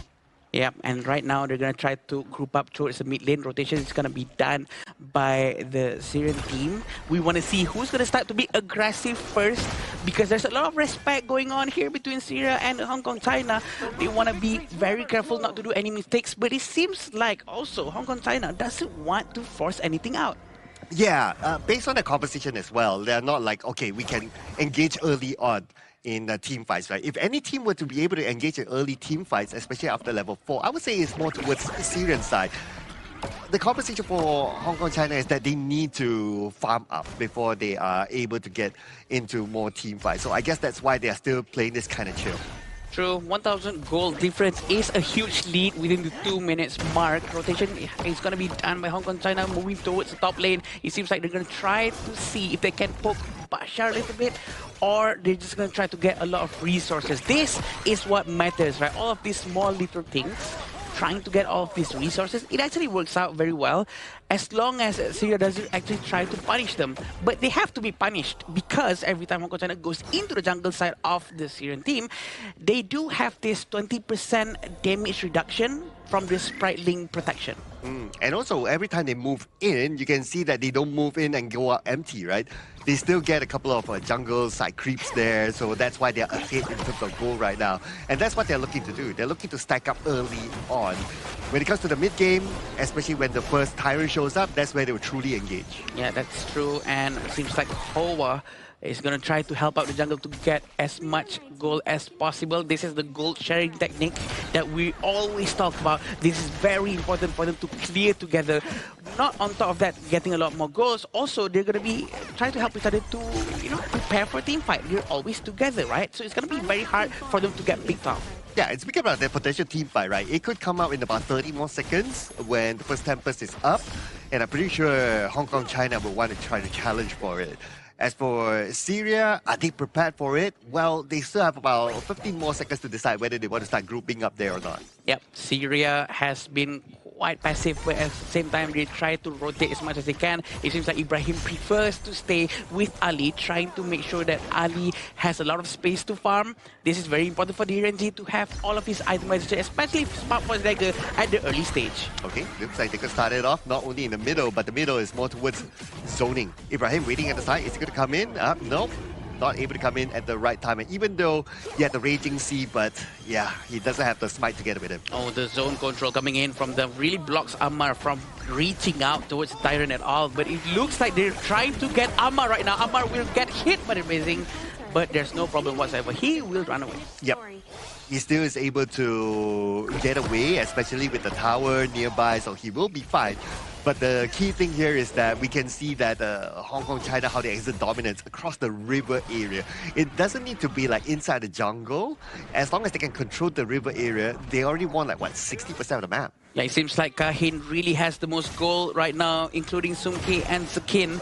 And we do know that the Byron, Zakin, already have Pure Sky. This is going to give him a lot of edge in terms of team fight, trying to reduce damage as much as 35% damage reduction just from that active item. Oh, at the bottom right now, Ibrahim, Blazing Brilliance onto him, but he's able to survive this one. Only 50% of health shredded down, and he's okay for no problem whatsoever. It seems like they're going to try to get the Tier 1 tower without any resistance coming in from the team. They're not going to try to force it out as well, but the flight coming in from Kahin, trying to push Bashar away. Okay, Kahin just showing discipline here, right? Like, he knows that, okay, there's no point for me to chase. But speaking about chasing in the middle, Abdul Aziz might be chased out. Ghost Ship will be used, and Blazing Brilliance as well. But to no avail. We're still at a 0-0, interestingly. True. 5 minutes in, still 0-0. This just shows that Syrian also trying to be as safe as possible. Look at that! Oh, and it's still a 0-0 somehow. Ibrahim is able to get away to safety, but probably we can't say the same for Ammar. Ammar, down to the last hit. The chase is happening right now. There's nothing that Ibrahim can do about this, and Sumke will get the first strike. Make that a double strike. Surely Ali will be taken down, but no, he says, I will not let you pass, but still they caught him. The burn coming in from Kahin. That's the passive of Naja. You really have to be careful with that hero because the burn damage is actually true damage. It doesn't care about your armor. It doesn't care about your shield. It will punch through. And this is exactly what happened. They managed to dive early on, try to get as much damage as they can, and they just pull back. They know that the Ninja's passive is gonna work its thing.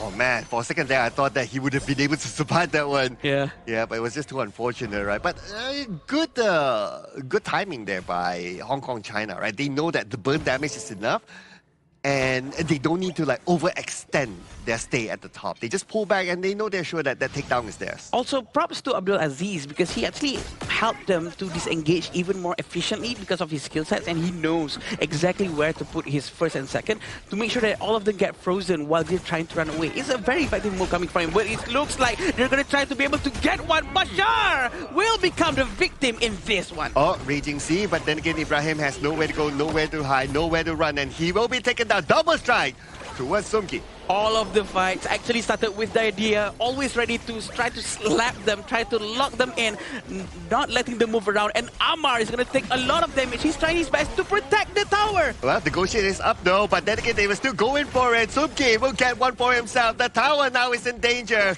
but the minions are no longer there, and Hong Kong, China has to pull back. Hong Kong China will start to focus on the tier 1 mid tower right now as fast as they can. There you go, the outer mid tower will go down. Now the inner tower will be the focus for them. 7,000 gold in front for Hong Kong China is a huge amount. They will feel so comfortable right now. No problem whatsoever to maintain this pressure towards Syria. Yeah, the next tyrant is going to be up soon.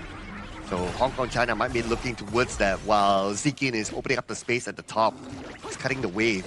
And now the blue buff will be contested.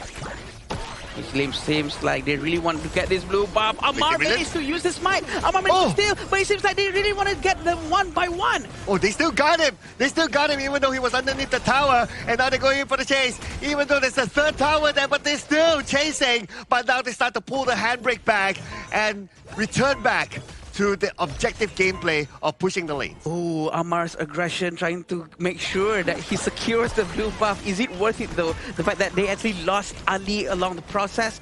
I'm not sure if it's the best move, but at least he gets what he needs. Right now, the difference in gold is 9,000 going to be on the side of Hong Kong China, and they might start a new team fight very, very soon. Yep, just waiting for the engagement right now.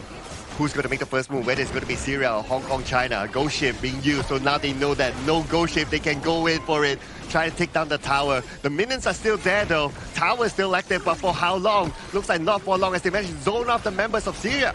Oh, well, actually use the Blazing Brilliance just to push them away to make sure that they have enough space to destroy the high ground tower. And it seems like they're going to start to focus down on the last high ground tower down below. And at the same time, I think mid lane is still out there. But they still have the choice to go for Titan or Overlord, but there's not enough time. So they have to wait for the Shadow Overlord or the Shadow Tyrant. Yeah, might as well, right? Might as well at this point. And at the same time, at the bottom, the tower is in a critical situation. So Hong Kong China, they're not really in a hurry to take that one down yet. All they need to do right now is just to zone off the Syrian members and take the next objective, which is the Tyrant for themselves. Yeah, it seems like they really try to open up the map in front. Look how aggressive Kahing is, always all over the map in front of them, and no one dares to go to the front. Look at Zakin, he's always ready to jump in. Okay, speaking about jumping in, he might jump in anytime soon. The tower is in critical situation. They might focus on the tower, and now the tower is down. The Blazing Brilliance will shoot them away. There's no way for them to move forward. And Hong Kong China, again, disciplined gameplay shown. Take down the tower and retreat. The Blazing Brilliance, Cloud. The timing is just so good. He knows that he needs to put down that Blazing Brilliance just to put in some zone control, to put the mindset of Syrian players to have a little bit of fear so that they cannot really protect that high ground tower down below. Right now, they might gonna be doing the exact same thing for mid lane. Yeah, they look at the mid lane. Oh, but at the same time, they took down the Shadow Tyrant. So they got the Shadow Tyrant, and now that the mid lane open, the Blazing Brilliance, it was used to shoot them away as well. And look at this, Hong Kong China, they're not turning back. Ghost Ship will be deployed, and Ghost Ship will separate them all. But then again, they will further engage into the front line, and it's going to be Ibrahim taken down. Ooh, Amar also goes down. This is a very good move coming in from Hong Kong China, and they really want to get the rest of the heroes coming in from Syria. They're going to start to destroy. Oh! The Blazing Brilliance, he managed to find Bashar. Bashar going to go down. There's only 2 left. Oh, this is time for Hong Kong China to wrap things up, and game 1 is going to go to Hong Kong China. Perfect debut coming in from Hong Kong China's representatives here. I would say that was such a clean, elegant gameplay by them. No unnecessary mistakes, no unnecessary plays. Good and efficient Honor of Kings played by this team. Do you know what this reminds me of? Laos gameplay. Correct. It's so clean, but they're a bit more aggressive than Laos. With on top of that, the fact that the idea, even though he's playing a support role, he's still so brave to go to the front and make sure that he can open the fight. And he's trying to dare anyone to touch him, but no one dares to go close to him.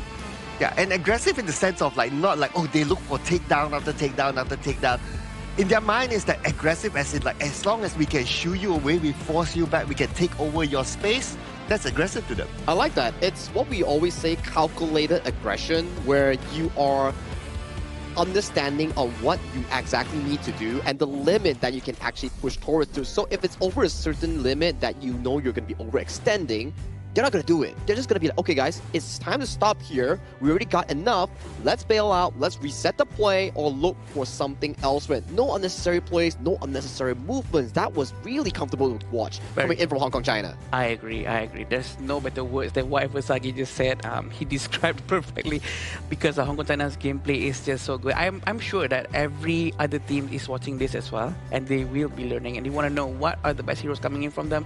We can't see it yet because this is just the first game. This is their debut. We haven't seen the second game, so they might be choosing other heroes. Yeah, maybe they might come out with the hero picks that we have not seen at all before this, right? So I look forward to that, right? But of course, this is a very clean debut for them, and other teams, like what you said, right, will be watching this and seeing that, especially in their group, they'll be like, they're good. Yeah, they're really good, and especially when you're in Group D. Group D doesn't have a lot of information. The only series that we saw was potentially Syria and Sri Lanka, and also Singapore going up against Republic of South Korea the other day. So these are the games that you'll be like, oh wow, Hong Kong China is that good. So how will you be feeling if you are in Group D? Yeah, that's the question, right? It's just so scary. Also, because I think the mysterious effect comes with them being the last team to debut the match today, or the entire qualifiers, right? So it's very, very scary on how now they show up with this kind of gameplay, and everyone has been waiting for them. I think it's the surprise factor really helps them a lot according to this schedule as well. So yeah, it's gonna be very interesting for the game too.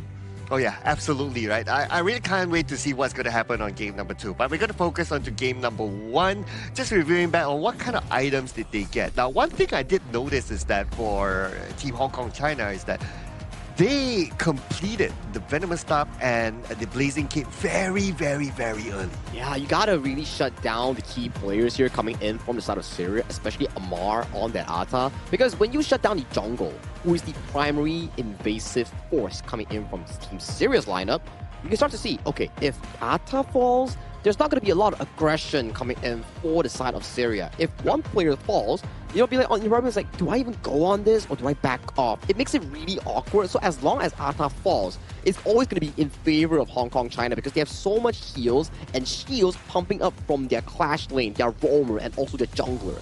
It's a small little thing, right? Because just now, Ninja from Kahin, he wasn't really all over the place. He was just playing passively, but he did what he needs to do. Like he used his Grand Skyfall towards Bashar, trying to push Bashar away from the top tower and whatnot.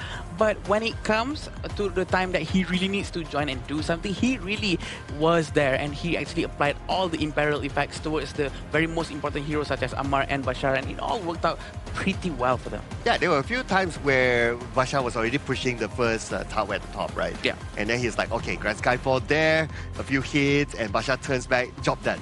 Yeah. If in a normal ranked game, right, we'll be like, okay, go and chase and chase and chase and chase. Nothing fancy, right? Yeah. Nothing fancy. This one, nothing fancy, yeah. But very efficient, right?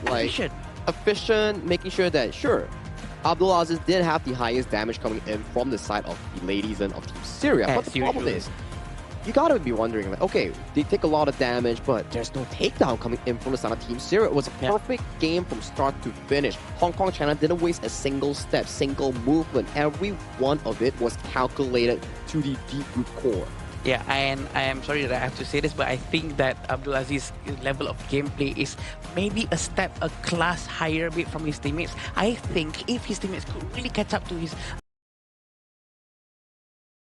aggressivity for teams, by the way, I feel that they would improve a lot more if they can just rotate around together with Abdulaziz, trying to enable him to be able to do more things. Yeah, it's shown by the damage output as well, right? So that's one. Well, Ali had a decent damage output, but I guess because of how the teams kind of like rotate around and kind of like shoo him away from his lane, so he didn't really have a good farming time. And just look at that goal graph, man. Such a beautiful game coming in from Hong Kong China here. Ever past the 4-minute mark, they are just slowly but surely ramping up that goalie. I believe that this game, the first strike was relatively late, and it only happened at that top Crimson Golden team fight coming in from both teams, where Hong Kong China got 2 to 3 takedowns, and that's where they entirely start skyrocketing because Hong Kong China was able to consistently bring in the resource coming in from Team Syria's jungle. Every time you respawn, taken away. After the jungle has been taken away, you move towards the tower and you rinse and repeat until you win the game. Perfectly done coming in from Hong Kong China. They actually made it and did it very early on, since 1 minute seconds mark, they kept on going to the small lizard beside the clash lane and steal one after another. But after they steal, they don't force any fights. They just pull back. Yeah, that's what I like about their gameplay. Right? They don't force fights. And we can see that from the highlights as well. Okay, they know whichever takedown they can get. Even this one, like Ali, right? Okay, down to the last, and they know that they have the burning damage. They pull, they don't like, okay, we still jump in and try to secure that one. Yeah. Yeah, you can see after that play, before that play even happened, right? They already had a 2,000-3,000 goal lead for farming efficiently, for stealing away clamps, from dominating the early game thus far. And after that upside, it's just rinse and repeat. Coming in, team fights in towards the bottom lane, pick up the tower, rotate again for the remaining towers on the map. Every time you see the fight, it's always for an objective, the tower, the buff, and then you force the team fight around it, which leads to a very comfortable curve because every single team fight or takedown that you win, it leads to an objective going into your pockets. Very, very good and clean fights coming in from the... I think Hong Kong China actually demonstrated to us all one of the best way to actually do goal sharing techniques. If you guys actually go and replay again the game that we actually saw just now, the entirety of the game from the beginning, the way they rotate together, making sure that all three of them, the jungler, mid lane, and the roamer, share the gold, really helps out the team to ramp up the gold economy. And Hoa is your MVP, okay, with a KDA of 205 and the damage up of 24.3%. Damage taken 20.7% and a total goal of 19.1%. But what made him the MVP, in my opinion, is his blazing brilliance. Oh yeah. It's not necessarily about getting those takedowns, but it's to get those zones in, and that's brilliant. And he took a 20.7% damage here, and that's a lot of damage coming in from an Angela, despite the fact of how having a single death coming in from the entire game. It means that he's absorbing damage and also simultaneously pushing out damage and also surviving in those team fights. Right, and because of him alone, he actually zoned out the rest of the Syrian team, making sure that they cannot defend their high ground tower, which is arguably the most precious tower in the entire game. And I think he did that very, very well, even though that's not translated here. Like, there's no stats to show how many seconds that he managed to zone the enemy team out, right? So I think he knows what he's doing, and the team actually benefited a lot from that. Yeah, and why he can absorb that much is because when you use the Blazing Brilliance, you are anti-CC, that's one, and then you have an extra shield. And even though if you're being the target, it would take a bit of time for you to be taken down, unless like if you have a Garden mode, that kind of level of burst. Yeah, and he fully utilized the shield that you mentioned there just now, and that was a really splendid game coming in for the side of Hong Kong China in their debut match. But before we go into the next match, let's do a quick shout out for our hotel partner and venue sponsor here, Marriott Petaling Jaya. Thank you once again for sponsoring our 2026 Esports event, which is the Asian Games Qualifiers for the honor of Kings Qualifiers here. We thank you so much and we appreciate it. Thank you, really appreciate it. Now, going back to the game, still with Hong Kong, China and Syria, we're gonna be going into game number 2 very soon. The players are definitely ready, they're up on the stage. Let's go see what they're about to do. The coach is right there, he's gonna start to plan things out. Okay, so side selection looks like Syria chose red. So again, Hong Kong China is going to get the blue side. They're going to get the first pick again. Is there a particular hero that you would ban from the hands of Hong Kong China, Saki? Oh, they played it super duper well just now. I don't think it was really due to the fact of any single pick, but more of a team effort in being able to win that game alone. I would say that you just go back to your try and true, play accordingly to what you already know coming in from Syria, and test whatever works, because in that group itself, Group D is a rather difficult group. If you can make it work against Hong Kong China for, let's say, the first 10 minutes of the game, maybe you can bring the experience into different games as well. I agree. The experience is what matters, right? It's the most valuable thing. I think the most important experience that really helps everyone out here is actually the experience of sitting up on the stage fright. It's just that it's something very hard to get used to, I think. Yeah, I can't even imagine it, right? Yeah. Like I haven't been on that kind of stage before.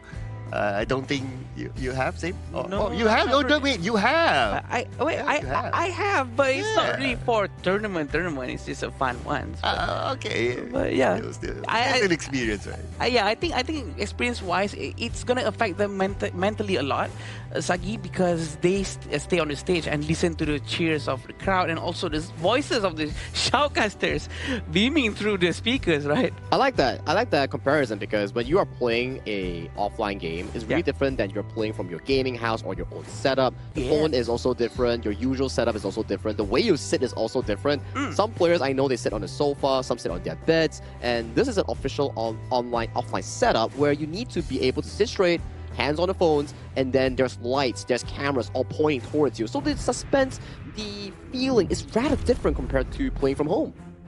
You do have experience in terms of this stage fright thing, right? I mean, for us, I think we can relate to this stage fright as in the camera fright. We're in front of the cameras right now and all that. We know thousands of people are watching from home and whatnot. But I think it's more or less the same as that. So getting used to it really takes a lot of time. And I'm pretty sure having that experience under their belt for Hong Kong, China is going to be very helpful. Also, in terms of their drafting is looking good. And they choose to ban out the Atta and the Dune. So they're going to test serious flexibility in terms of hero picks here.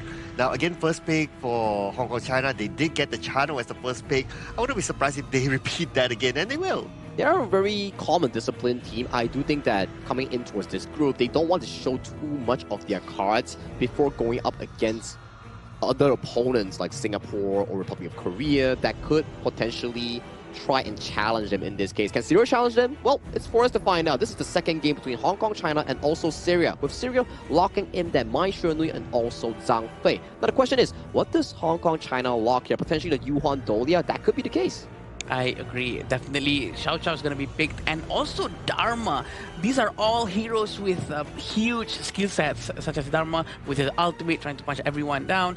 And usually I would compare Zhang Fei and Liang Po to be the equivalent of each other. But in this case, Dharma is the equivalent ultimate of Zhang Fei, the one-hit wonder that can actually turn the game around.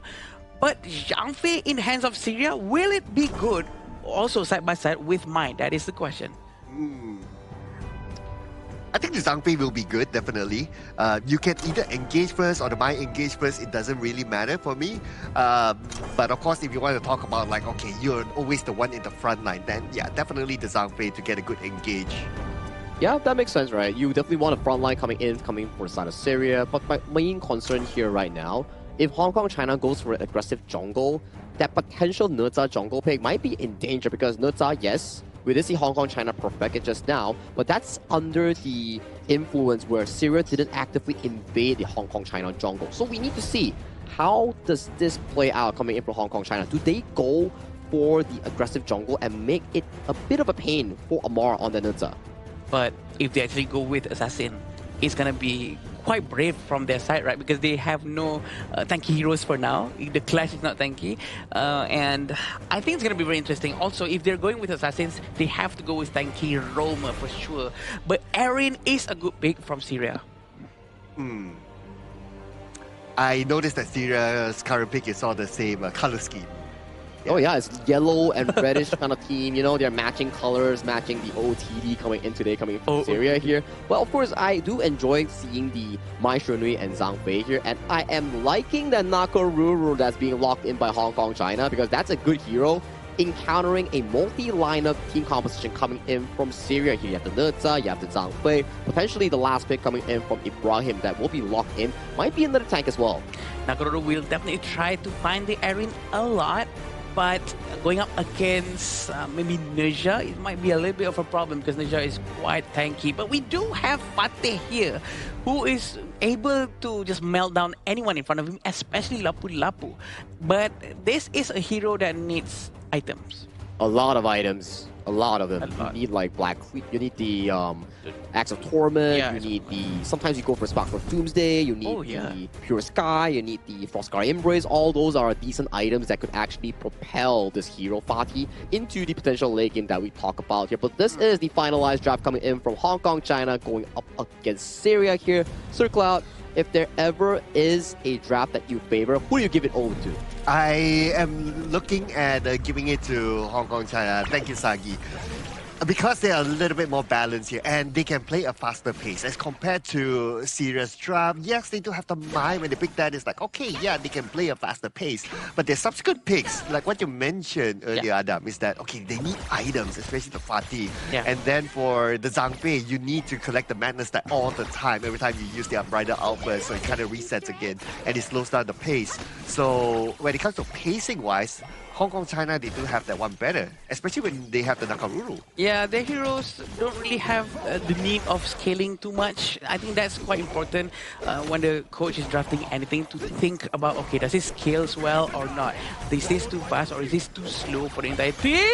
The timing! He actually manages to steal Hoa with the first kill. Wow, beautifully done.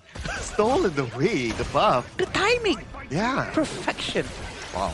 Wow, that's just the next level play, they say. Perfect. But they're now looking for the Crimson Golem instead.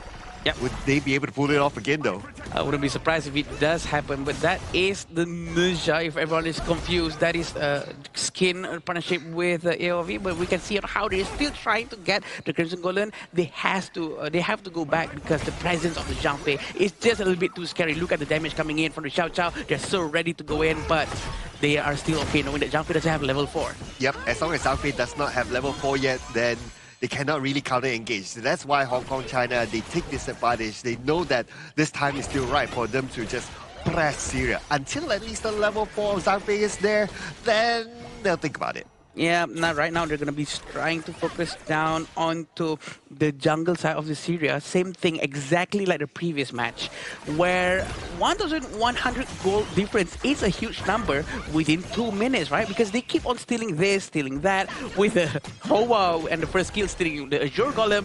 It's going to hurt Syria quite a lot. Okay, Ali's kind of low though.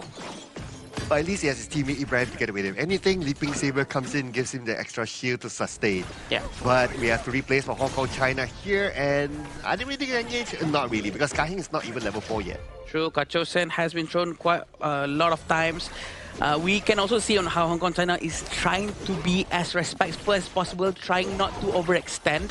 They do know that they might do a little bit of mistake if they're off position, because the positioning from Syria team this time is a little bit better than before. It feels like they're trying to slow down the onslaught coming in from the Hong Kong, China, and it's working out. Yep, it almost feels like game number 1, right? It's like Hong Kong, China, their objective is not to like, okay, we want to get takedown, we want to look for takedown. It's not that. Yeah. They just want to try to win the river area, steal away a couple of jungles, or get the buff, and they'll slowly build from there. And that is shown again by their goal gap right now. The pacing and rhythm from them works out very well, and I think there's nothing wrong with just sticking with this thing and not forcing any strikes towards the Syrian team. But it seems like a rotation has been trying to be done by Sumki, but he's going to be there at the bottom lane alone for now. If Zhang Fei turns around and try to use the ultimate, he might go down quickly. But speaking about going down, Bashar, no. Again, Hong Kong, China showing that, okay, they can engage, but they don't need to go all the way. But speaking about going all the way, Syria Amar might have gone all the way, but now Ibrahim is the target man. But still, he's able to absorb that damage. Bright Albus has been deployed though, so now he has to take a bit of time to get back his madness stack. Oh, you have to recall back to the base for now, but it seems like Ali is all alone. It looks like Lapu-Lapu Kahing is hiding behind, getting prepared for the next one. He can see Abdul Aziz. Is he going to try to use the Raging Sea? Not yet. He's still saving it for now, but the teammates are trying to respond. They're getting nearer and nearer. Now they're going to try to pull back just a little bit. That's how they play. Yeah. They pull back, they just put pressure back onto Syria. Now, because of that, but hang that thought for a second, because at the top, Kahin gets the first strike. I don't know how or where suddenly Amar got there so quickly, and he got punished efficiently too. Look how Abdulaziz is still hiding, trying to hide his presence, making sure that no one knows he's there. But the Azure Golem will be taken because they know Amar is not around. Now they're still hanging around the bottom side. Look at this, 3 of them from Hong Kong, China there. And Kahing is opening up the space in front, giving a lot of information away. And because of that, Syria, knowing the presence of Kahing around, it's like difficult for them to show up in front. Yeah, Kahin, with a lot of gold, 4,000, is going to be continuing his momentum, trying to farm as much as he can. The rotation is going to be done by them so aggressively, so proactive. Compared to Syria right now, they're trying to match the energy, but I think they might have to change their rhythm a little bit to force Hong Kong, China, try to follow the Syrian rhythm instead. So they have to force something out of the box. They cannot stay too stagnant and too passive in their own side. So what would you do in your Syria, right? Would you like force the fight onto Kahing because he's always alone, he's always the one opening up the map? Yeah, I would. Anything that is different than trying to mirror the movement right now. It feels like they're just trying to mirror, they're not trying to force something. But it feels like if they rotate first and forcing Hong Kong China to follow their momentum, then they can start to make good use of the brushes. Oh, but here comes the engagement of Amar. Amar takes a lot of damage and Kahing gets his second strike. A very quick annihilation right there. Amar has been taken down quickly. Then Kahing is going to try to reverse back, but it looks like the Raging Sea manages to connect with two of them. Oh, beautiful Raging Sea there, but nobody's there to follow up. Then again, it's not the objective of Hong Kong China. All they want is to just strike fear into the place of Syria. Yeah, the fear is definitely there, but we can also see the priority coming in from Sumki is actually the first tower in the mid lane, which is very, very good. That's what they want, right? They want to keep on pushing, keep on getting closer and closer towards the crystal, and it seems like they are getting closer now. Yes, and the moment Hong Kong China gets the middle tower, you know that's it. You know they were absolute entry into the jungle side. But speaking about entry, it looks like they're trying to make an entry onto the top. Let's see who they can get at this moment. Amar will be the frontline person. He tries to get one Seekin, maybe, but no. If you kind of think about it, right? Yeah. Without Ibrahim, nobody is able to engage. And Ibrahim has to... Oh, wait! Bashar? Yep. Oh, at the bottom. Bashar is still at the bottom, but look at that. Amar's down so quickly. Abdulaziz was hiding behind them. I was expecting Abdulaziz to commit to something, but he did not. Yeah, and it feels like, okay, they're kind of hesitating, like, whether we want to commit, whether I want to use the unbridled outburst for Ibrahim or not. So there were a lot of maybe misalignment there. Yeah, that's true. That's true. 6,000 gold in front for Hong Kong China. They're trying to be as safe as possible, but consistently controlling both sides of the jungle. They really want to suffocate Syria as much as possible. Yeah, and they really want this middle tower, right? This middle tower has been protected by Syria. But for how long more can they hold this middle tower? Because the longer they hold the middle tower, the other lanes are being pushed in. Yep, that's true. The third tier tower is probably going to go down here without the help of their teammates. Abdulaziz is probably a bit too far. Abdulaziz coming in from the left. They're going to get the high ground tower without any problem whatsoever. But at the top lane, Bashar is still proactively trying to get the towers. This is the difference that I'm talking about. They have to force Hong Kong China to pull back and try to defend their top lane. Okay, Abdulaziz is behind, but can you really engage right now? Because there's already a level gap of at least on average maybe like 2 levels. Yeah. So even if you engage, like, do you have the damage? Do you have the help to sustain fights? So if they rotate much quicker, they maybe can capture anyone who is sort of isolated, that doesn't have any teammates around them. But it looks like Titan is going to be taken by Amar. A very nice thing for them to get right now. At least a small little win for Syria. Okay, and okay, that's good. That's good. That's improvement there, I must say. Getting the Tyrant right, and that will kind of like force Hong Kong China to be like, okay, we need to relook our strategy and how we move again. But look at how they move. They're like 2 top, 2 left, and the moment they move in, they immediately get Ali down. And Bashar is still down there. This is very, very good from Syria. They're really trying their best to distract them away from the fact that he's currently doing a split push down there. But very smart from Kahing. Kahing is trying to cut the lane off from his back. So Bashar doesn't have any more reinforcement from minions. He has to destroy the high ground tower of Hong Kong China right here, right now. No one's coming back for him for now, but it looks like they're trying to push all the way into the mid lane. They're sending channel. Then they're going in for them, trying to buy enough time for the bottom. At least Sumki managed to go back down to the bottom lane to clear off that lane. And now Ibrahim will be the next target. Ibrahim turns back and he will be taken down. Double strike to Kahing. Oh, Bashar actually almost managed to get Sumki. This time Sumki had to go back. If he actually gets striked by Bashar, Bashar might be able to end the game. They really have to be careful. They have to rethink their strategy. Do they have to send someone else instead to deal with Bashar? This is what we were talking about, right? They need to do something different to force Hong Kong China to play according to their rhythm. Yeah, and that's the reason of serious engagement in this replay, right? Is because that they just want to buy time for Bashar to push, but not knowing that Sumki actually made it back in time. If Sumki was still in that fight together, then Bashar could have ended the game. I agree. This is what they can keep on doing, honestly, if you ask me. Bashar is really getting his itemization done as well.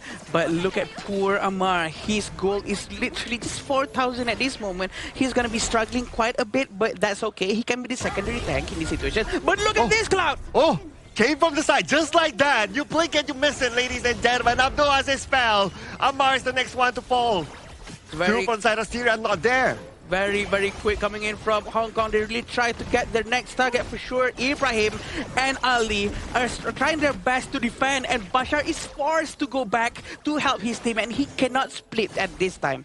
Okay, right now just waiting for the minions to come in. They're going to come in from the top, from the middle, and then from the bottom next. But the objective for Hong Kong, China is that they want to take down the mid tower, and now they have absolute access to the crystal. I agree, and right now Hong Kong China is going to try to get one down at the very least. Raging Sea hitting no people, and the third goes down as well, and Bashar will go down. Hong Kong China end the game within a blink of an eye. And I gotta say, if first time is luck, second time is consistency, and that is the form delivered by Hong Kong China in back-to-back victories against Syria. Oh, absolutely. The same formula apply, right? Like, play it disciplined, don't overcommit, don't need to do all the fancy stuff, and just try to take area and try to end the game as quickly as possible. But what I like about Team Syria this time is that they try something different. The one that they sent to Fatih down to split push, I think that was pretty nice. It works, and I think that's what they need. They need to force Hong Kong China to try to start following their rhythm instead. But I know it's going to be very hard because the macro gameplay coming in from Hong Kong China is just too clean, Zagi. There's nothing they can do to respond to that jungle steal, all the small little details. It's very impeccable, right? The way that they play is really nice to watch because every one of the movements coming in as a 5-man unit is calculated. It's planned beforehand, and they settle the wave first, and then they look for the invasive play. So that's what I like about the gameplay coming in from Hong Kong, China. That's where it comes from, the seasoned experience coming in from the respective clubs. Dude, in an alternate universe, right? Yeah. When Fatih was doing that push bottom, and then the engagement happened in the top jungle just to buy time for Fatih, right? If China was part of that engagement, it's over. It would have been a totally different result. I agree. And actually, Sumki was almost taken down by Bashar just now. If Bashar actually managed to pull that off with his minions still alive, I'm pretty sure the game has ended and gonna go for the Syrian team. I think the play that we're doing, they had the right mindset at the very least. They had the idea. They really had the idea because like the other players was like just stalling for the potential backdoor, but it comes down to the execution coming in from the channel player, which is the side of the Sumki. He played it really well. He pulled the range. He made sure that, yes, my job here is just to stall you, make sure the wave is cleared, and once the wave is cleared, I don't need to chase for the takedown. My job is just to back off and let the top side win in that 44. Yeah, same formula, right? It's like, okay, I just need to clear off the wave. Right? And I don't need to like really chase you down and try to get that takedown. Again, it just shows that level of discipline is just next level. No fancy stuff, just do what it needs to do and win the game. Honestly, I thought today when we saw Laos's gameplay, I thought that was textbook enough because they did not force war. Even though they were like 10,000 gold in front, right? They were in front of the crystal, but they did not dive in. They were so very good with micro gameplay, making sure that all the economy gold are on their side, but did not force. But again, suddenly Hong Kong, China, Cloud managed to do even better than that. Dude, if that was textbook, this is dictionary. Oh. This is like the whole like, okay, here is everything here. Every word that you know is here.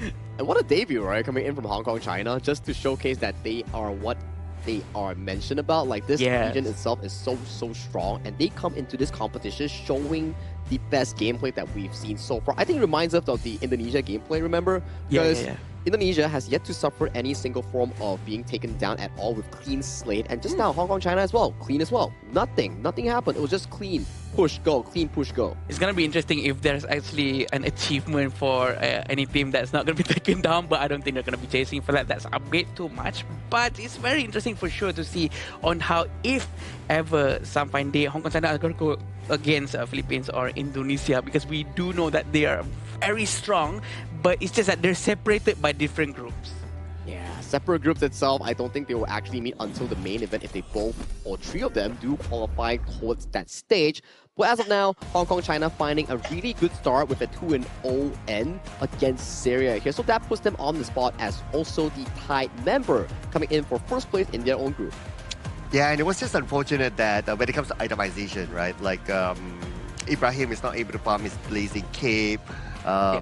Or at least Ammar is not able to farm his Blazing Cape. So without those items, it's going to be pretty hard for you to take down or even win fights. Yeah, he cannot buy anything, honestly, because his jungle has been raided non-stop from the beginning. The rotation coming in from Kahin, from Sekin.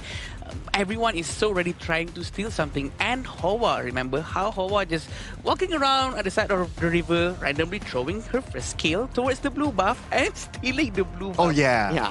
In the process. I think that really hurts, not just mentally, but also especially economically.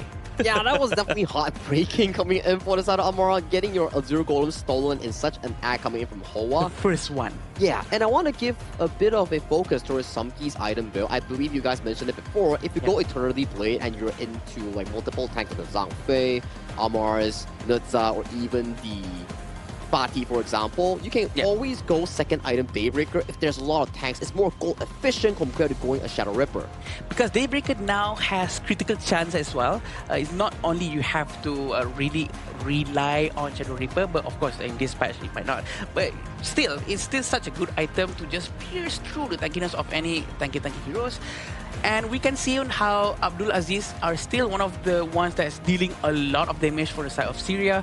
But looking at the side of Hong Kong China, the damage distribution coming in from them is even. We like it even if it shows that they contribute the same thing.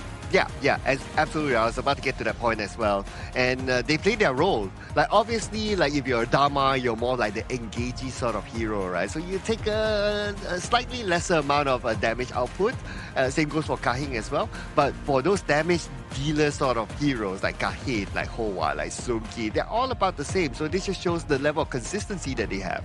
And they don't really force fights, right? They always fight when they know they have the advantage, which is really well disciplined, I would say. Textbook gameplay, dictionary gameplay as mentioned by Cloud, which is really comfortable to watch. You may say like, why is the game so slow? But when you look at it in a different perspective, how they break down specific plays, it's really efficient in taking down resource from left to right, making sure that Syria had no chance or whatsoever in making a comeback because you're not giving any chance for it to do so. Yeah, and why the gold graph actually starts way earlier within the first minute is also because of the gold sharing technique they were doing, the rotation from the mid lane towards the jungle, letting the jungle take some minions and whatnot. It's just so good coming in from them.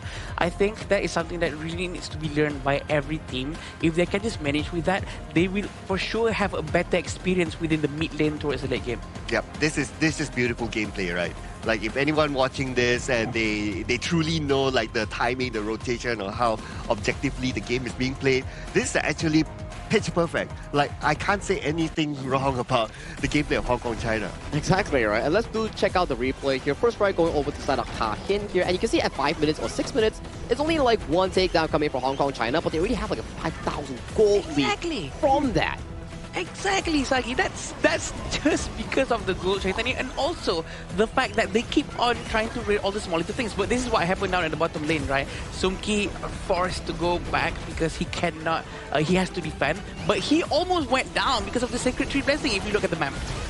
Yeah, and again, I'm just looking at these replays, right? And even looking at the outs being used in general, right? It's the same formula like before. Like if we play, okay, like if I play, right? Yeah. My mind will be like, whenever I use an out, I must get a takedown, the team must get a takedown engagement. Yeah. But to them, it's like, no. As long as they can shoo away their opponents, it's good. And we have to give the MVP this time to Kahin with a KDA of 604. 27.4%, Sagi. This is a lot coming in from an assassin jungle, which means that he has that much confidence. Although damage taken has been 21%, thanks to his unending raid towards the enemy jungle. It's a smart pick, right? Especially when enemy is so beefy, like the Neta, like the Zhangfei, for example, and you have an Aqua Guru that does percentage health damage here. He did his absolute best job in trying to make sure that this Neta, when he was to walk in, he will get chunked out. And at one point, I think the Neta was like 3 levels down against Kahin's Nakoruru. Yeah. Yeah. Thereabouts. And also how he actually navigated like just poking the back line as well, right? Like he knows how to like, okay, I don't need to focus like from the front to back. I can just go towards the back, poke a bit. If I can get the takedown, cool. If not, I would just pull back. So he is been showing that consistency, and he was the one that got the first strike as well. But for sure, the reason why he can do this well is also because of his entire team, right? Because the roamer, the mid lane is just so proactive. Moving around, finding spaces, and sometimes finding random Azure Golems into his hands. I think Kahin played really well too, the Lapu Lapu, when he went for the extensive flash on the Raging Seed, he directed him to the back line. In the mid lane? Yeah, oh my god. He set So up the sexy. Aaron takedown so beautifully for his own jungle to actually pick up. And ever since then, gameplay after gameplay after play after play, it all built to the foundation in winning that game flawlessly. Yeah, we do know that there's crowd control coming in from Hong Kong. China really plays a huge role. They are very comfortable with that. But it's also very scary to see on how we don't know when's the right time for them to go in. We cannot expect what they're thinking from our point of view because they are really kiting. But when they make the call to really jump in and go in all at once, they do it flawlessly. Yeah, and by the time when they do it, they know that they already have this item gap, this level gap. So they're like setting up themselves for like that moment to let's go, boys. It's all about, like farming efficiently, right? You get the gold from the enemy, you stack it on towards yourself, and like Laser Cloud, once you get those gold, you can be like, okay, I know for a fact that this team fight, I win because I have equipment higher, everything higher win percentage in general. Yep. They're setting themselves up for a 100% win rate every time they engage. Exactly. But let's interview the winners here on what exactly went down coming in from Hong Kong, China. So Mara, if you're ready, please take it away.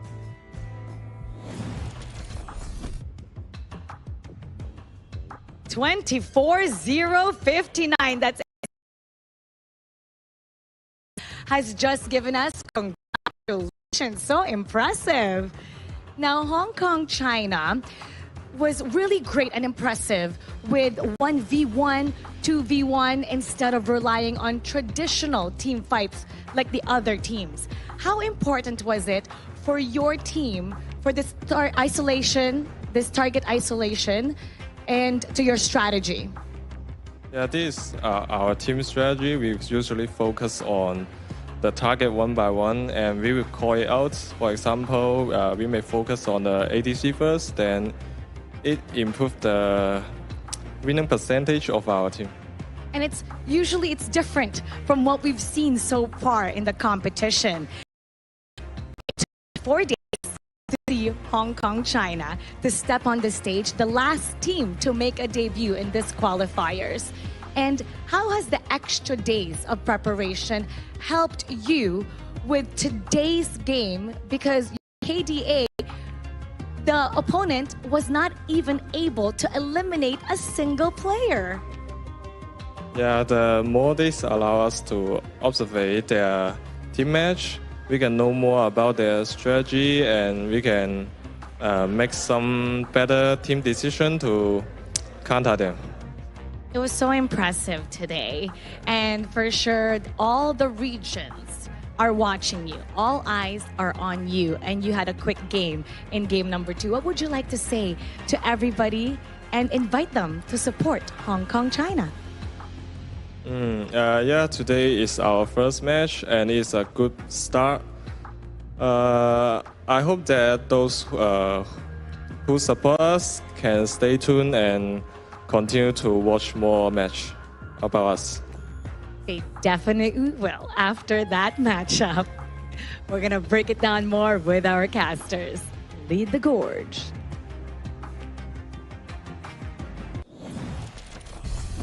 Thank you, Hoa, and also Mara for that interview. And I gotta say, Hoa is really polite and he's very elegant. But one thing that I really want to point out, he's really tall. Oh, Really tall. yes. The fact that they can't fit both Maro and Hova in one camera frame is just, I was surprised. He was just so tall. But I agree with what he said just now. They really make good use of the advantage that they have, sort of, because they started off very late into these qualifiers, and they did say they studied the gameplay of the Syrian team and they know how they can try to abuse it. Yeah, and for the Asian Games version, it's a different set of heroes, right? So they also want to get a feel of like, okay, what are the popular ones that others might pick and all that. So yeah, they actually benefited from it starting on later. Yeah, and starting off later didn't really like nerf them in any sense because you're like on jitters or you have like whole hands, you haven't had your first game, stage frights. Because with their experience in Honor of Kings, they really shined really well and they delivered a clean slate, perfect grades in that first game. Experience is just something so invaluable at this point because they look very effortlessly playing their game just now without any sweat whatsoever. That's where the experience comes in. That is something you cannot practice. You really have to get used to multiple different tournaments. Yeah, absolutely. And it's shown their experience, right, on the gameplay itself, right? And we know that these players, they have a lot of international tournaments. Not textbook gameplay, dictionary gameplay. And if anybody out there, right, if you have like a team and you're going for competitions and all that, if you want to get a reference, I would say this is the best reference type of style. Yeah. I think it's definitely the most efficient one that you actually want to be learning from because it gives you the most advantage with the most least minimal risk that you're looking for. And this is the updated standings here coming in for 2026 Asian Games Esports Qualifiers for Honor of Kings. And if you look towards Group A, we have Pakistan getting their first win against Mongolia, setting the pacing for them to potentially upset the group if they can win against Uzbekistan or the other teams later on. Now for Group B, Myanmar still sits on top comfortably with Nepal tied for first, Kyrgyzstan 1-1, and Jordan and United Arab Emirates still looking for their first W in this tournament now. Group C, this is interesting. Yeah. Laos, Vietnam, clean. Kazakhstan 2-1. And then the discrepancy coming in from the bottom. Saudi Arabia and India is not looking too good for them unless Saudi Arabia can get back-to-back wins. But it's going to be really difficult. Now for Group D, this group has slightly lesser games on broadcast yet because they're going to be coming more and more as days come. But Hong Kong, China, and Republic of Korea, the way they debut, it has been really nice to watch and they have decimated their opponents here. So Singapore and Sri Lanka, they only played one series, so they will be getting more and more games in the coming days. Definitely a very interesting group for us to be focusing on because they also have the Republic of Korea full of players which we call from Dongxin Red Force. But this is tomorrow's schedule. We'll be starting off with Philippines at 12 p.m. against Uzbekistan. After that, we have Kyrgyzstan going up against UAE. And then we have Nepal going up against Myanmar. And then we have India going up against Saudi Arabia. And then we have Sri Lanka and Hong Kong, China. And they're going to play again tomorrow in the last series. So Again, yeah. same schedule for them. But it's going to be interesting, right? So we're going to start off with the Philippines. I think this is also another team that has a lot of interesting play styles. And they dare to bring something different to the table. Remember that whole push strat sort of draft? Yeah, they dare to bring something like that. That's, I would say, pretty interesting. Yeah, I mean, that's the strength of a strong team, right? You can play multiple composition, you can bring it to fruition. Sometimes you pick it, but you can't execute it. That's not on the great side. But for Philippines, they can actually do it. But for my focus, it's definitely going on towards Nepal and Myanmar and India versus KSA. Because India, yes, they might be out of the tournament, but they can still find their momentum in their final game in triumphing over KSA. And if they do that, KSA also loses their chance. But it also gives India the motivation and the courage to pursue even further in Honor Kings. Or at least, they make it a point to the world that, our standing is at least not the last one. So they can still try their very best. That's the most important thing. I think they still have a chance. And it's a very good grounds for them to learn things. I think Nepal-Myanmar will be a very interesting one. Yeah, I think that it won't be a straightforward series. I think it could potentially go 3. Oh. Yeah, I'm putting it right now. I think Nepal, Myanmar potentially goes 3. Ooh, I'm more on the Myanmar side, I gotta say. I'm pretty I didn't say, to be fair, I didn't say who wins. I just say that it will go 3 games. Okay. That makes sense. That makes sense. Before we do end the stream, we do have to shout out to the upcoming patch update, which is on June 17th. You guys were talking about, like, hey, Zagi, when are those control updates coming in? Do we get a better UI? Are we getting like, you know, improved heroes in the game based on their controls and settings here? If you're wondering about that, don't worry. We got you on June 17th because that's going to be the patch update that's been coming in with new heroes, new features, and new events. So do log in on June 17th to find out more. And what better device for us to actually use to test out all of these brand new UI coming in on the 17th of June? That will be iQOO 15R. We have the official gaming phone for 2026 Asian Games Esports Qualifiers Honor of Kings. Yeah, and the new update is going to be tomorrow. You still have time to get the device, set it up, and tomorrow update the game and all that. Straight up, 120 FPS. Enjoy the new update with the new device. New device, new update. Perfect feeling when it comes to playing Honor of Kings because it's going to be smooth, it's going to be comfortable, and we like that, right? Yeah, we love that. We would love to have this smooth, buttery device on our hands to make sure that our experience is maxed out. But thank you so much, everyone, for watching this upcoming day 4 of the Asian Games Esports Qualifiers. My name is Sagi, and with me is Sir Cloud and also Adam. We bid you good night. Ever changing, some chameleon, blood, sweat, and tears. We'll never make it if we fall to everything that brings us down. With a comeback is now.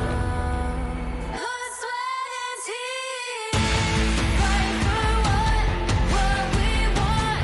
Doesn't matter the cost. Every day, put in work. Blood, sweat, and tears. Nothing comes overnight. Strength in numbers start to line. We don't bow to fear. Blood, sweat, and tears.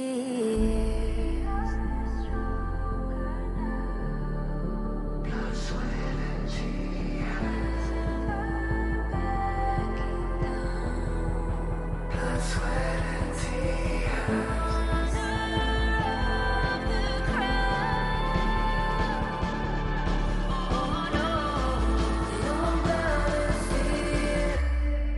Blood, sweat, and tears. Blood, sweat, and tears. Fight for what we want. Doesn't matter the cost. Every day, put in work. Blood, sweat, and tears. Nothing comes overnight. Strength in numbers, stars in line. We don't bow to fear. Blood, sweat, and tears.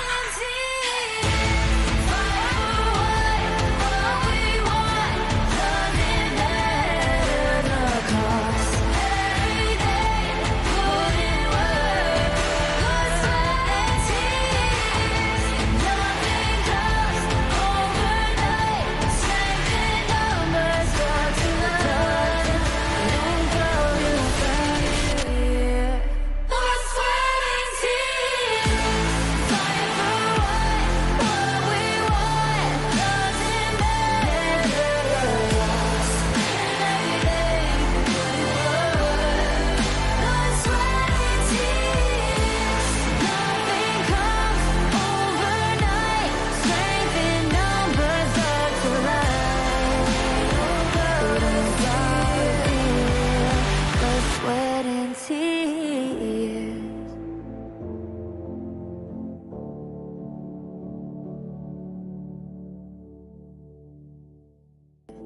Ever changing, some.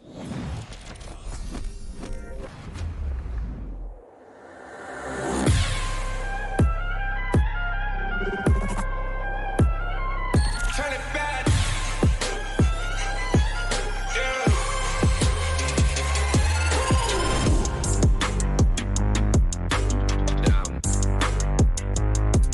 Where you from? Home.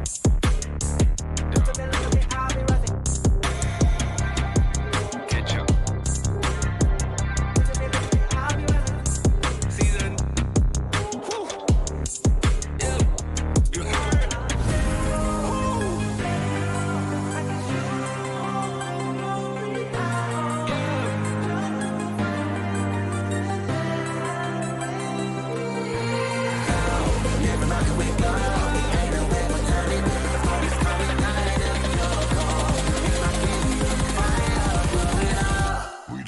It's all a showtime.